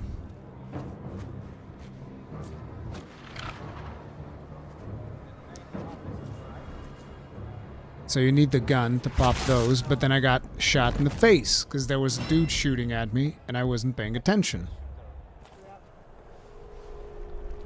Is there a magic system in this game? Yes, there is. Like I just said, you can have the gun or you can have magic in the demo that I played, and depending on which one you use, you're going to get different things. So like when you use the magic, usually you get bullets for the gun, and when you use the gun to hit weak spots, you get more magic for performing magic. And you're also constantly getting pistol ammo back, so you are incentivized to use it. I think this guy didn't aggro the first time I went in here. So that's why I was kind of surprised, because I remember going through here, and I don't remember this guy aggroing me the first time we went through. So that's the dog. I was trying to avoid the dog, but it's annoying, so I was like, okay, the hell with it. I just spammed him. I was like, no, screw you, dog, die. And then there's the guy over there, and I'm like, okay, this time we chat.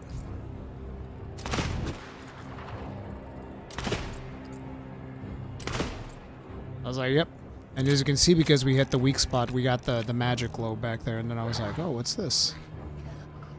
I should have actually used the thing you guys saw there. Because if you shoot that, then a cart's going to go and hit this guy, which I think is kind of like the main point.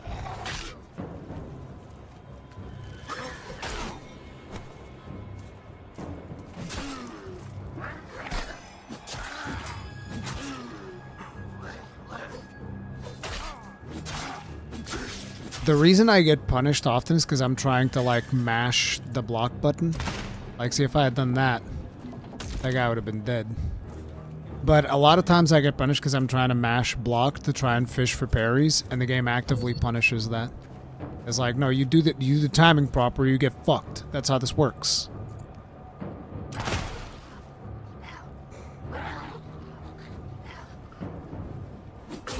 And I should have noticed that when I do the weak spots, because I don't think I noticed at the time.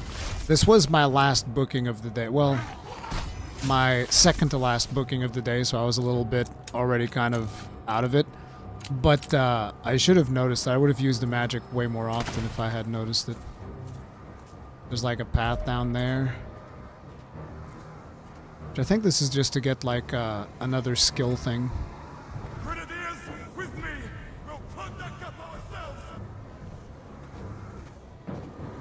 No, I'm not interested in Borderlands 4. I was done with Borderlands by the time we got to 2. Finished 2 and I was like, yeah, it was fun. I'm good. See another skill that we get, Volatile End. This is Valor Mortis, Diabolical Crab. I'm not playing it, I'm showing the gameplay that I did while I was at Gamescom.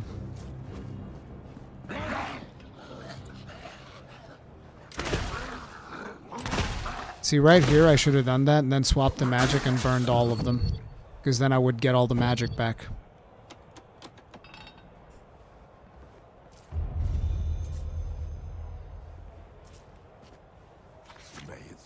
We now have another ferrofluid flask. I see the light of a man in your eyes. It's a little bit. Still hold on to that belief. Yes. I do hope you're not. Low audio. Is that meant to be an insult? An insult? No. This is no place for. It is a simple warning. Do not meddle with my work. Especially when you have already seen its benefit. The light in those lanterns. It is of my own design. I have 1,000 questions. This is no time for. You have the look of a man in a rush. Some things we abandon are best left to rot. My advice, soldier? Your commander is your best hope. Find him. Soldiers should stick together. Before yeah, about that. March on. Rest a moment. The lantern's glow offers a brief respite. Be wary on the road ahead.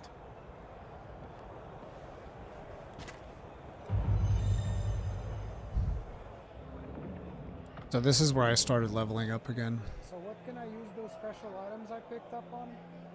Yeah, you just need those. See, I was asking the guy, like, well, where do I use those?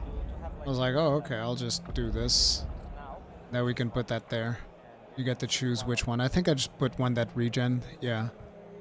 But there's some interesting ones. So instead of healing, it restores what? What's Neptoglobin? Like, this one would give you mana, but then when you cast your mana, you heal, which is an interesting thing. But I just went for regen, because I'm like, yeah, just give me something basic so that I can keep playing.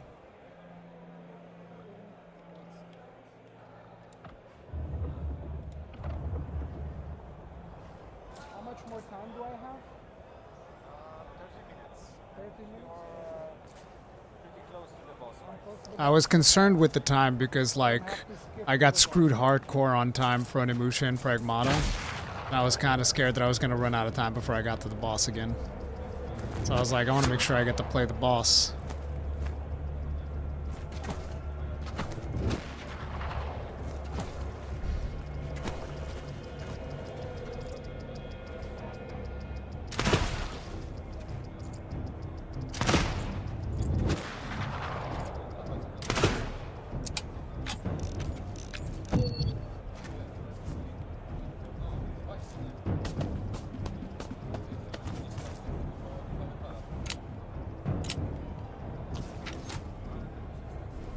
Pistol cartridges.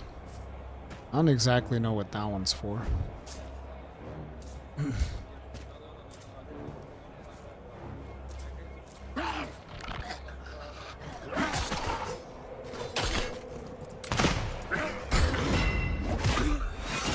Get rocked.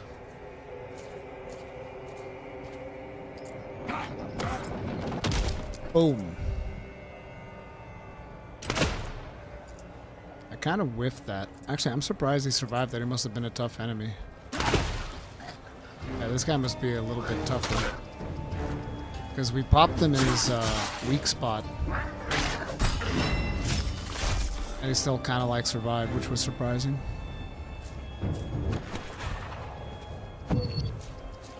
We actually perfect dodged that bullet. This me bitch.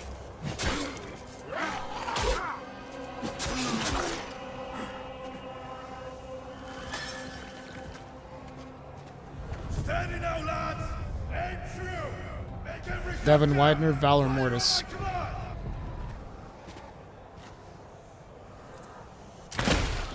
Bang.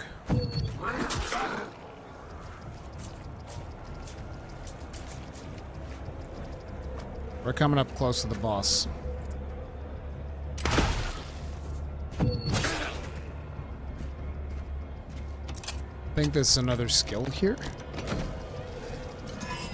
Yeah, Butcher's Carnage. The purple thing is the purple thing on the ground. That's mana. Yes. You get this by destroying weak points. So there is a loot that you can spend it and then. Even the Oh, yeah. crows refuse to feast. This is the spot before the final boss. Do not forget. Courage never goes unnoticed. Perseverance is always richly rewarded. So it's like there's still 14 minutes of gameplay, but it's just like a bunch of attempts on the final boss. Now there are some interesting things here. Oh, I never checked what the Butcher's one was, did I? Oh, I didn't see it. Stupid. Yeah, I was actually eating the hard soul so that I could level up.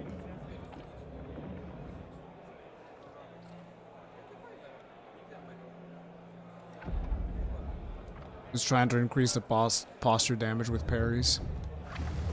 Can't believe it was right there and I didn't see what the Butcher's thing did. Yes, I will be checking out Lost Soul Aside. We'll see if we play through it all the way or not. We'll see. Is anyone? That's the end of the demo after the boss. Yeah, I was just making sure. I have plenty of time to die at this boss. What the bloody hell is that? Ah, he's so cute. Look at him. Such a pretty little boy. He's a big boy, too.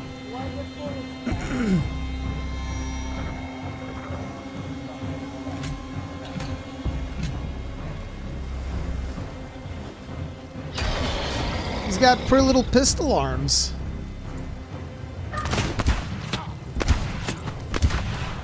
Get blasted. Sorry about the dog. Give me a second.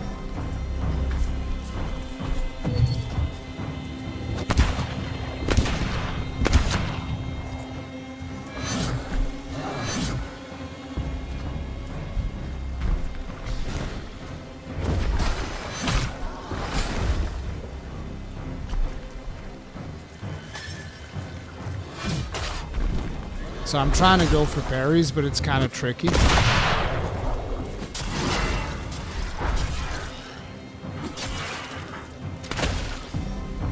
This is where you can do the critical strike. Now here's an interesting thing. This boss was actually nerfed 5 times before they put him on the Gamescom show. So this is like a giga nerfed version of this boss. What kind of dog do I have? She's kind of like a mutt. So bullets work kind of like as potions. Whenever you die, you come back and Yeah, so I was like asking him stuff. So another interesting thing is that they've done the first Berserker Kazan thing, where when you're doing boss attempts, you're also gaining souls. So you don't really have to go and farm if you feel like you're too weak. You can just keep attempting the boss and you eventually get enough souls to level up and keep going. Which was intentful. And on top of that, whenever you die to a boss, your souls are going to be waiting at the they're going to be waiting at the door of the boss rather than inside the boss's area, which is very, very welcome.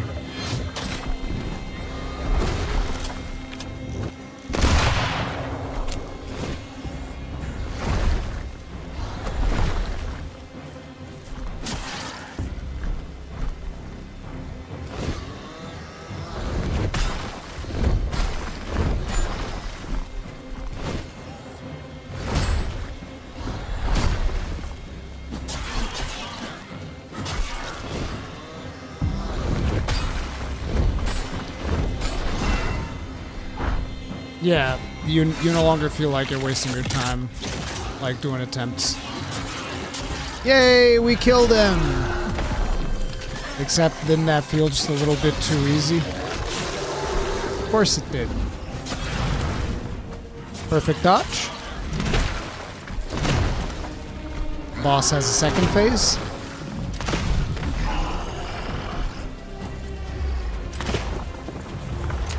You're supposed to shoot that with your gun. Which I should have known, because they show you so many times shooting at those glowing orbs. I can't believe I didn't notice it. So this guy summons stuff. Like, again, should have been able to shoot that. You can also shoot that. And look at the amount of bullets that are in the ground. Like, all those yellow glows, those are bullets. And the purple ones are mana, so you're meant to be using a lot more of that than what I've been using. But again, I have no idea what I'm doing.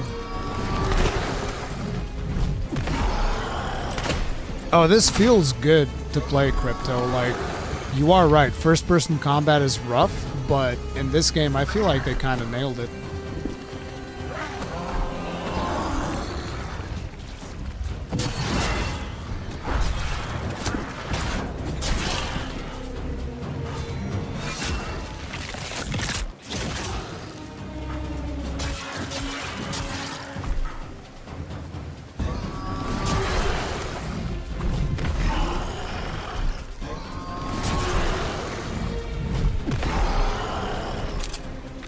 I was like, no! Should have shot the hand.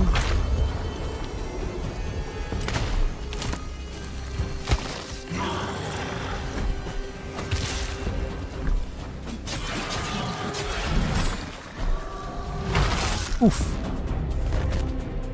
Get rocked. So, I think I probably got like, what, 2 more attempts before I killed him? Fairly certain I die in this one. And yeah, this is going to be the one because I noticed that I've been getting souls. And so I leveled up. And this is when we killed him because I leveled up a little bit.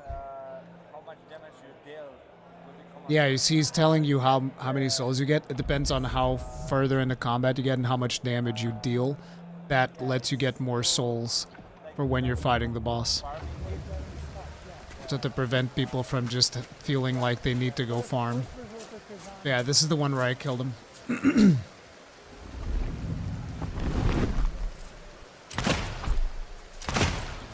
Doesn't seem as punishing as other souls like.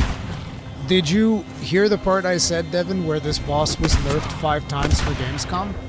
In the final version, this boss is going to be 5 times harder.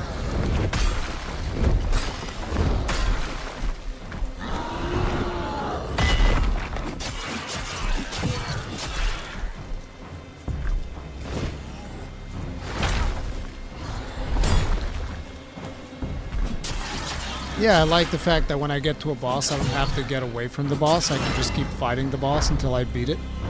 I like that.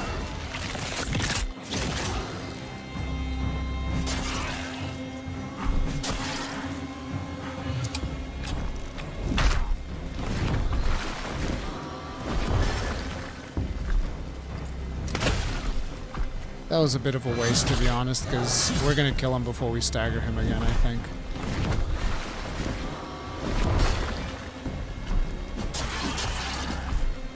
Oh, it was nerfed specifically for Gamescom? Yeah. Because, you know, people at Gamescom, they're playing like 50 different games. You don't have the muscle memory that you'll have from just playing your one game. You're going to have muscle memory from 50 different games. And so it becomes a little bit harder to play these challenging games, so they nerfed them. Unless you're somebody who's only covering this game, you'd probably have a hard time, you know, calibrating your senses to it.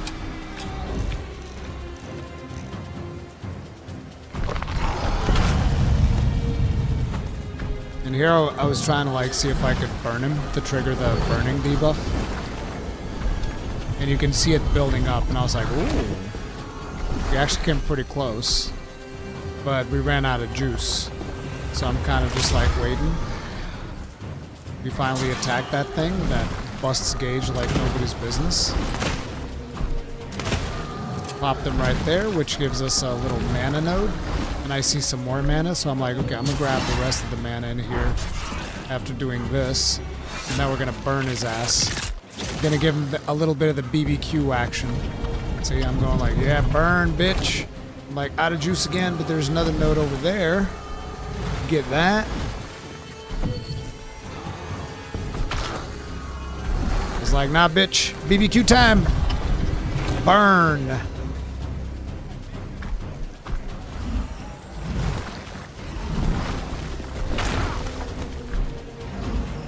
They said in Pure Owners that in order to be good at games, you have to be good at all games. No.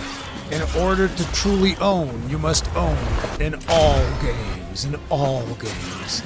You are correct, though. They did say that in Pure Ownage.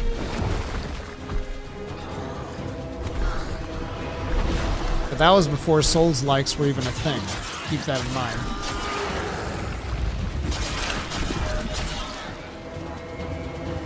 Wonder if Jeremy would have been able to hack it on a Souls-like. And boom. That is Valor Mortis. It was a ton of fun. It works surprisingly well for, you know, for first-person melee combat, which I didn't really expect. It is fairly intuitive, and I think it's going to be a really fun one to play when it comes out. But, yeah. This one's also going to be its own video in the channel, so if you guys enjoyed it, like button, subscribe, bell notification icon, all that jazz. Boom, boom, boom.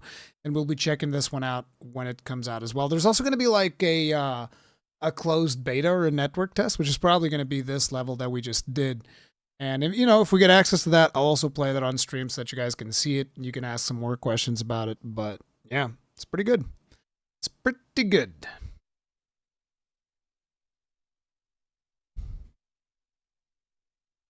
So then we also have Pragmata. Was your heart beating? My hand's shaking? My hand's shaking. And I'm still shooting. And I'm still getting the headshots like boom, headshot, boom, headshot, boom, headshot.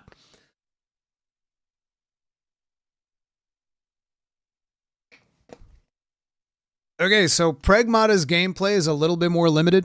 I can only show you guys about 15 minutes of the game. So there's going to be quite a bit of hard cuts because there's just no other way to show all of the gameplay that I wanted to show you. So the thing about Pragmata is this is your third-person shooter. It's got a hacking minigame that you guys are going to see. The way that you navigate stuff in the hacking minigame is through the faceplate buttons. So you just use the faceplate buttons to kind of like move stuff, the little square around. And you're supposed to go through all of the nodes and then eventually hit the green node. And then that's going to trigger the monster to open up, deal bonus damage, and then you can actually just shoot it dead. There's also a dodge button, and there's a weapon that you're going to see me use often in this gameplay demo, which I think that they intentfully gave us maybe a little bit too much ammo for that weapon in this particular demo, because you're able to just like freeze monsters in place to do the hacking minigame, which feels really overpowered because you don't have to like worry too much about anything. So I think that maybe for Gamescom, they're like, yeah, let's just give them a lot of ammo for the net gun.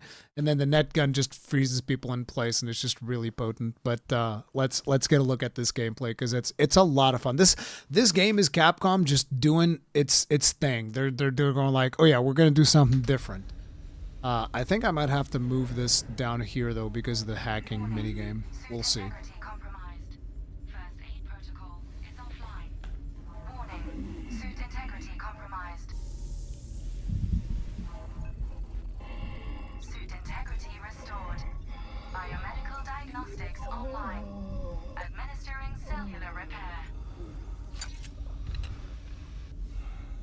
The hacking in real time is part of the combat. It's not like something that you have to do in addition to the combat. It is part of the combat because it also deals damage.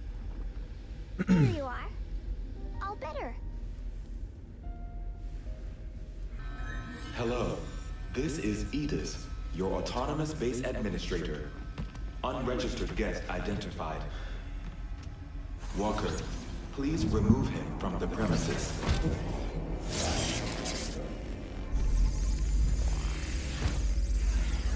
Hey, watch out. There's something right here.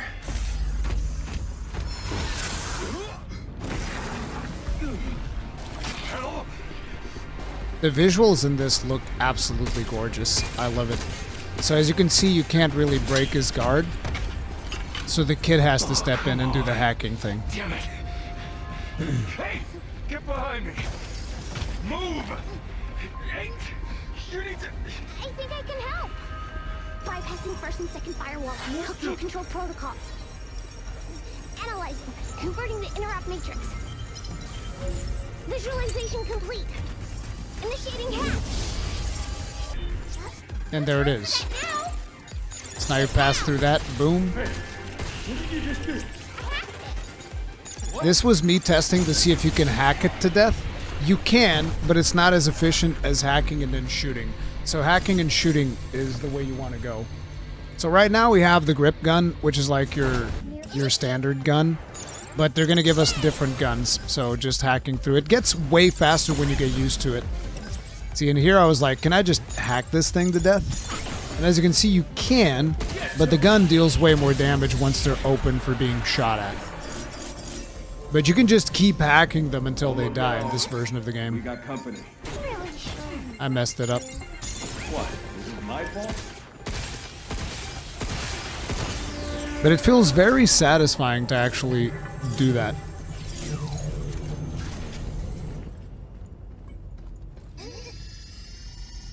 So it's not hack and slash, it's hack and shoot. Yeah, exactly. Were you guys here when I was doing this on stream? And it was so weird because I'm like, oh, I have to do all these puzzles, but I have literally 15 minutes. What do you mean? In the actual capture session, there was no time limit, so you could be in there playing for as long as you wanted. Emergency lockdown for this area. I think it took me like 17 minutes though, because at that point I kind of knew how to solve the puzzles.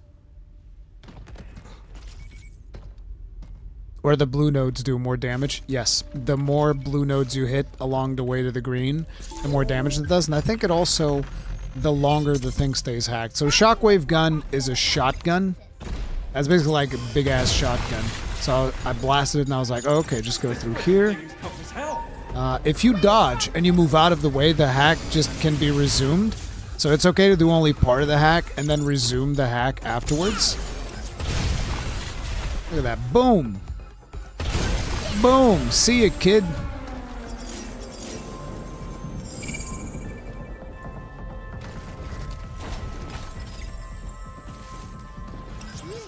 It actually reminded me a little bit of what's it called? Because you also had the hacking minigames in Nier Automata, so it reminded me a little bit of that. And here I'm trying to aim multiple times because I'm trying to get to the hacking screen. Because that's how you get to the hacking screen, you aim. So that's why you saw me like aim, aim, aim. Boom, that's done. Now I'm dodging the walker.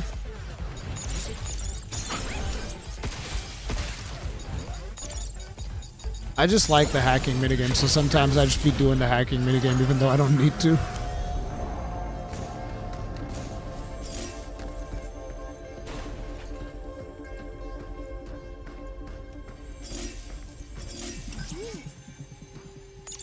Emergency lockdown for this area has been... Need us again. Chat, people like what they like. See, and here I'm going to use this stasis net, and this just freezes them in place, so I can just be like, yep, this is super chill. I'm going to blast you. I'm going to hack the other one. He's still frozen in there. Can't move because of the stasis gun.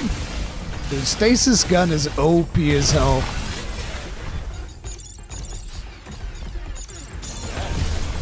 See, that monster didn't even move. I froze both of them with the stasis gun. They couldn't do anything.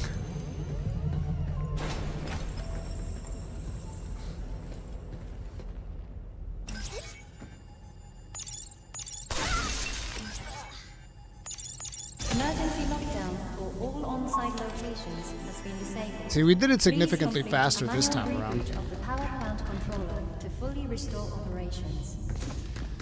Yeah, I found the gameplay loop of like puzzle solving into hacking combat really satisfying, and I'm very curious to see how they make it more in depth, because there are power-ups for the hacking thing. So like the one that we get in this one is there's a power-up that reduces the armor of the enemies, which is like this yellow shield, and it shows up in the hacking minigame when you pick it up. I think we pick it up at some point in here. Just doing a little bit of exploration, a little bit of sightseeing, all of that. Here either. Damn. I gotta hurry and contact Earth. These act as checkpoints.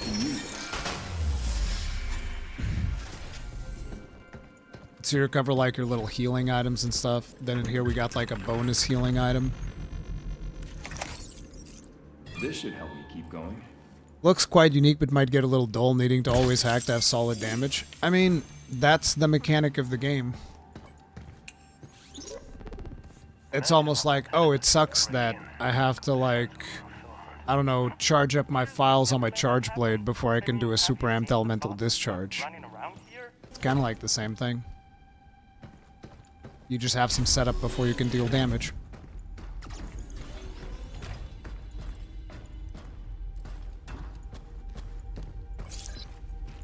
Does this game have any horror elements? The portion that we did was mostly action and puzzle, but I believe that in the final game it will have some light horror elements, I would imagine. See, we did the thing, and now he's got like a little debuff above his head, and now you bust him open. You deal way more damage like that. And this time around, you guys actually get to see the boss fight, which we didn't get to see last time.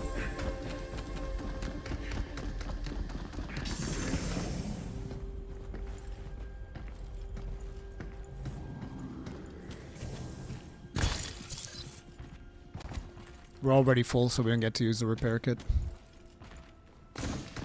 I just like doing some exploration, because there's some side paths that you can take in here for some bonus items and stuff.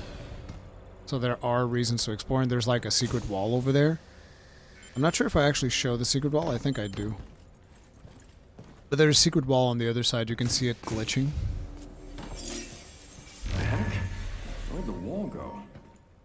It was just a hologram. Oh yeah, and that thing was glitched. This thing here was glitched, so you could kind of like mash it, and it would keep giving you. It was a little bit weird. See, a different type of hacking puzzle. But it's always with the faceplate buttons, so it kind of like really simplifies the interface once you understand that the faceplate buttons is always how you're going to hack. So it's like tenderizing in World, I guess, yeah.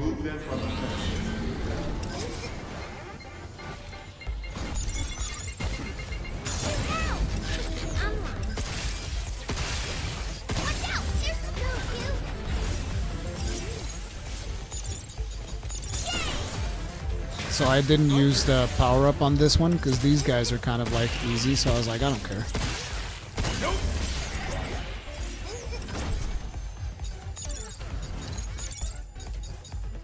Look at me fail. I was like, what?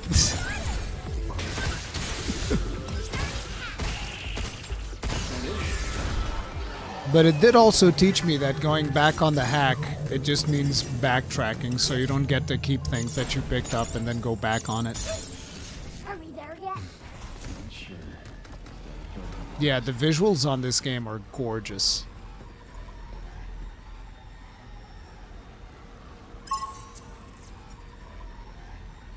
Alright, we made it. Now where do we find the main power terminal? Devin Widener, that's just a part of the skill of this game. You're going to have to be good at multitasking so that you can hack on the fly while you're fighting and dodging. It's just a part of the game. Does it feel smooth and natural to hack, shoot, and dodge? Feels a little bit overwhelming the first couple of times that you do it, but after a while you get a little bit of practice and it feels perfectly natural. At 30%. Yeah, I think they need to give a demo of this, because otherwise people will not understand how it works. It's very hard to like demo this in a gameplay scenario without you actually having the controller in your hand. You don't understand how good or bad it feels to do it. This is Edith. Unregistered guests are forbidden from this area. Initializing sector guard protocol. Scanning. Targets identified. Neutralizing threats. These animations are so good, though. Neutralize? Us? Looks like we're gonna have to fight our way through. Get ready. We're able to adapt by the end of your session. Oh, yeah. Like, at this point, I was already fairly comfortable with it. Like, this boss requires quite a bit more, but I was like, oh, I'll just swap into the weapon, and I'll freeze you and blast you. Bam! With the shotgun.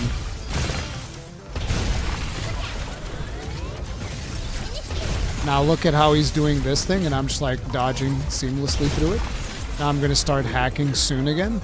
Actually, I think he's yeah, he's down. So I need to like go and capitalize on it. Like it even shows there R2, and I was like, oh, okay. Open wide.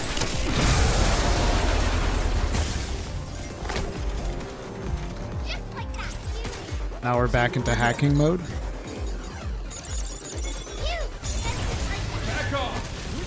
Like, you saw how easy we did it, and now we're dodging missiles. I don't think a single one of those missiles hit me.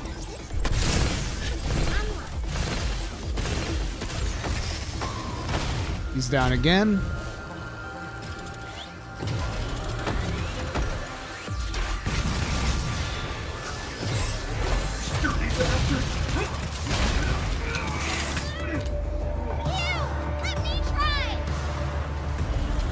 Now we get to do our special.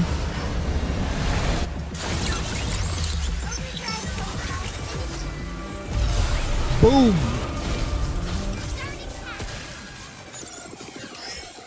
Overdrive protocol just hacks everything.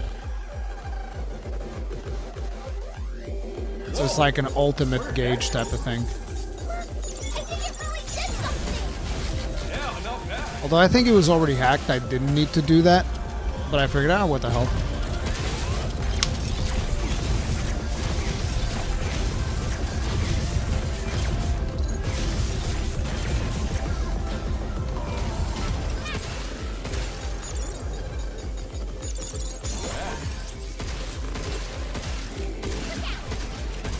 I should have been shooting that thing in the back, most likely. But you know, hindsight's always 20/20. Watching the gameplay being played afterwards feels way easier than when you were playing it at the time. Hey, we picked up the shotgun again. And some more anti-defense nodes. So we have 5 shotgun blasts now.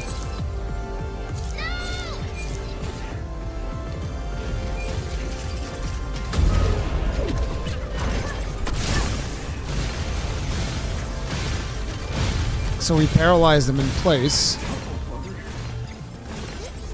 Now we're gonna go for the hack.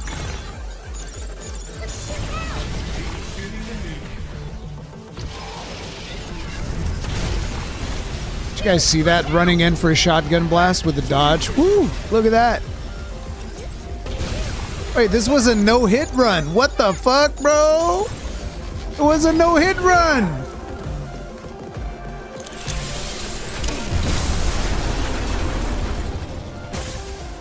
I don't think the boss hit me once.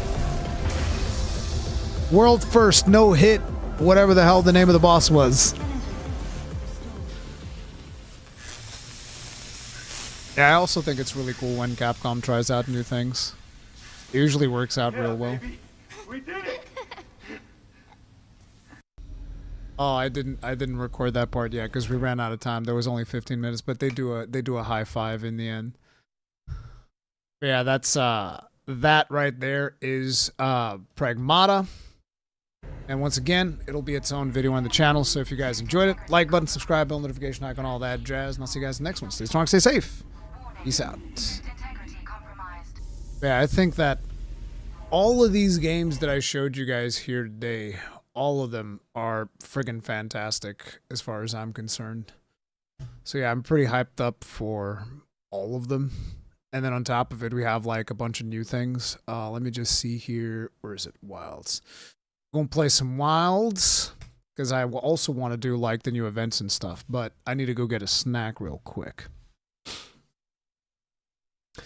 Yeah, so when's the new Lost Planet game? I know, right? I know. You want to be connecting as many nodes together for the current hack to maximize damage output? Yeah, it's a fairly simple thing. It just requires some focus. Oh, what the fuck is going on with my cursor? Oh, okay. Oh, we're doing shader compilation? Okay. Oh, but it's not going to be a long one. Either way, I'm going to go get a snack real quick. I'll be right back.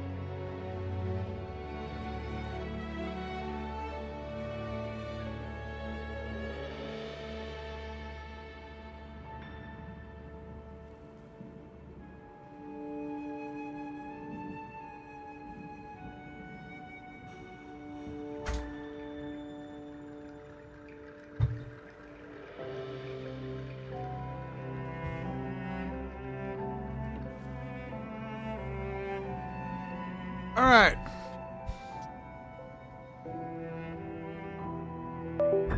So, it is my understanding that there's some new events.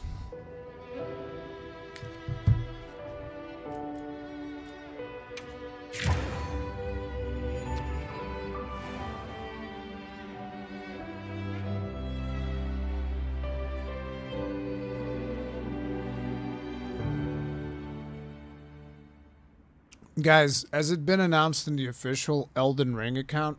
Because I don't think it has. Everybody's saying that's like some Japanese stuff. Some article.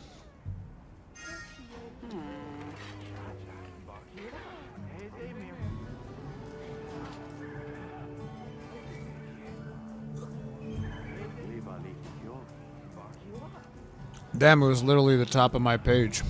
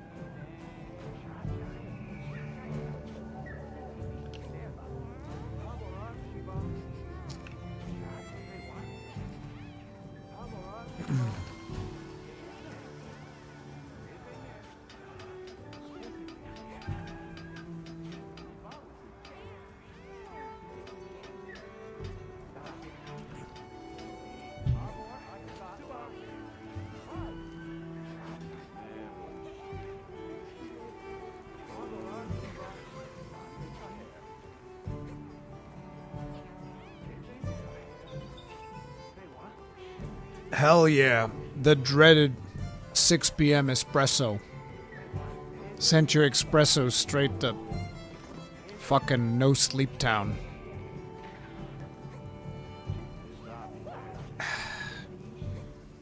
Anybody want some of this tasty espresso coffee, bro?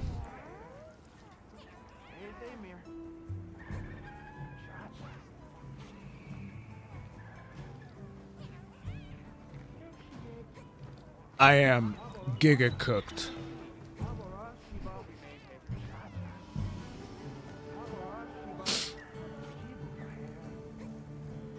It's not real coffee unless the spoon stands up in it. That sounds disgusting. That sounds like a dessert or something, not really a coffee.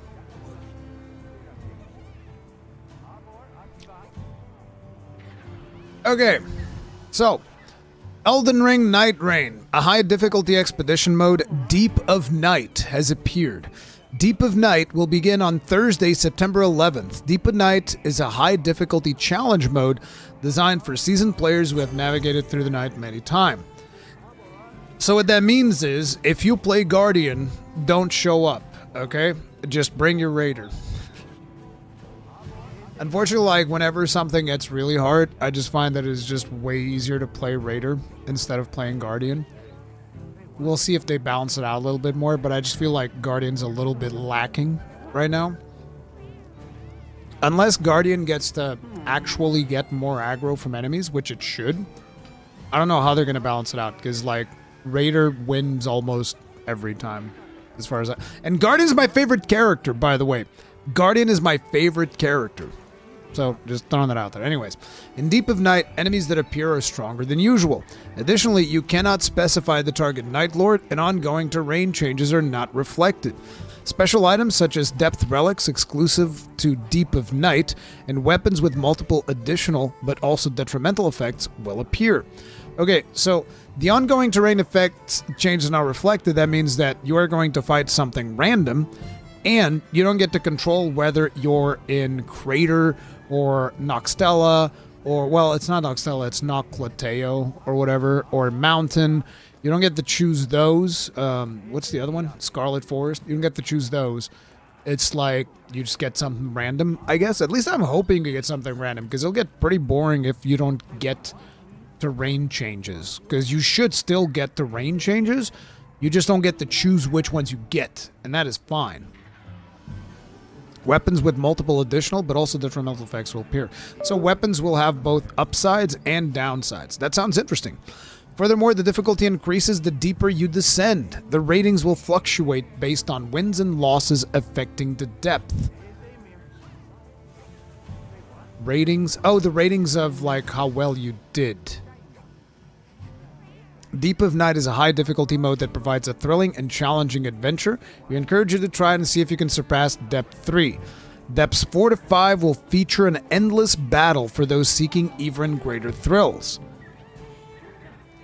It sounds like a whole lot of fun. That's what that sounds like. It's good. Like, this game has been so good for 40 bones. It's actually crazy. Like, this is fantastic. I'm super excited about this. This is going to be awesome. And yeah, you just keep going. That's the beauty of it. Like, I'm super pumped for this. Absolutely. Need to get Cowboy in on this, and we'll just, like, get in there, do night nonstop. We'll see. We will see.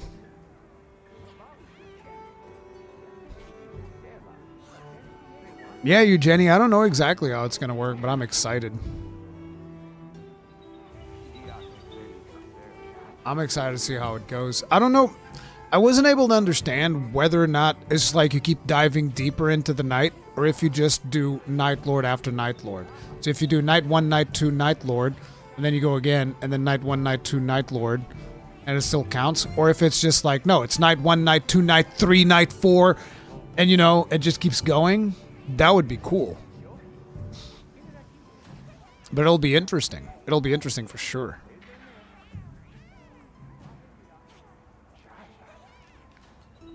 Something they didn't say is that the depths will also be used for matchmaking with randoms.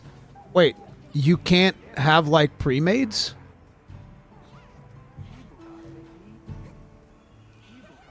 That'll be crazy. But anyway, we're doing these new events here in Monster Hunter Land.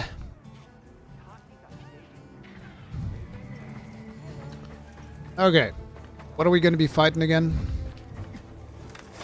First of all, food! Oh, no! God damn it. Oh, never mind. We have 64 minutes. I don't know which food I have. I don't know if I want to go get the Sheen's bowl of slop. Do we want to go get the Sheen's bowl of slop? Kind of feel like I don't. What food buff do I have right now? Where do you see that? It's in equipment info, right? No, it's in here, actually. Exploiter, Insurance, Caprice, Hardy, and Iron Carver. What's Iron Carver? Is this Maki? No, this is Prevents.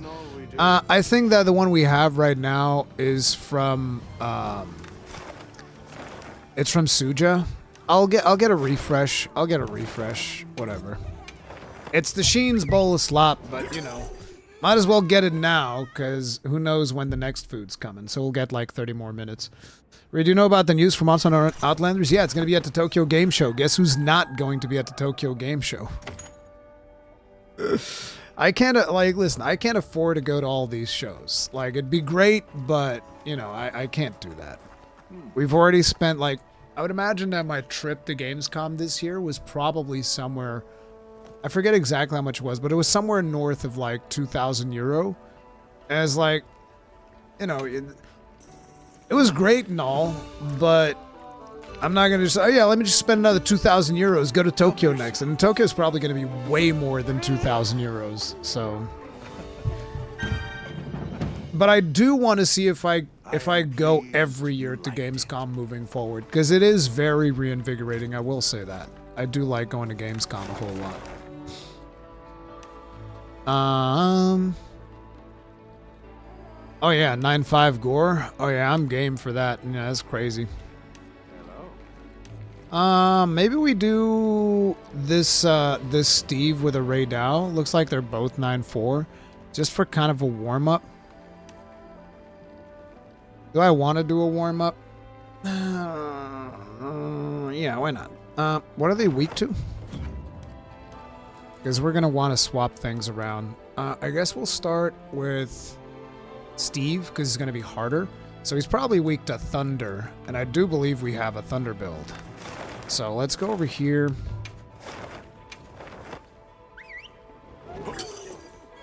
Honestly, I don't know how much 2,000 euros is in US dollars. It's about probably 2,200 nowadays, I would imagine. Approximately. I mean, we can check. My estimation is going to be 2,200. So let's see. Amounts. No, not to dollars, to euros, the other way around. I could help you out euros if I had some better gear. to dollars.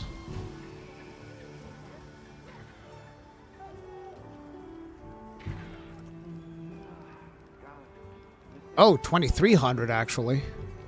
Okay. So 2,300.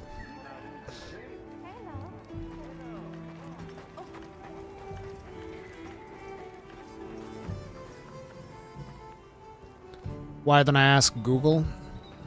Because Google has been overusing AIs and sometimes they get it wrong. So I'd rather go to an actual website that has a calculator that tracks everything in real time.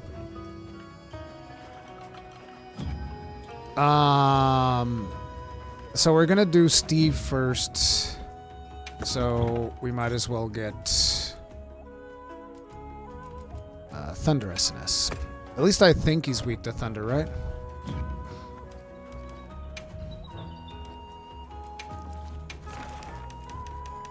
Steve! Where's Steve? Ice and Thunder. Ice showing up first? But I think that Thunder is better. Here we go. Yeah, Thunder is on the head. And on his legs, he gets more hurt by Thunder. So we're definitely doing Thunder. Alright. Alright, Stevie Wonder. Oh shit, the quest is gone. Rip. Guess we're doing Ray Dow after all. Oh well. Ray Dow will be Frost. I remember that.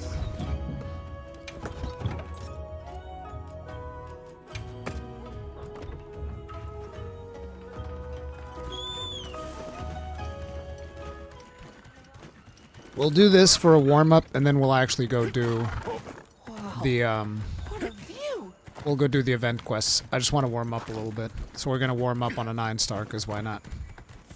That seems reasonable, right? I think these might be tracks.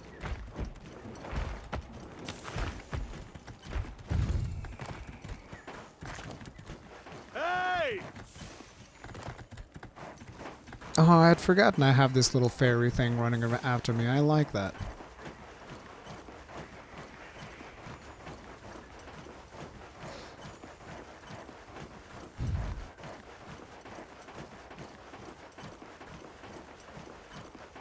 It's cheaper if you drive and stay outside the city, but who has time for that? I mean, on Gamescom this year, I wasn't outside the city, but I was like 4 kilometers away from the venue, and it was still expensive as fuck.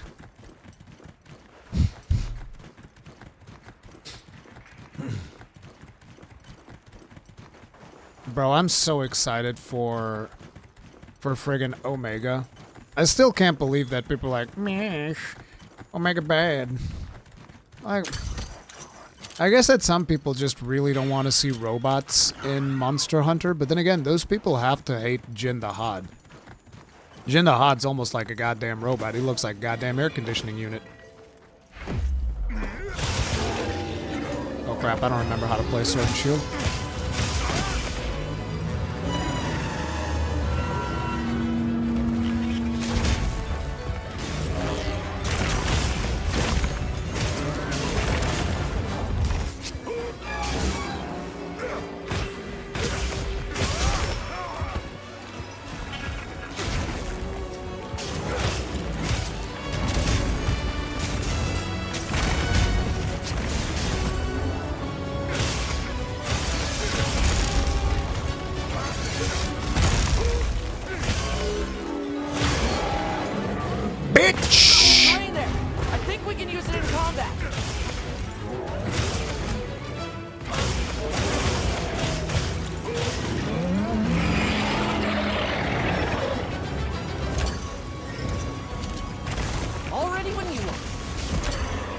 Hello?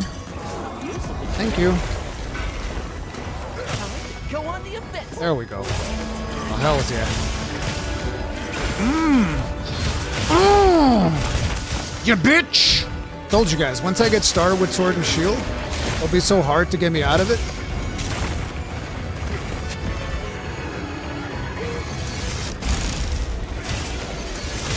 Especially now that you can actually block with it.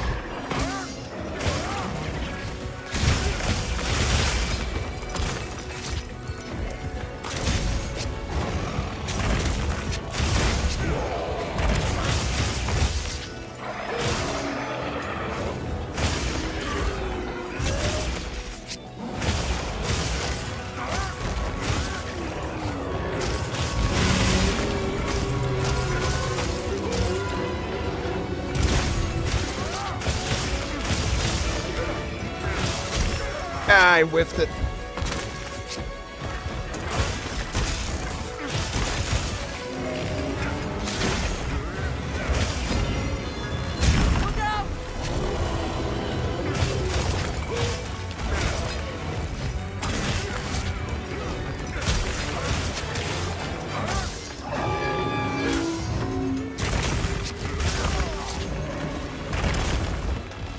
The greed is real.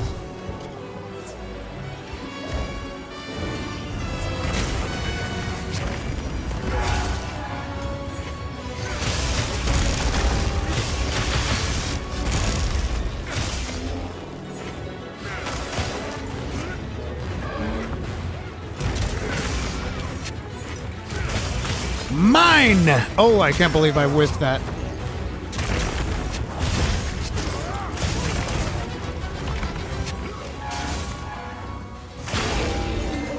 Whee!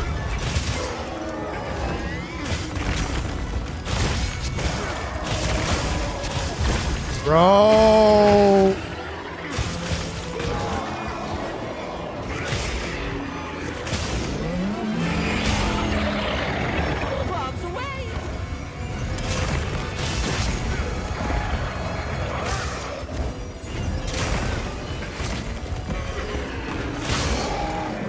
Bitch!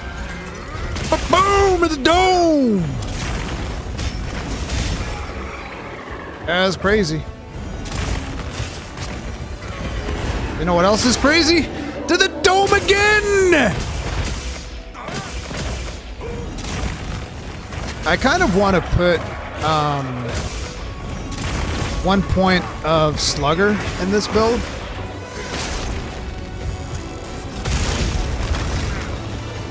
Bro, that's crazy. That's less knockback than on my fucking gun lance. What? Wait a minute. What the fuck? That's less knockback than on the gun lance. The shield is better on the sword and shield. I didn't realize that. What the fuck? Bro, that's crazy. I can't believe people say that gun lance is overpowered, bro. Y'all are crazy. Y'all are absolutely out of your minds. Maybe you have more it's not the Constitution. I definitely don't have block. Because that would be the one thing that would make it better. I don't have block. It's just better. Oh my god, that's crazy. Do you think Omega equals more futuristic weapons and armor like Ardian? Absolutely. We're gonna get those Omicron weapons, bro. What do you mean?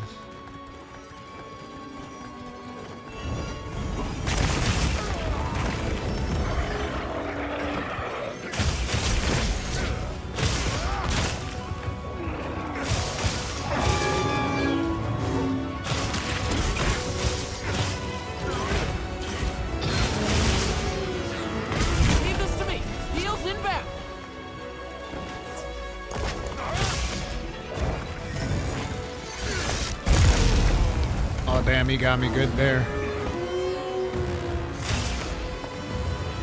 If I would have been able to grab that, I would have rioted.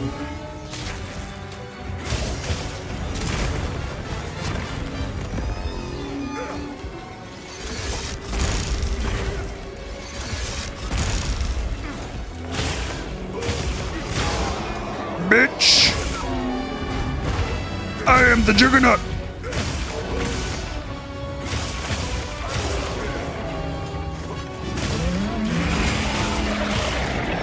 I am the Juggernaut, bitch!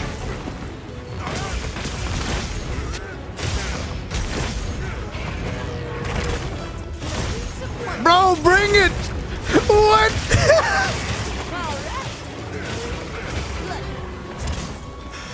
Oh my god, this is so busted! Woo! Woo! What's up, bro? What's up, Big Dow?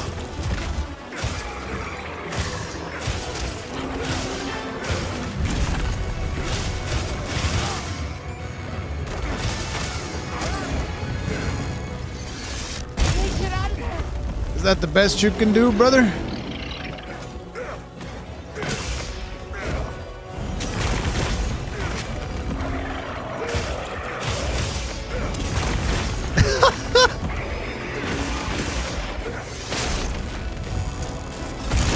That's crazy. That's crazy, bro. Boosh! I am the Juggernaut, bitch! Whee! Oh my god, that's disgusting!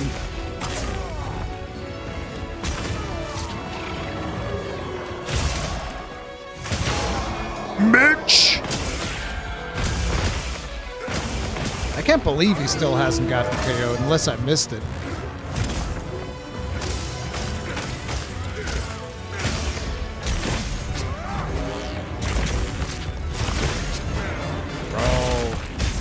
This is the best blocking ever.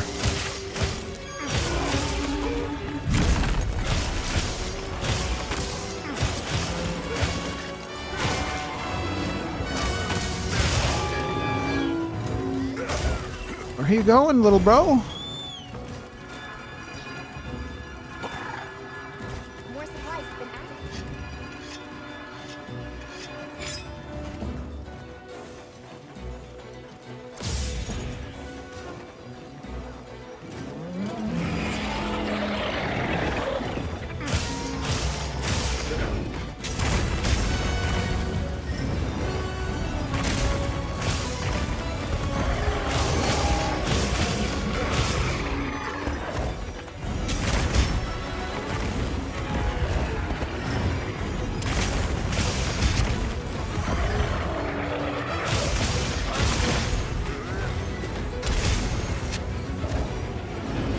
I have a harder time reading him into dunes. I feel like the dunes are whiffing my counters a little bit.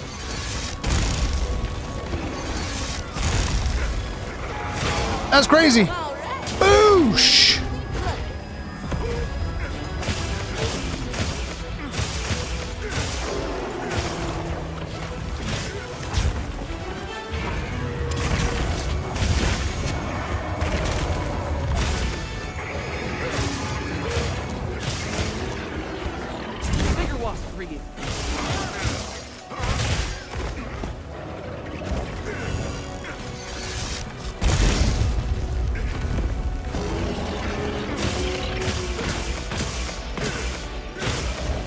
These numbers.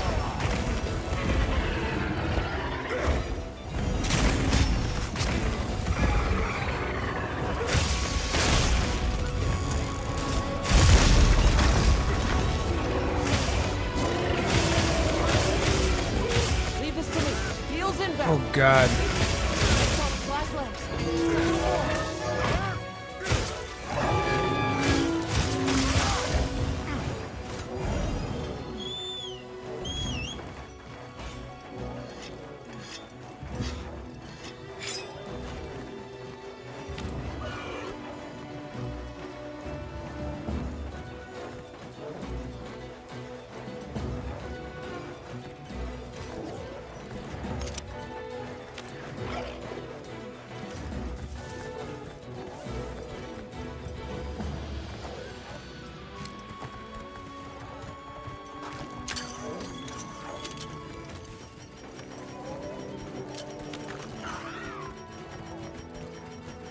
Do I not have bombs on me? Oh yeah, we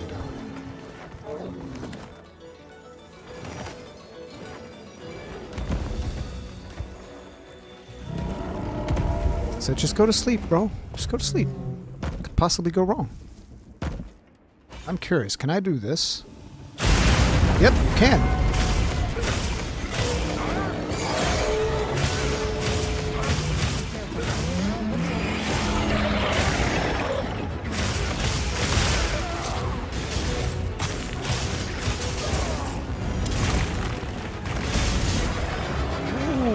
That was a lot of damage.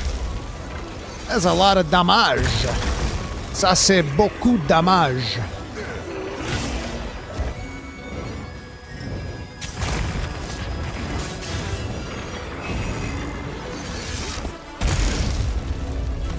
That's crazy, bro. Boosh!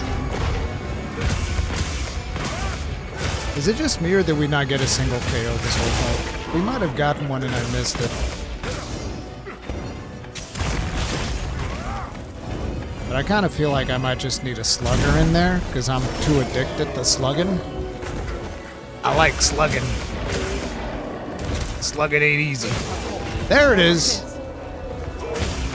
Yeah, I don't think we got a single one. This was the first one.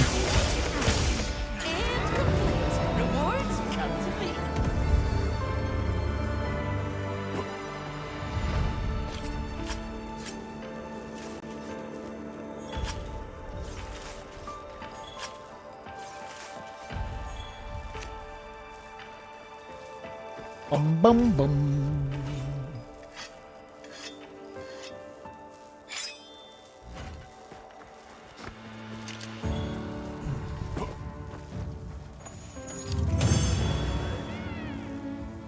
Sword and Shield OP, please nerf. Will you play Silk Song, Ruri? Someday, but probably not on release, because I would want to play Hollow Knight before. Give me a second, though. Dog's barking like a maniac. I need to see what's going on.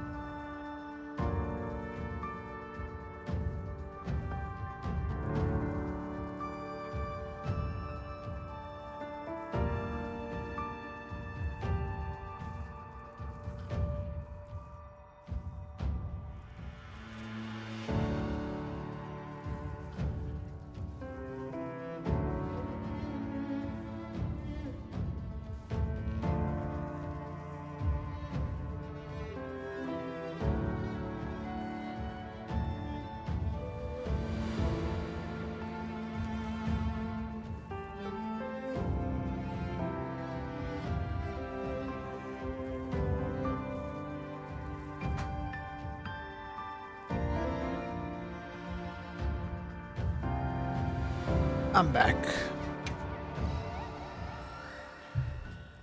Wait, Ruri hasn't played Hollow Knight? Like, you guys do see what's been happening in my life. Me finding time to play video games and creating content has been insane because there's been so many fantastic games coming out. So that's why I haven't finished Hollow Knight. We did like a series. It's also important that people understand, right? To a certain extent, if you're doing content, it becomes very hard to play video games that you're not doing content for. And with Hollow Knight, like, a lot of you guys were just not interested in seeing me play Hollow Knight. That's just... that is the truth, you know? Because I was even doing, like, edited playthroughs of Hollow Knight. And, you know, people just weren't watching it all that much. It is what it is. Because I was liking it quite a bit. And actually, if I remember correctly, it was Super Kami Guru who donated for me to go buy Hollow Knight. Like, not that it was necessary, but he was like, go buy Hollow Knight right now. And I was like, oh, okay.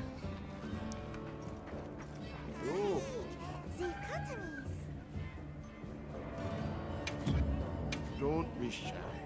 Have a look.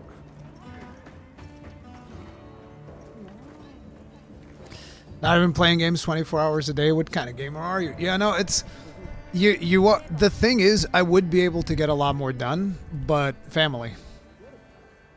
It is what it is. It's gonna be very hard for me to ever reach the same level as a lot of streamers, and I'm not even trying to, right? It is what it is. But it's gonna be very hard for me to go much past the level of success that I've had, simply because a lot of my time is going to naturally be for my family. Because I'm 43 years old, man. Like, my big... What is this? Free meals are available? What the... Oi! I did not know this. The fuck is this? When is this a thing? Free meals available? Is that new? But I'm just happy that, you know, you guys come and hang out all the time. Even when the videos aren't doing well, I can still boot up a stream. Bunch of people show up. We can all hang out. Still doing fine. Like, I'm just happy, bro. I'm just chilling. Big time chilling. Let me see. I want Maki. Fuck yeah, bro. Give me that shit. Whee! I'll have that Maki meal to go. Give me the lizard to go, bro. No, wait, I don't get the full lizard? Only a slab? No, bro. I want the full whammy.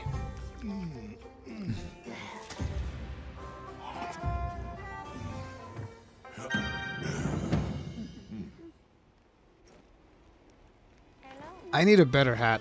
We need to change hats for the stream today.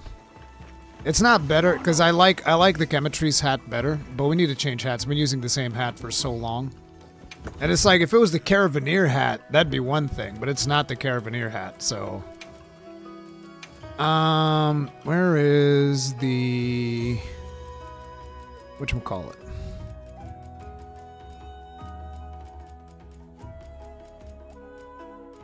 Right out, Ufduna. Where's the guild hat? That's what we want. Yeah, the guild hat. But I want different color on it. Okay, so this is the feather. Feather could actually be yellow, considering our current colors. Kind of like an orange, a little bit of a dirty yellow, a little bit towards the orangey. And then the actual helmet, the actual skin of the hat should be brown.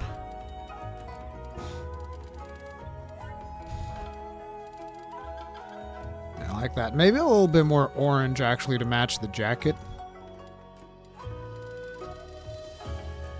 So would that have to be more red, I guess? The thing is, the orange doesn't get that leathery vibe to it. Well, maybe if we do this and then a little bit less brightness, maybe then it gets leathery. I kind of feel like it'll have to be brown, kind of like this. Yeah, this works. No! What have you done? No! How many of you have made that mistake? I bet a lot of you made that mistake. Don't fucking lie to me. You ain't fooling nobody.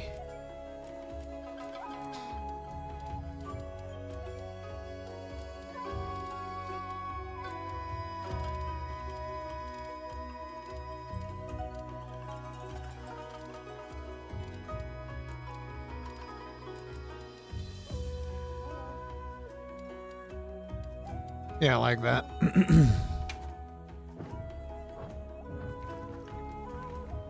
That looks alright. A little bit of a different hat for a bit.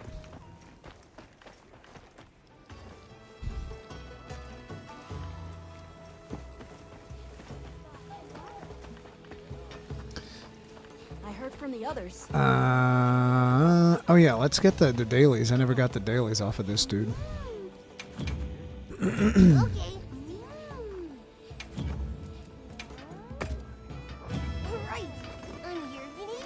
And so, is there anything good that we need to go do? No, looks like we're kind of like big time chilling here. Yep, big time chilling. And so we're gonna go on event. I want to do the Fender quest. The Melodic Monarch.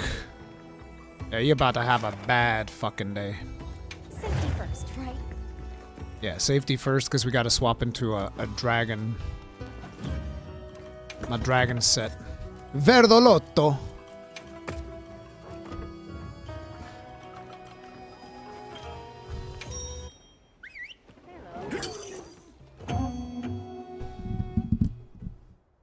My main is well, Swat, seeing where we finally use it. Were you guys not here when I was playing World? Are you prepared? Sword and Shield has always been one of my favorite weapons. Or even in GU, I was also using Sword and Shield whenever I was playing for realsies. Like, I love Sword and Shield.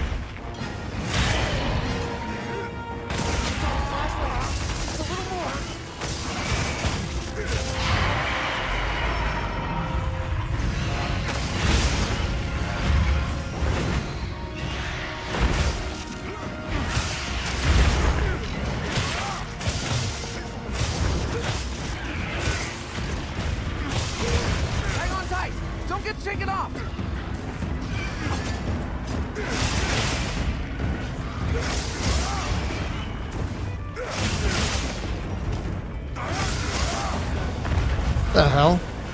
Poor guy.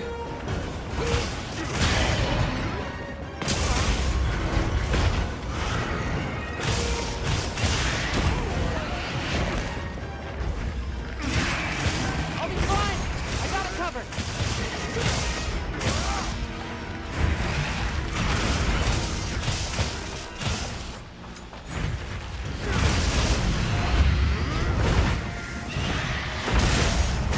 God damn, this is obscene.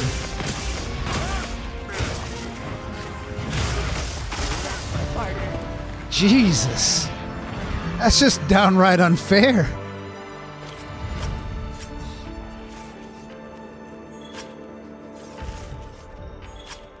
Re-blink twice if you're in danger of murdering the poor Rathalos. What if I just blink 4 times in a row?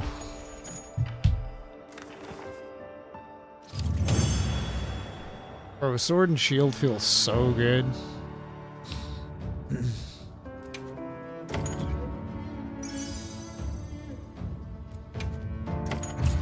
So, do we need a crafter or it just unlocks now? Oh no, we just get it. Telecaster 1, 2, and 3?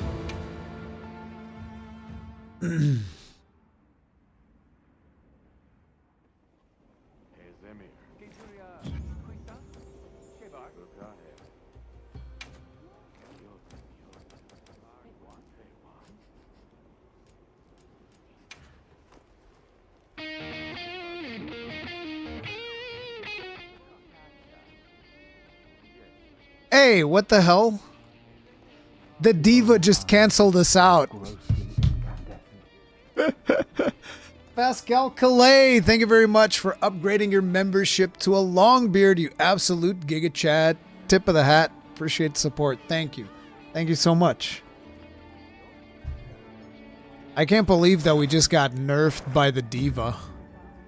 The diva just nerfed us hardcore. So it's the same music, but the emote changes.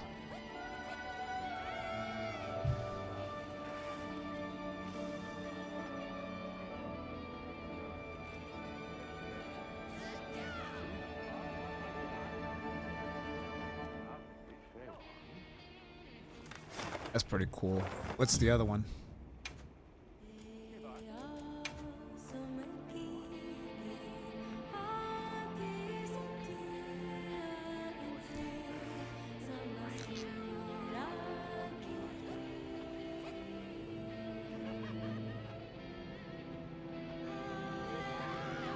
I think this one might be my favorite one. I need to like put this on my thing. Just like pop that at the end of every quest. Oh wait, where's the thing?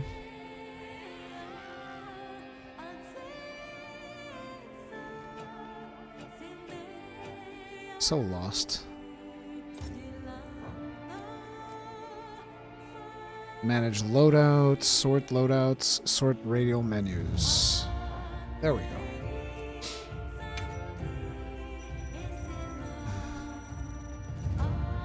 Guess I could put it right there.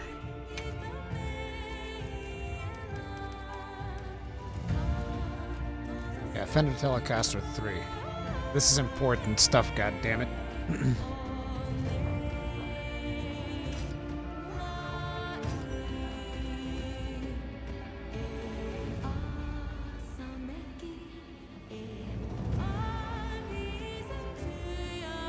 Okay, let's go get, I'm assuming for Gravio it's going to be water, right?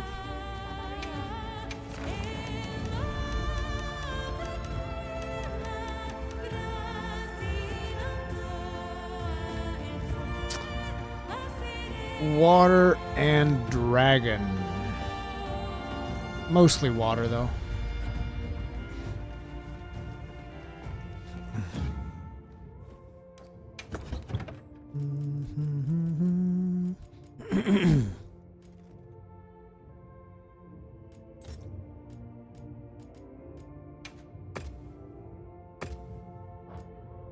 Did I end up getting any of the skins here? I guess just the Loggy. Let's use Loggy for a change of pace. Yeah, that looks good. And now you wait. She's probably talking, watching the diva, right? Where you at? Where you at, baby girl? There you go. Take me to the Hungry for Ore quest.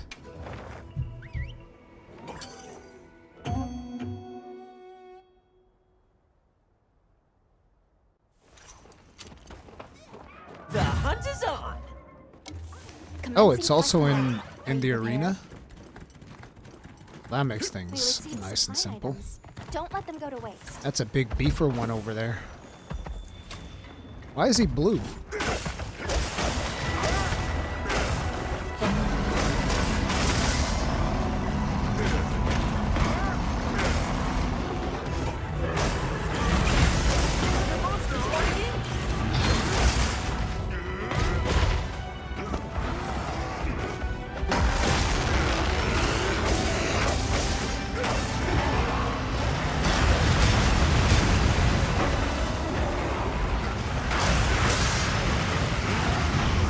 Oh god.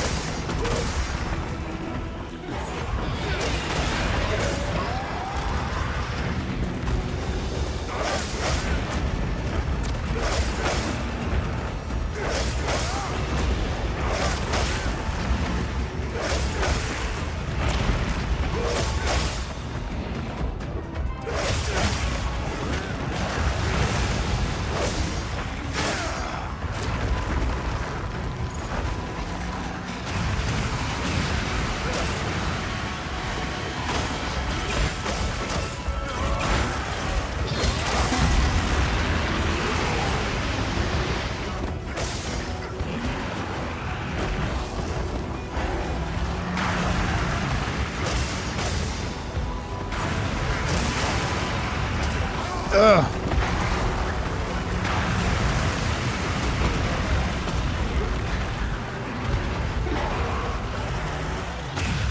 Leave this to me. Heels inbound.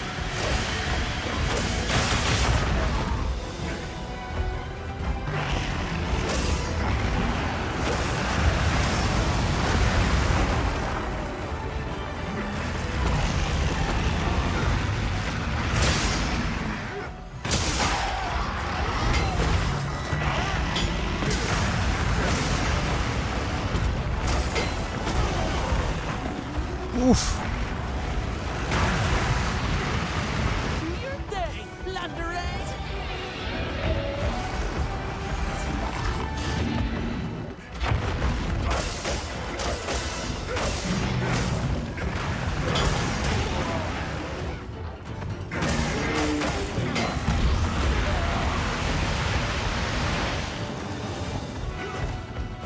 Excited for PoE tomorrow? Oh yes. I'm excited for everything that's coming up. Okay, so listen here, Gravios boys. Here's what you guys need to realize. I am him. Aw, damn it. They're not gonna let me style.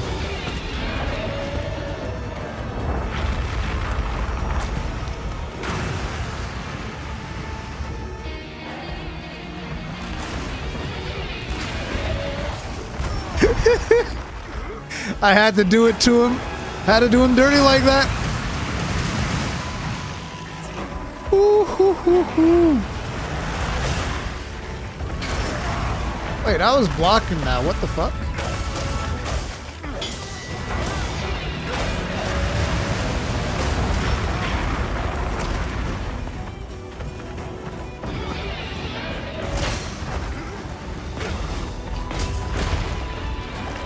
So, it appears to be glitched because I keep listening to the sounds of it.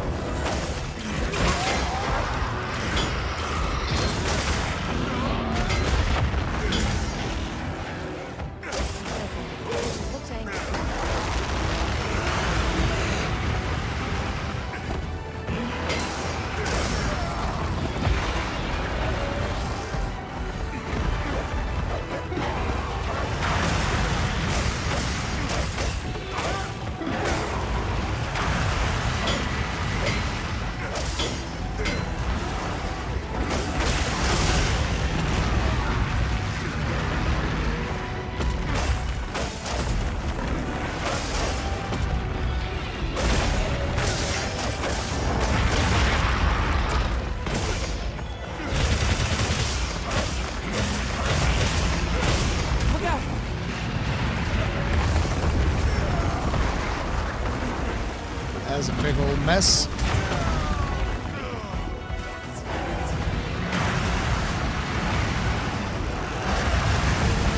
Jesus! Is it something I said?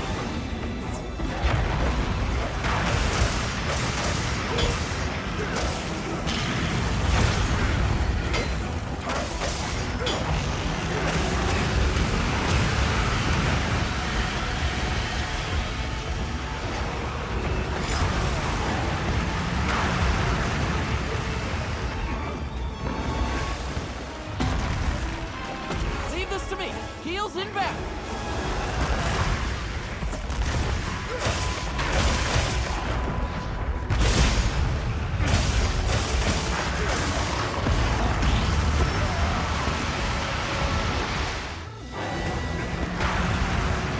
I play most weapons in focus mode the whole time.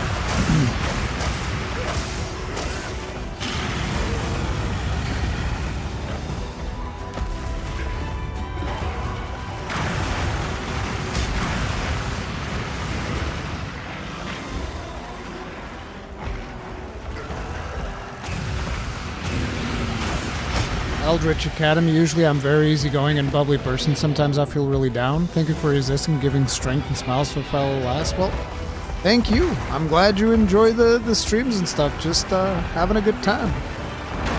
I love doing it. Ow. I live for this. Jesus. Imagine actually using the gates, though. Ugh. What kind of a lunatic does that?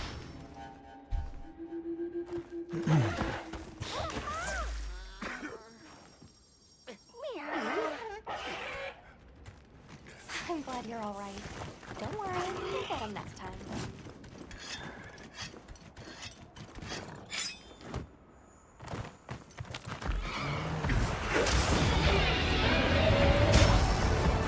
I love how there's just like random guitar picks now in the middle of this fight because of what we did. Let's do it.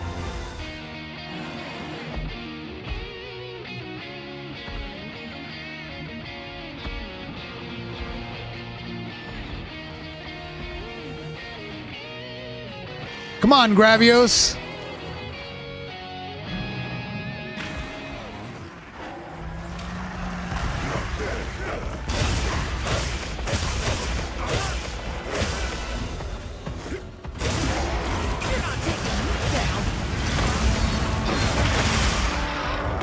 I'll take that. I'll take those odds.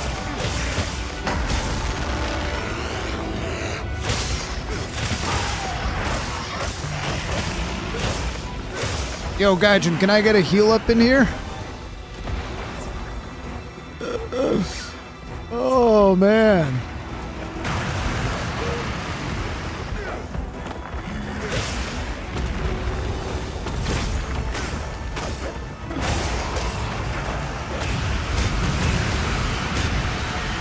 His breaths are still devastating.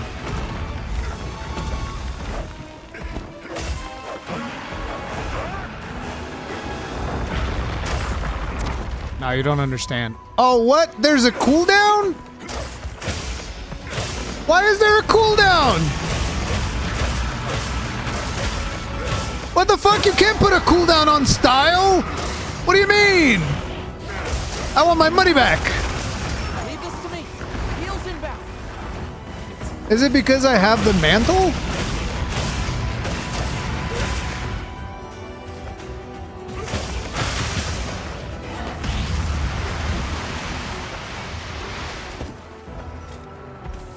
It's not. There's a cooldown. Bro, wait. Is it because... Oh, no. It's because I have the weapon out.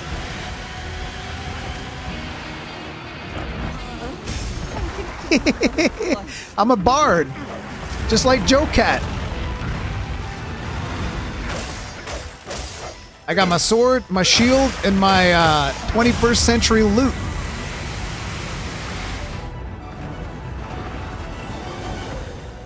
Gaijin! Gaijin! What are you doing, Gaijin?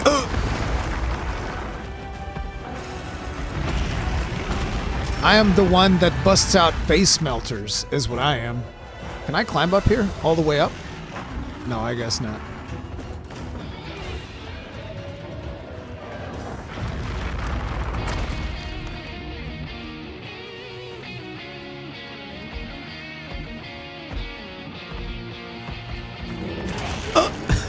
He doesn't like my music. Who doesn't like rock proof of a hero? What do you mean?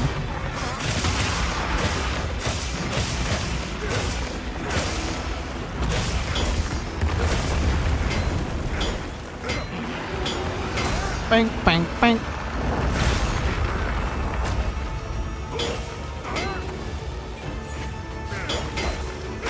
Oh, I missed it. How? It ain't fair. I guess we really do need white sharpness for this one. Now you're just trolling the monster, and I'm getting abused. That's the worst part. I'm trolling them, but I'm still getting like rocked around like nobody's business. They make you work for this goddamn mind pick.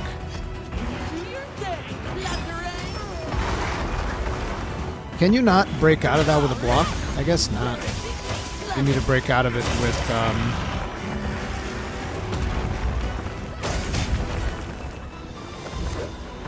need to break out of it with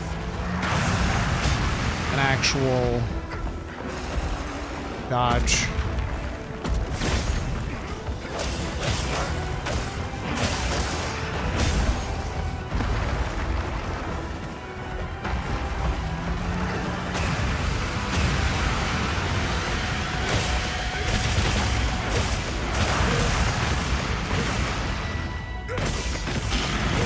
Oh, I know what I'm forgetting. I keep forgetting this thing. I keep forgetting the sliding slash with its iframes. See, I was like, earlier I was thinking to myself, I'm forgetting something.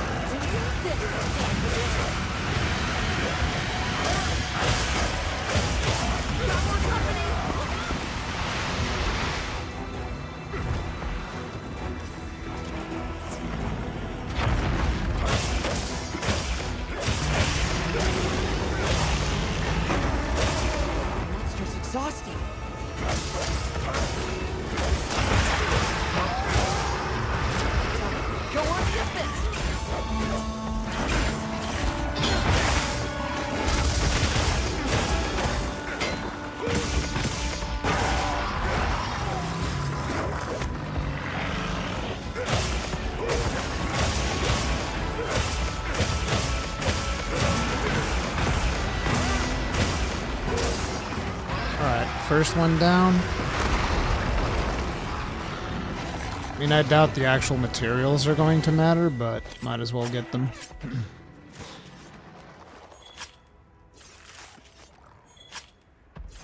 Will he complete the hunt in time with all the goofing around? I will. Not only that, I'm gonna rock right on top of him.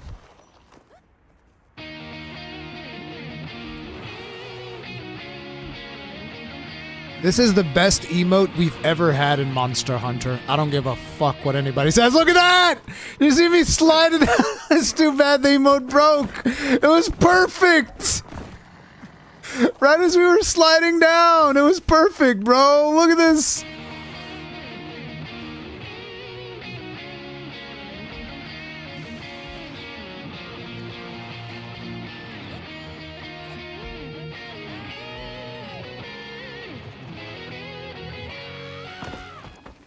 Oh, the Palico screams. I hadn't noticed that. That's really cool. Alright, let me just sharpen up and we'll be good to go. Heavy explosion pod. Now that sounds fucking tasty. I'm calling the guild. This gotta be illegal. You call them. I don't give a fuck.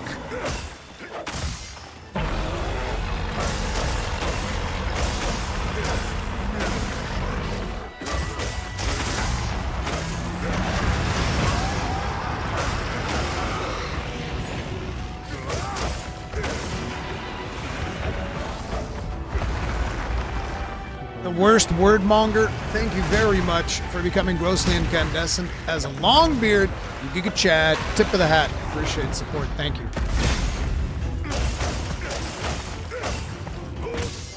I wish it would put our weapon away so that I could just like...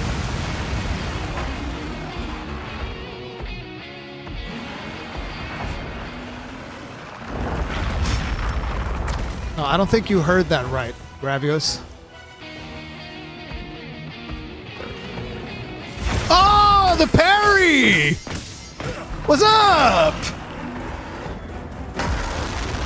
I got a license to play guitar now, bitch.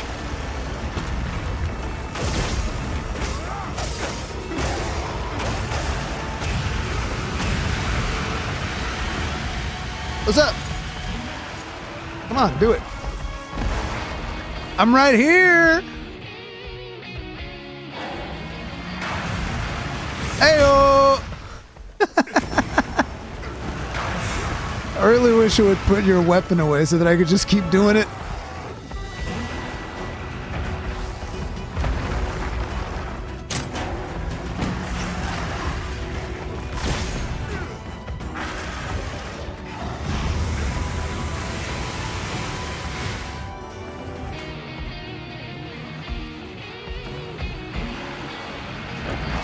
Oh, I whiffed the block. No! Aura points lost.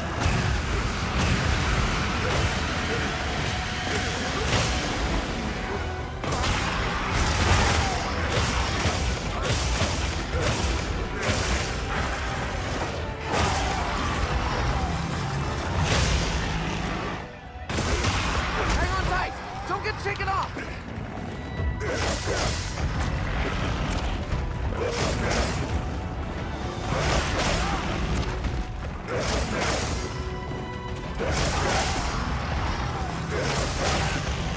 No, no, no, wrong. Here, over here. This is where it comes.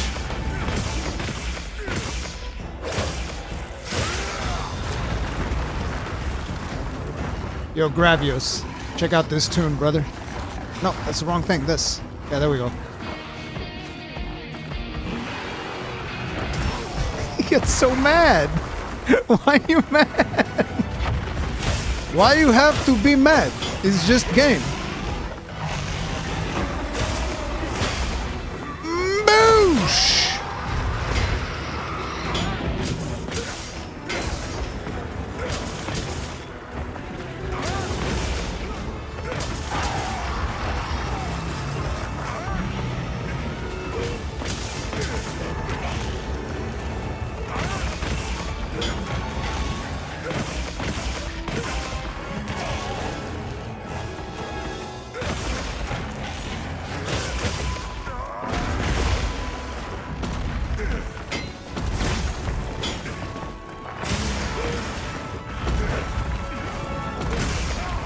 Give me that pretty little head of yours.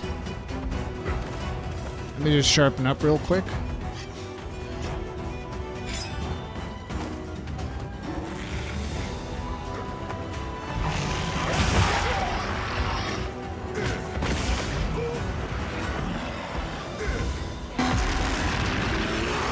Stop being mad. Snap out of it!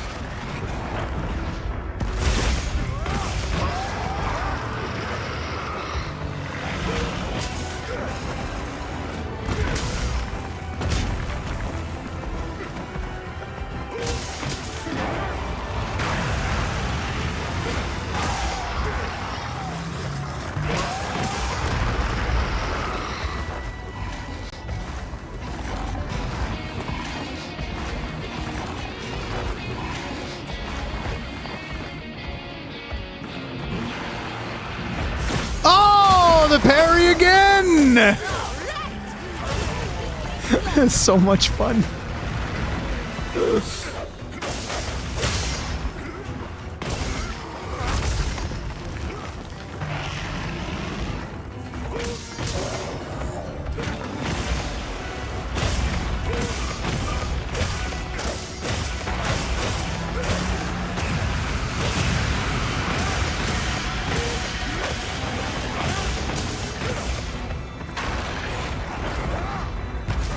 Ow.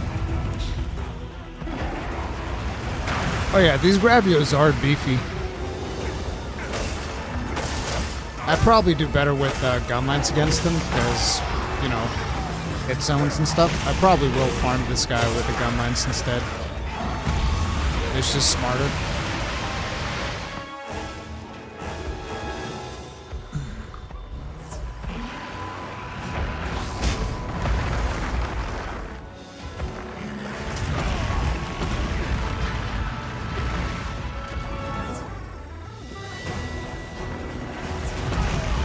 Leave this to me. Heels inbound.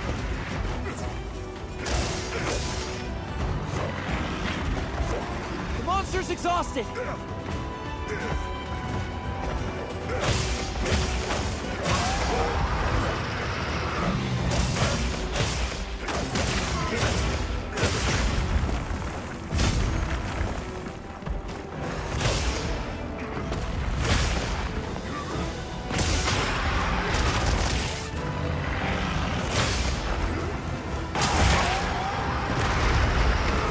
That's gotta hurt.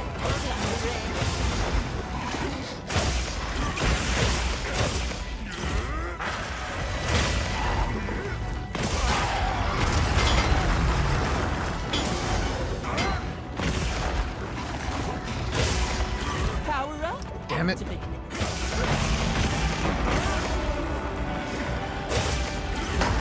It's not circle, it's triangle? Am I losing my shit?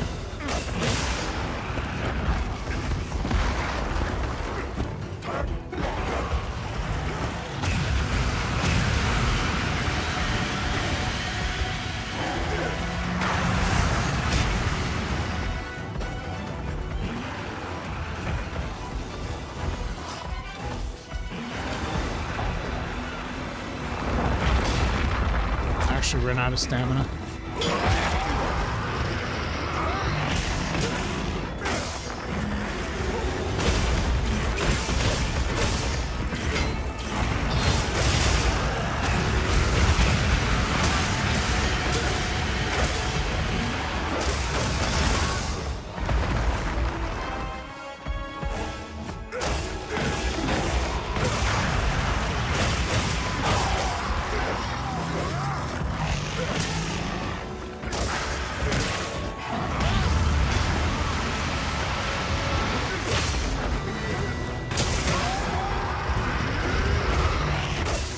Great job, partner.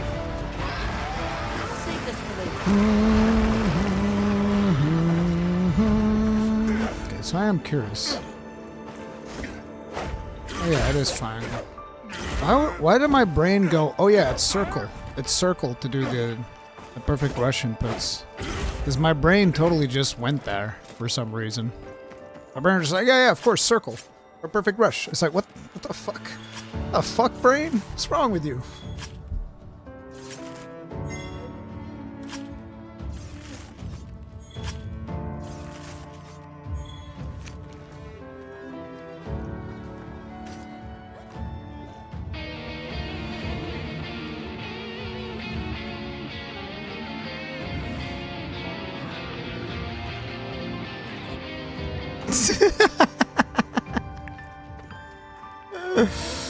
Oh my god.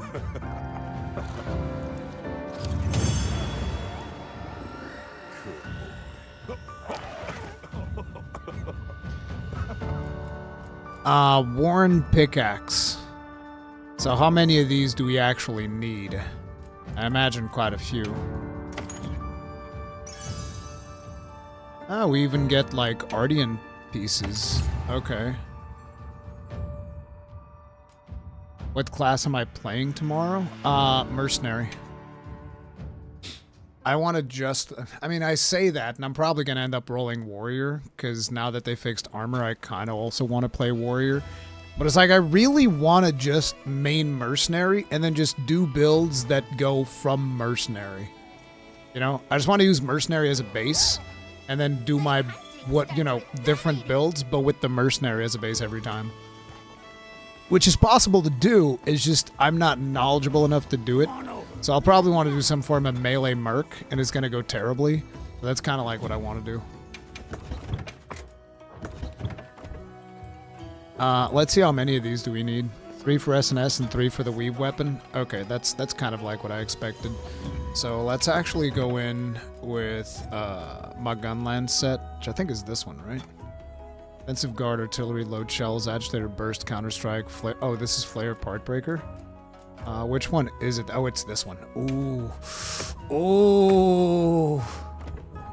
Those motherfuckers about to have a bad fucking time, bro. They're gonna have a bad time. They're not gonna like this. All right, let's blast these fools.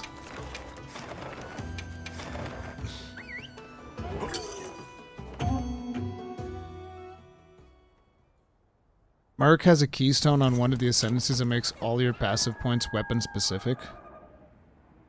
I've heard something about this, but I haven't paid too much attention to it.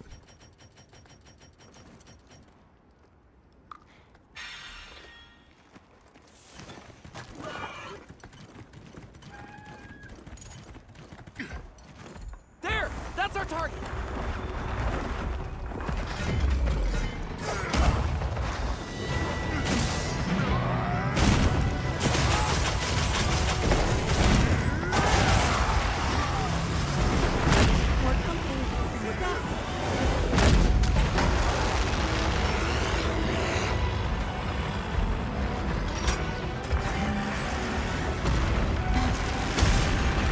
I see we're still not doing the thing of actually having... We're still not doing the thing of actually having the fucking mantles back. I thought we'd be done with that by now.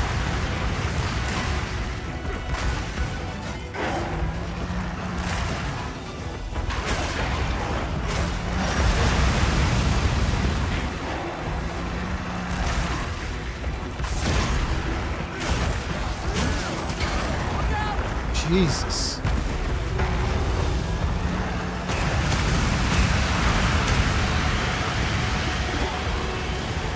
Leave this to me. Heels inbound. Wasn't expecting to be struggling with gunlance as well.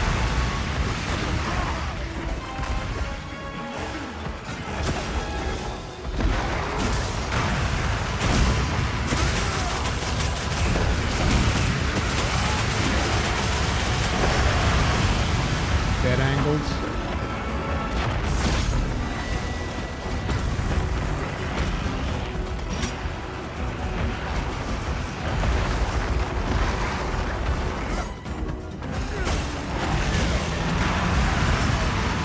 Oh God.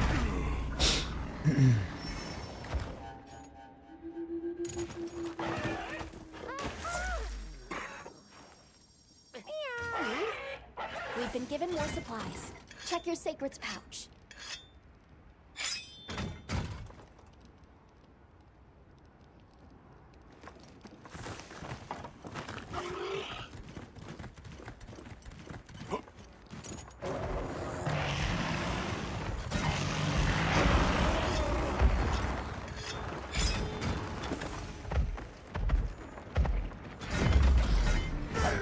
Of steel.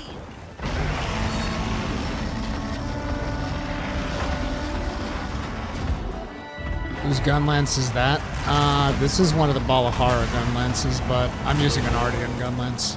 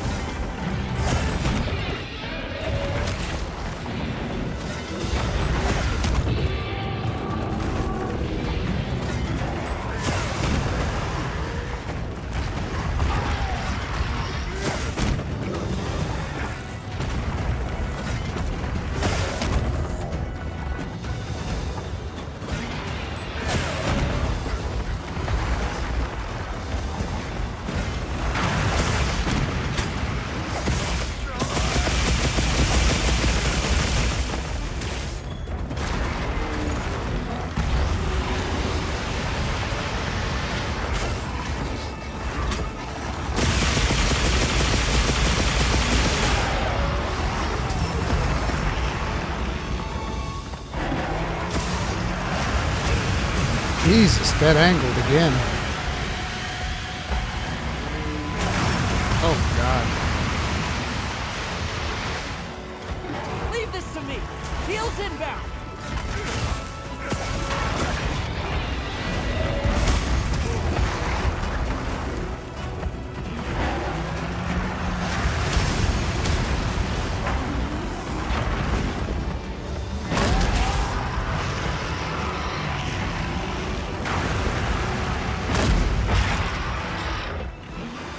This is actually a good idea.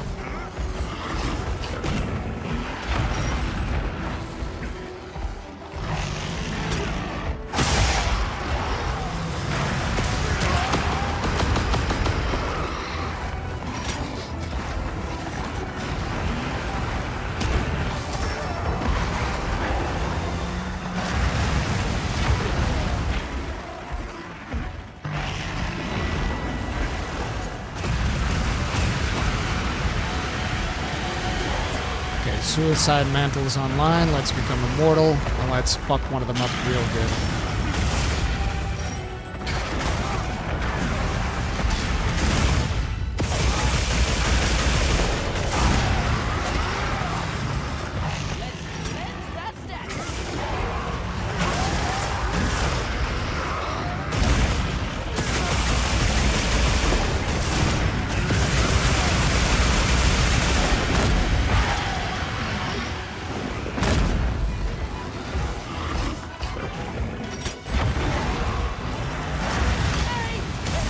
God damn these dead angles, bro.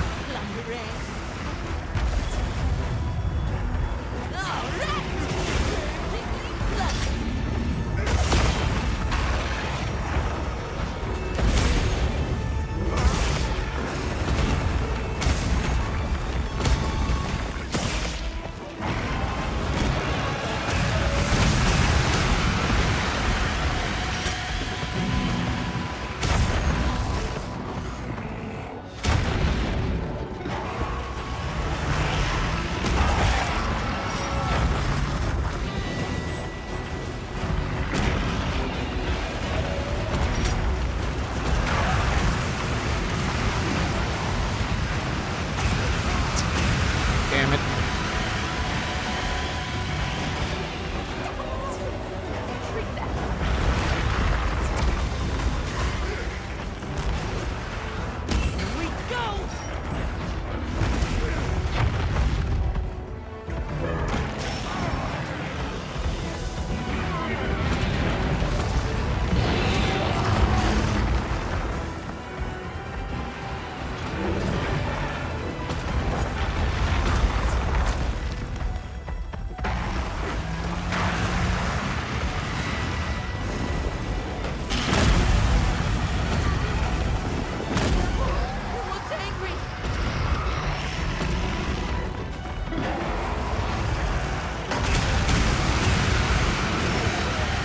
Oof.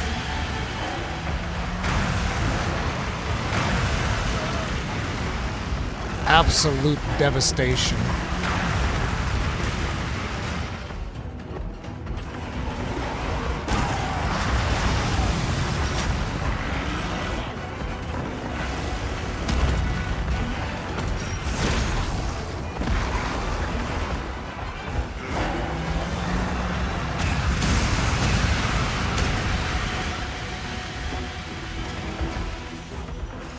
Leave this to me.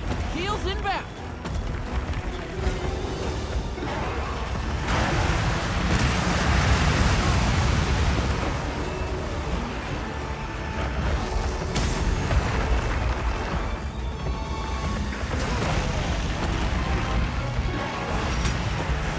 Leave this to me.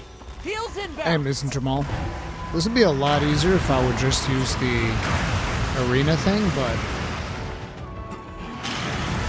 doesn't that just ruin the whole spirit of the whole thing?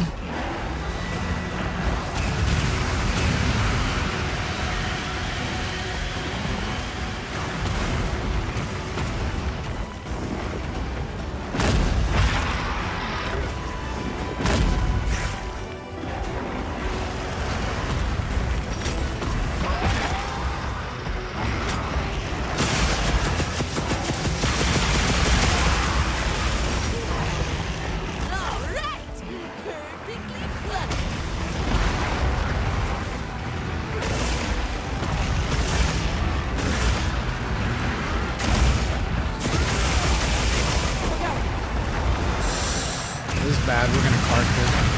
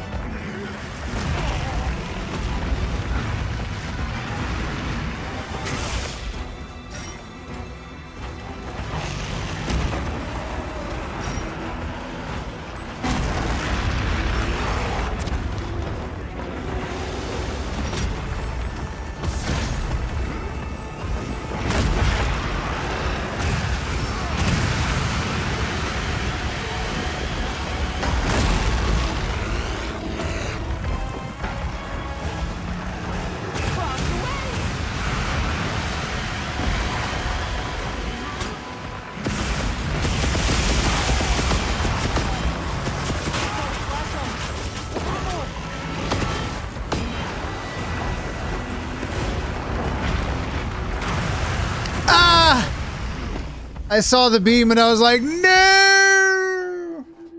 It's too late!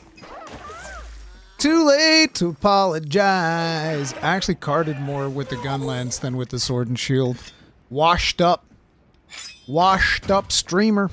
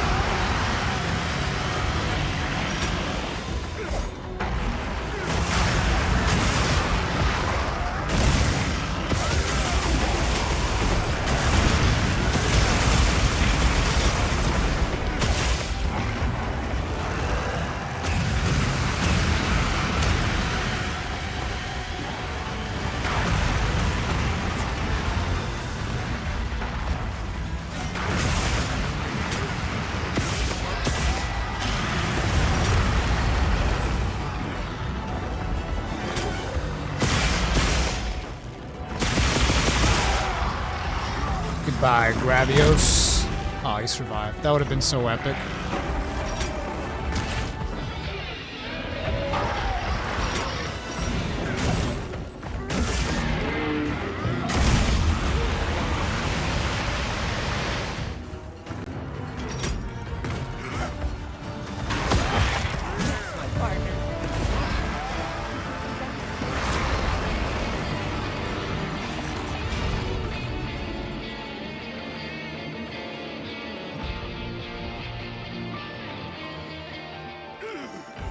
That's fantastic.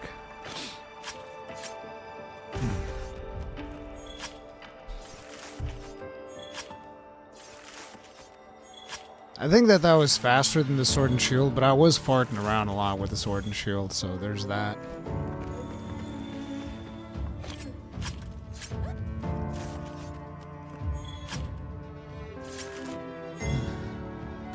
A wyvern gem. Hey, Krim. I'm going to separate it into different videos, like all those games we talked about at the start. So, yeah, don't worry too much about it.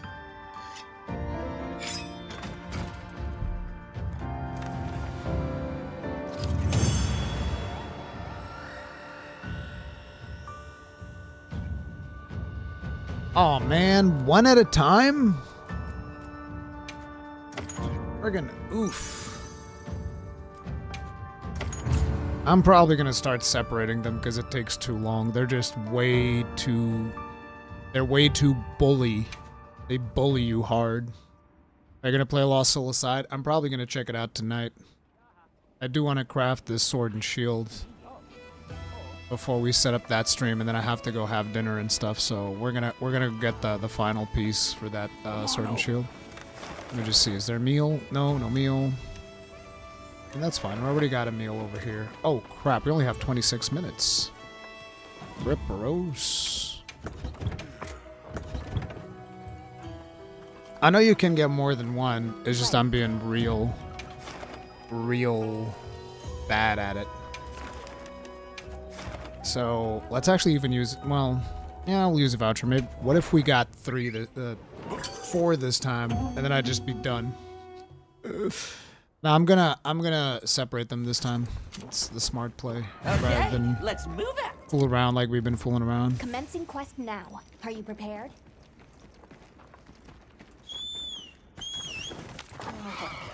What a view! No, don't do it. Don't do it. Don't go closer to the other one. Come here.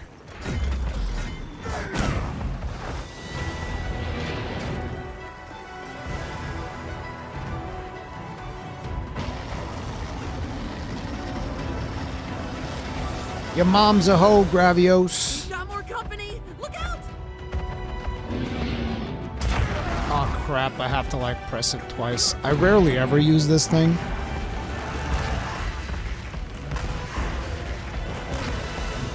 So I end up forgetting how it actually works. Come here, bro.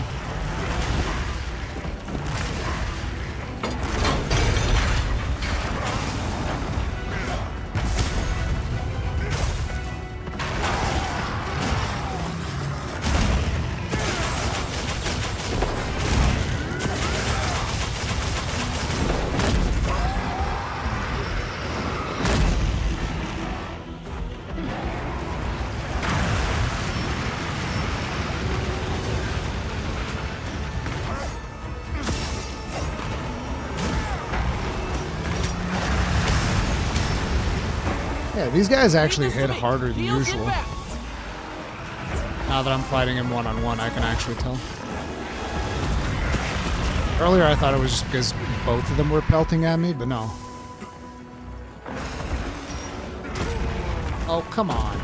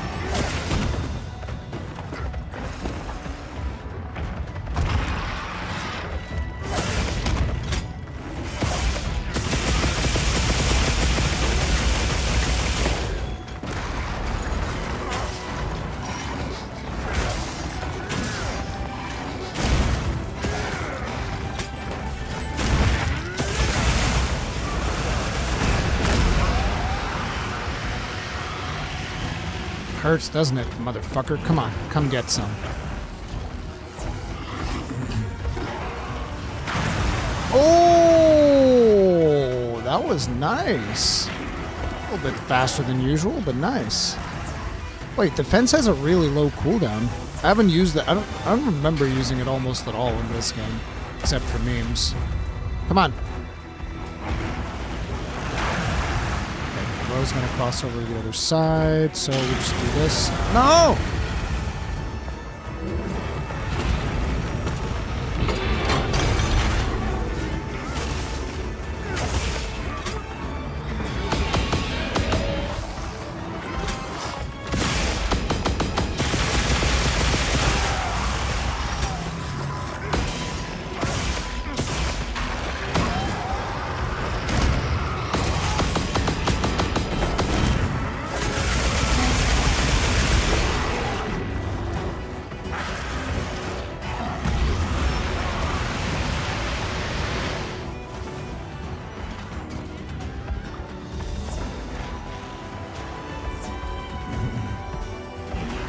Yeah, they're 8 stars. I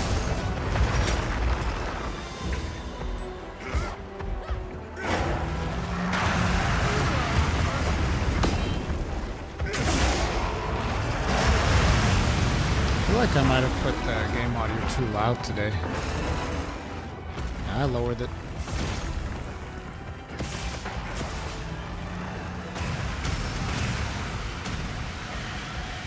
Look out!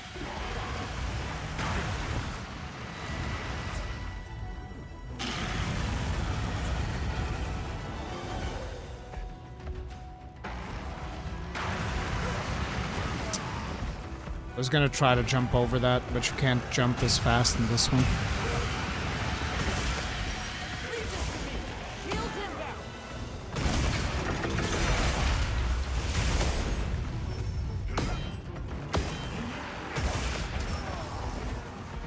Is their jump doing double hits or something? Because, like, I haven't been able to counter the jump.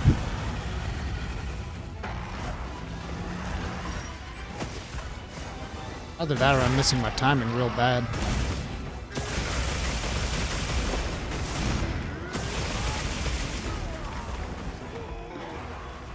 Okay, the other one's close by. This is dangerous.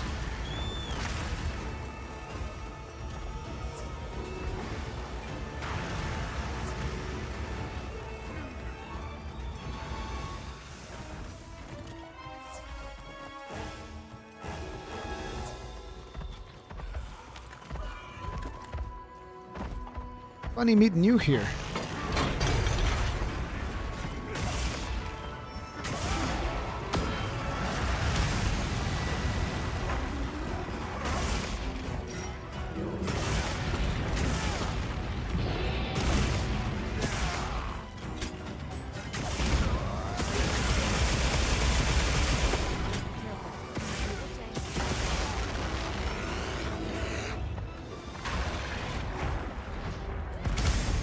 Yeah, it's 2 hits now. But it wasn't always like that, I feel like. I feel like I used to be able to counter these.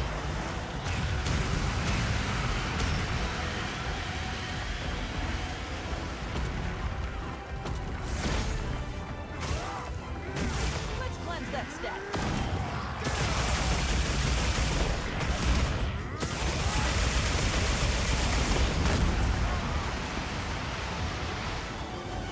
All right, perfectly plundered.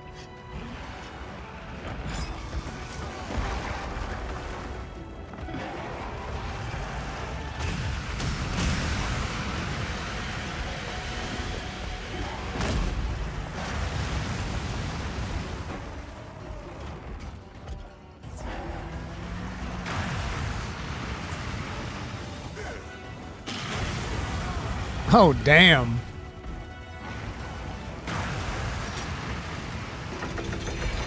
I like this Gravios.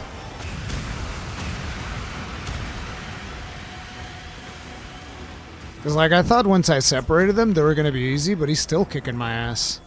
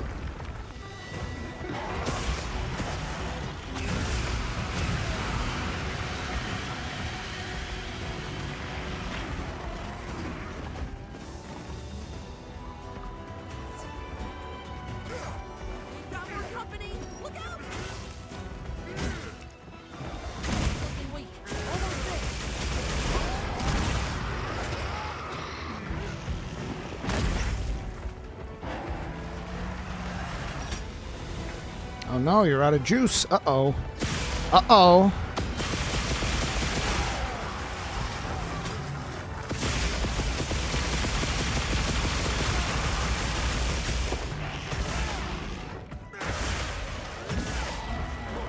Uh-oh, out of juice.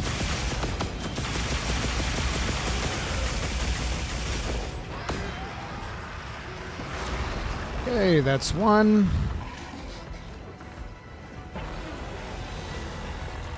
Holy crap. Now the other one's mad. I guess we don't get to carve this. Whatever.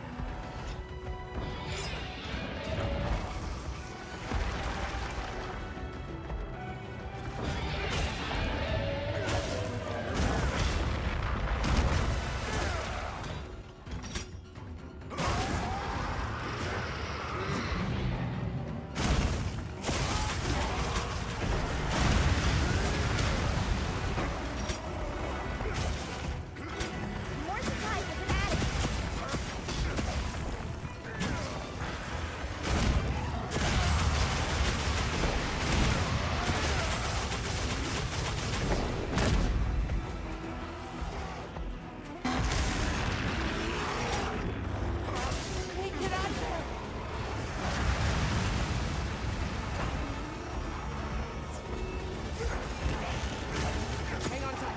Don't get shaken off.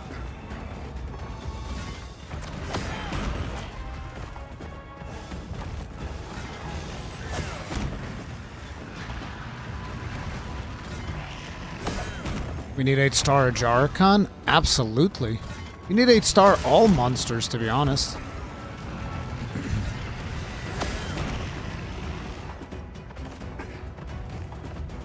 Careful, don't hit your head. Told you not to do that, you dumb idiot.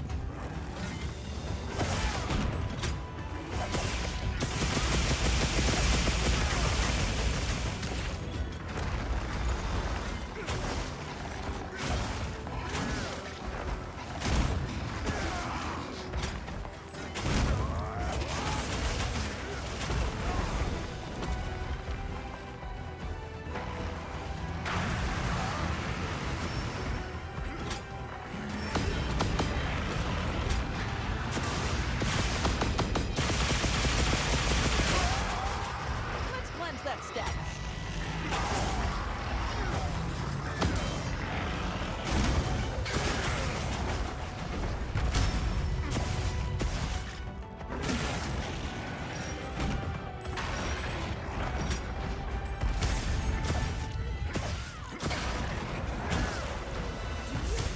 Plundering.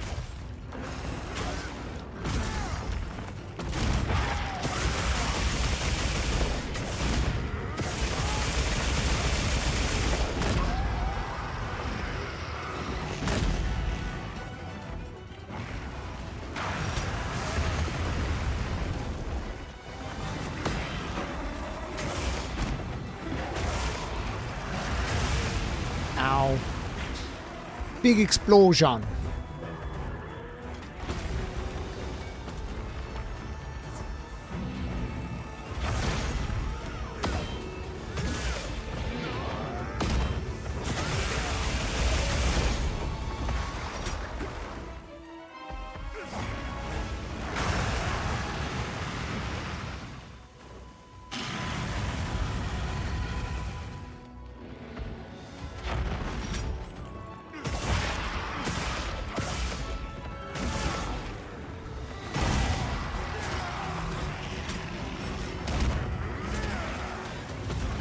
Leave this to me. Wheels in back.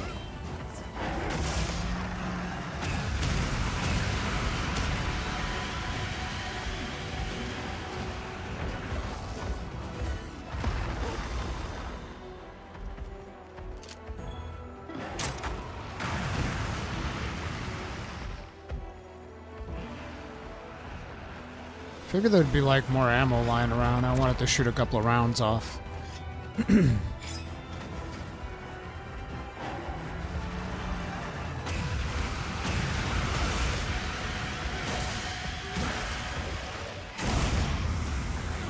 No! Gaijin! Save me!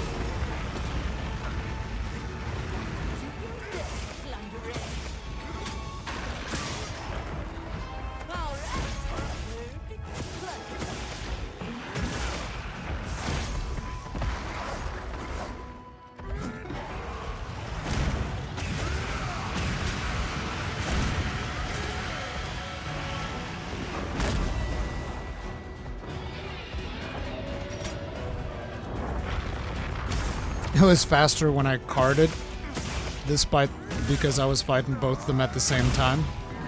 So despite carding, it was still the most efficient way of doing it.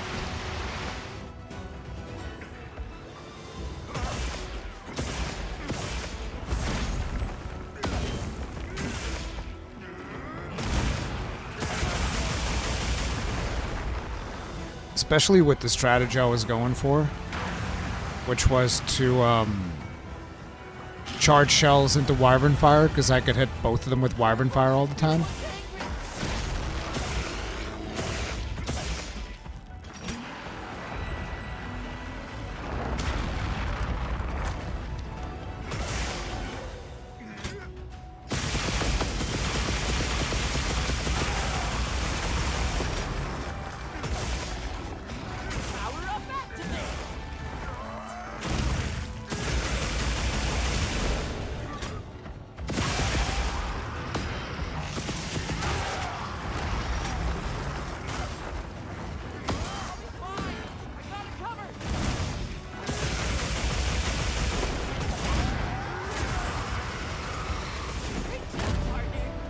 Ba-boom, boom, boom.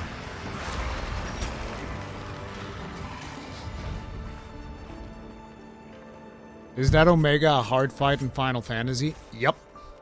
Especially if you do him on Savage. Shield Captain, as a Final Fantasy 14 player, think Omega will bring all the 14 weapons? I hope so. I hope that they've learned that when you do collabs, you should do all 15 weapons, because otherwise some people are inevitably going to feel left out. And it's never good to be one of the people that is feeling left out on a weapon tree. It just fucking sucks. It's like, well, what the fuck? Why does everybody else get a weapon except for me? That's some bullshit. And yeah, it kind of sucks. Wow, we really only got one, huh? That fucking blows chunks. But we're able to do the Sword and Shield, which is the one that I really wanted. So we'll get cracking on that. Crack-a-lackin'.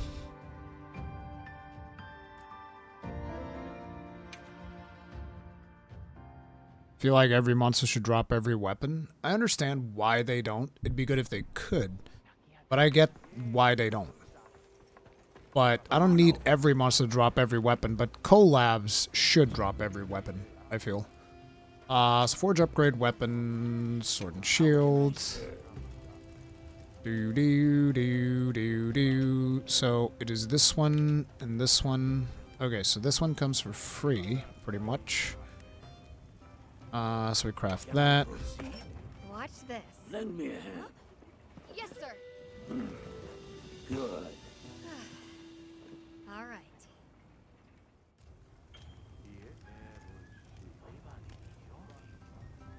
Can I proceed? Watch this. Lend me a hand. Yes, sir. I am a dwarf and I'm digging a hole. Diggy, diggy hole. Diggy, diggy hole. Elbows. Right. Good. All right. So what is this skill of this? Power Stone. Temporarily increases attack upon mining materials. Mining particularly rare materials greatly increases attack.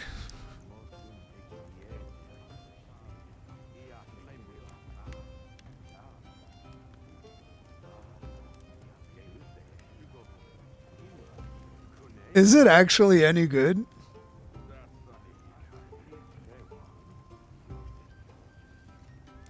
For how long? So you're gonna go mining before you do the hunt? How does this work? What? Because, like, that raw damage is pretty bad. I've had over 400 raw with it. That's fucking crazy.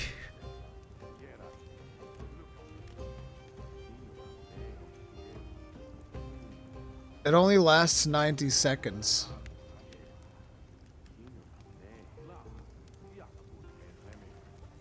There's a timer. It only lasts 90 seconds, according to what people are saying.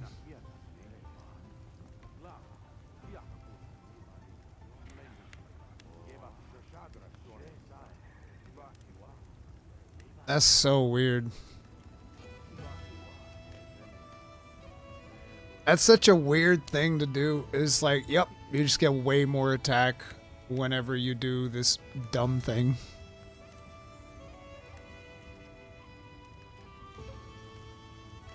What do you mean geologist works with it? I am so confused. Another satisfied customer.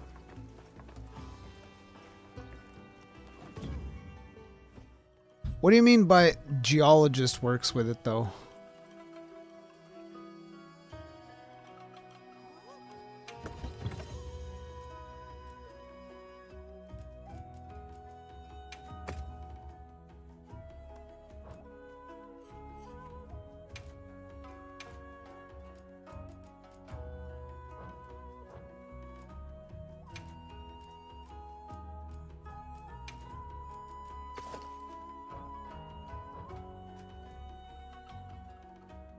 So I'll want attack up and guardian. I don't know guardian what though. And we won't have crit.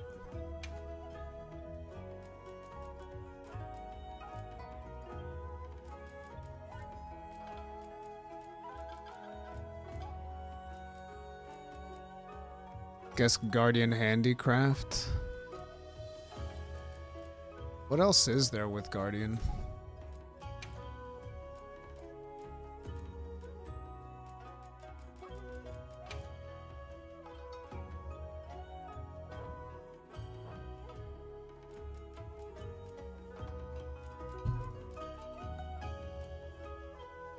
I guess Guardian Handicraft's probably the best for this one.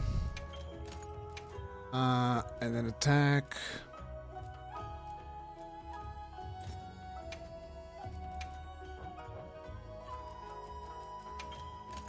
Oh, shit. And then in here, I guess we could... I don't think we can get crit, right?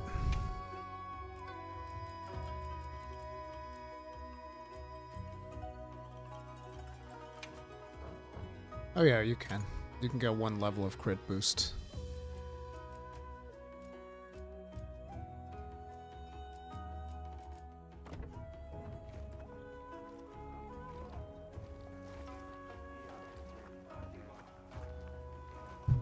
Every ore gives an amount of extra raw. Rare gives it more. But wait, but if it runs out, you're gonna have to be running around picking up ores? Like, that's so weird.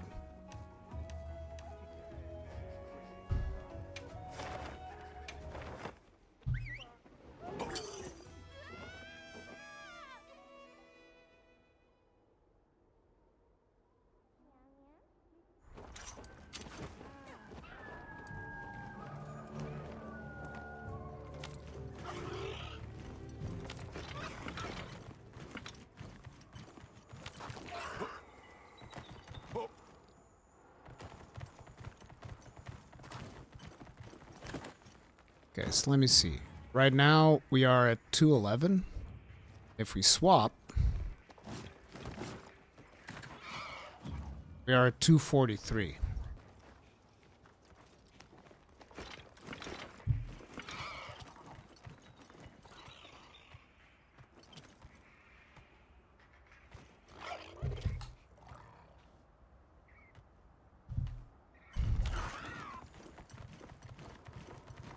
So if I'm not mistaken, there's a thing here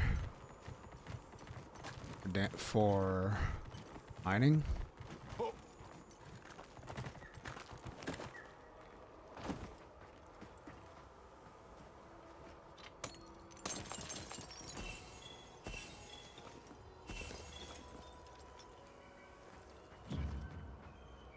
We're already at 246.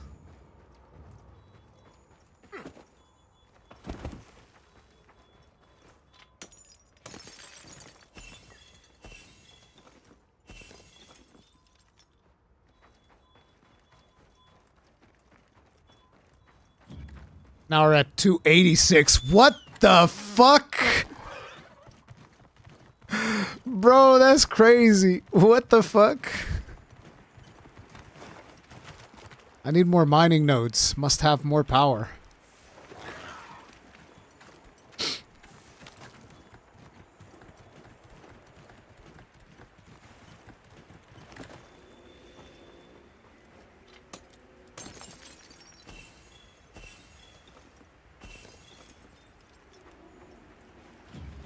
$301.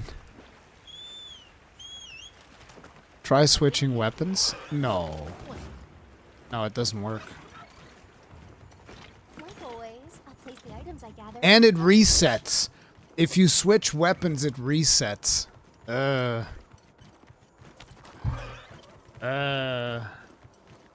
It's not weird and terrible. It's niche. Like, somebody will figure out a really powerful way of doing stuff with this, and it will be interesting. It's probably not going to be me, because I don't like high maintenance things. I don't like things that require too much maintenance, but that's fun. Plus, we get like a cool little... We got a different looking weapon. So that's neat.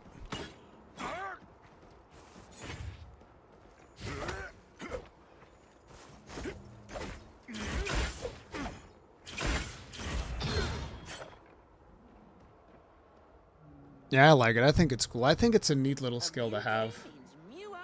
But this will be mostly for me. It's going to be mostly like a cosmetic thing than anything else. But it is a really cool weapon. But anyways, guys, I got to get out of here. I got to get some food in me. And I do want to see if I can still stream Lost Soul Aside today. I'm going to do my best to try and do that. But for now, that's going to be it. I love you guys. More things in Monster Hunter, always good. Can't wait for Omega. But in the next couple of days, we're going to be pretty friggin' busy. So hopefully you guys are looking forward to that. I'm definitely looking forward to that. Thank you all very much for hanging out with me today. Like I said, I'm going to go chop this stream up as well so that we can have like videos for each of the games that we covered here separately on the channel. So if you missed the stream, you don't have to like rewatch the stream. I'll just like have separate videos for each of the games you might be interested in. I've seen that a lot of the stuff from Gamescom's been getting lower viewership, mostly because I feel like the timing, because it took me a long time to cover those, but I don't care. I'm having so much fun covering all this stuff that it's just fun to me, so whatever. Algorithm's gonna fuck us. We'll come back strong in the algorithm when other things happen, so it'll be whatever. Anyways, thank you all for sticking with me, and I'll see you guys later, all right? Stay strong, stay safe. Peace out.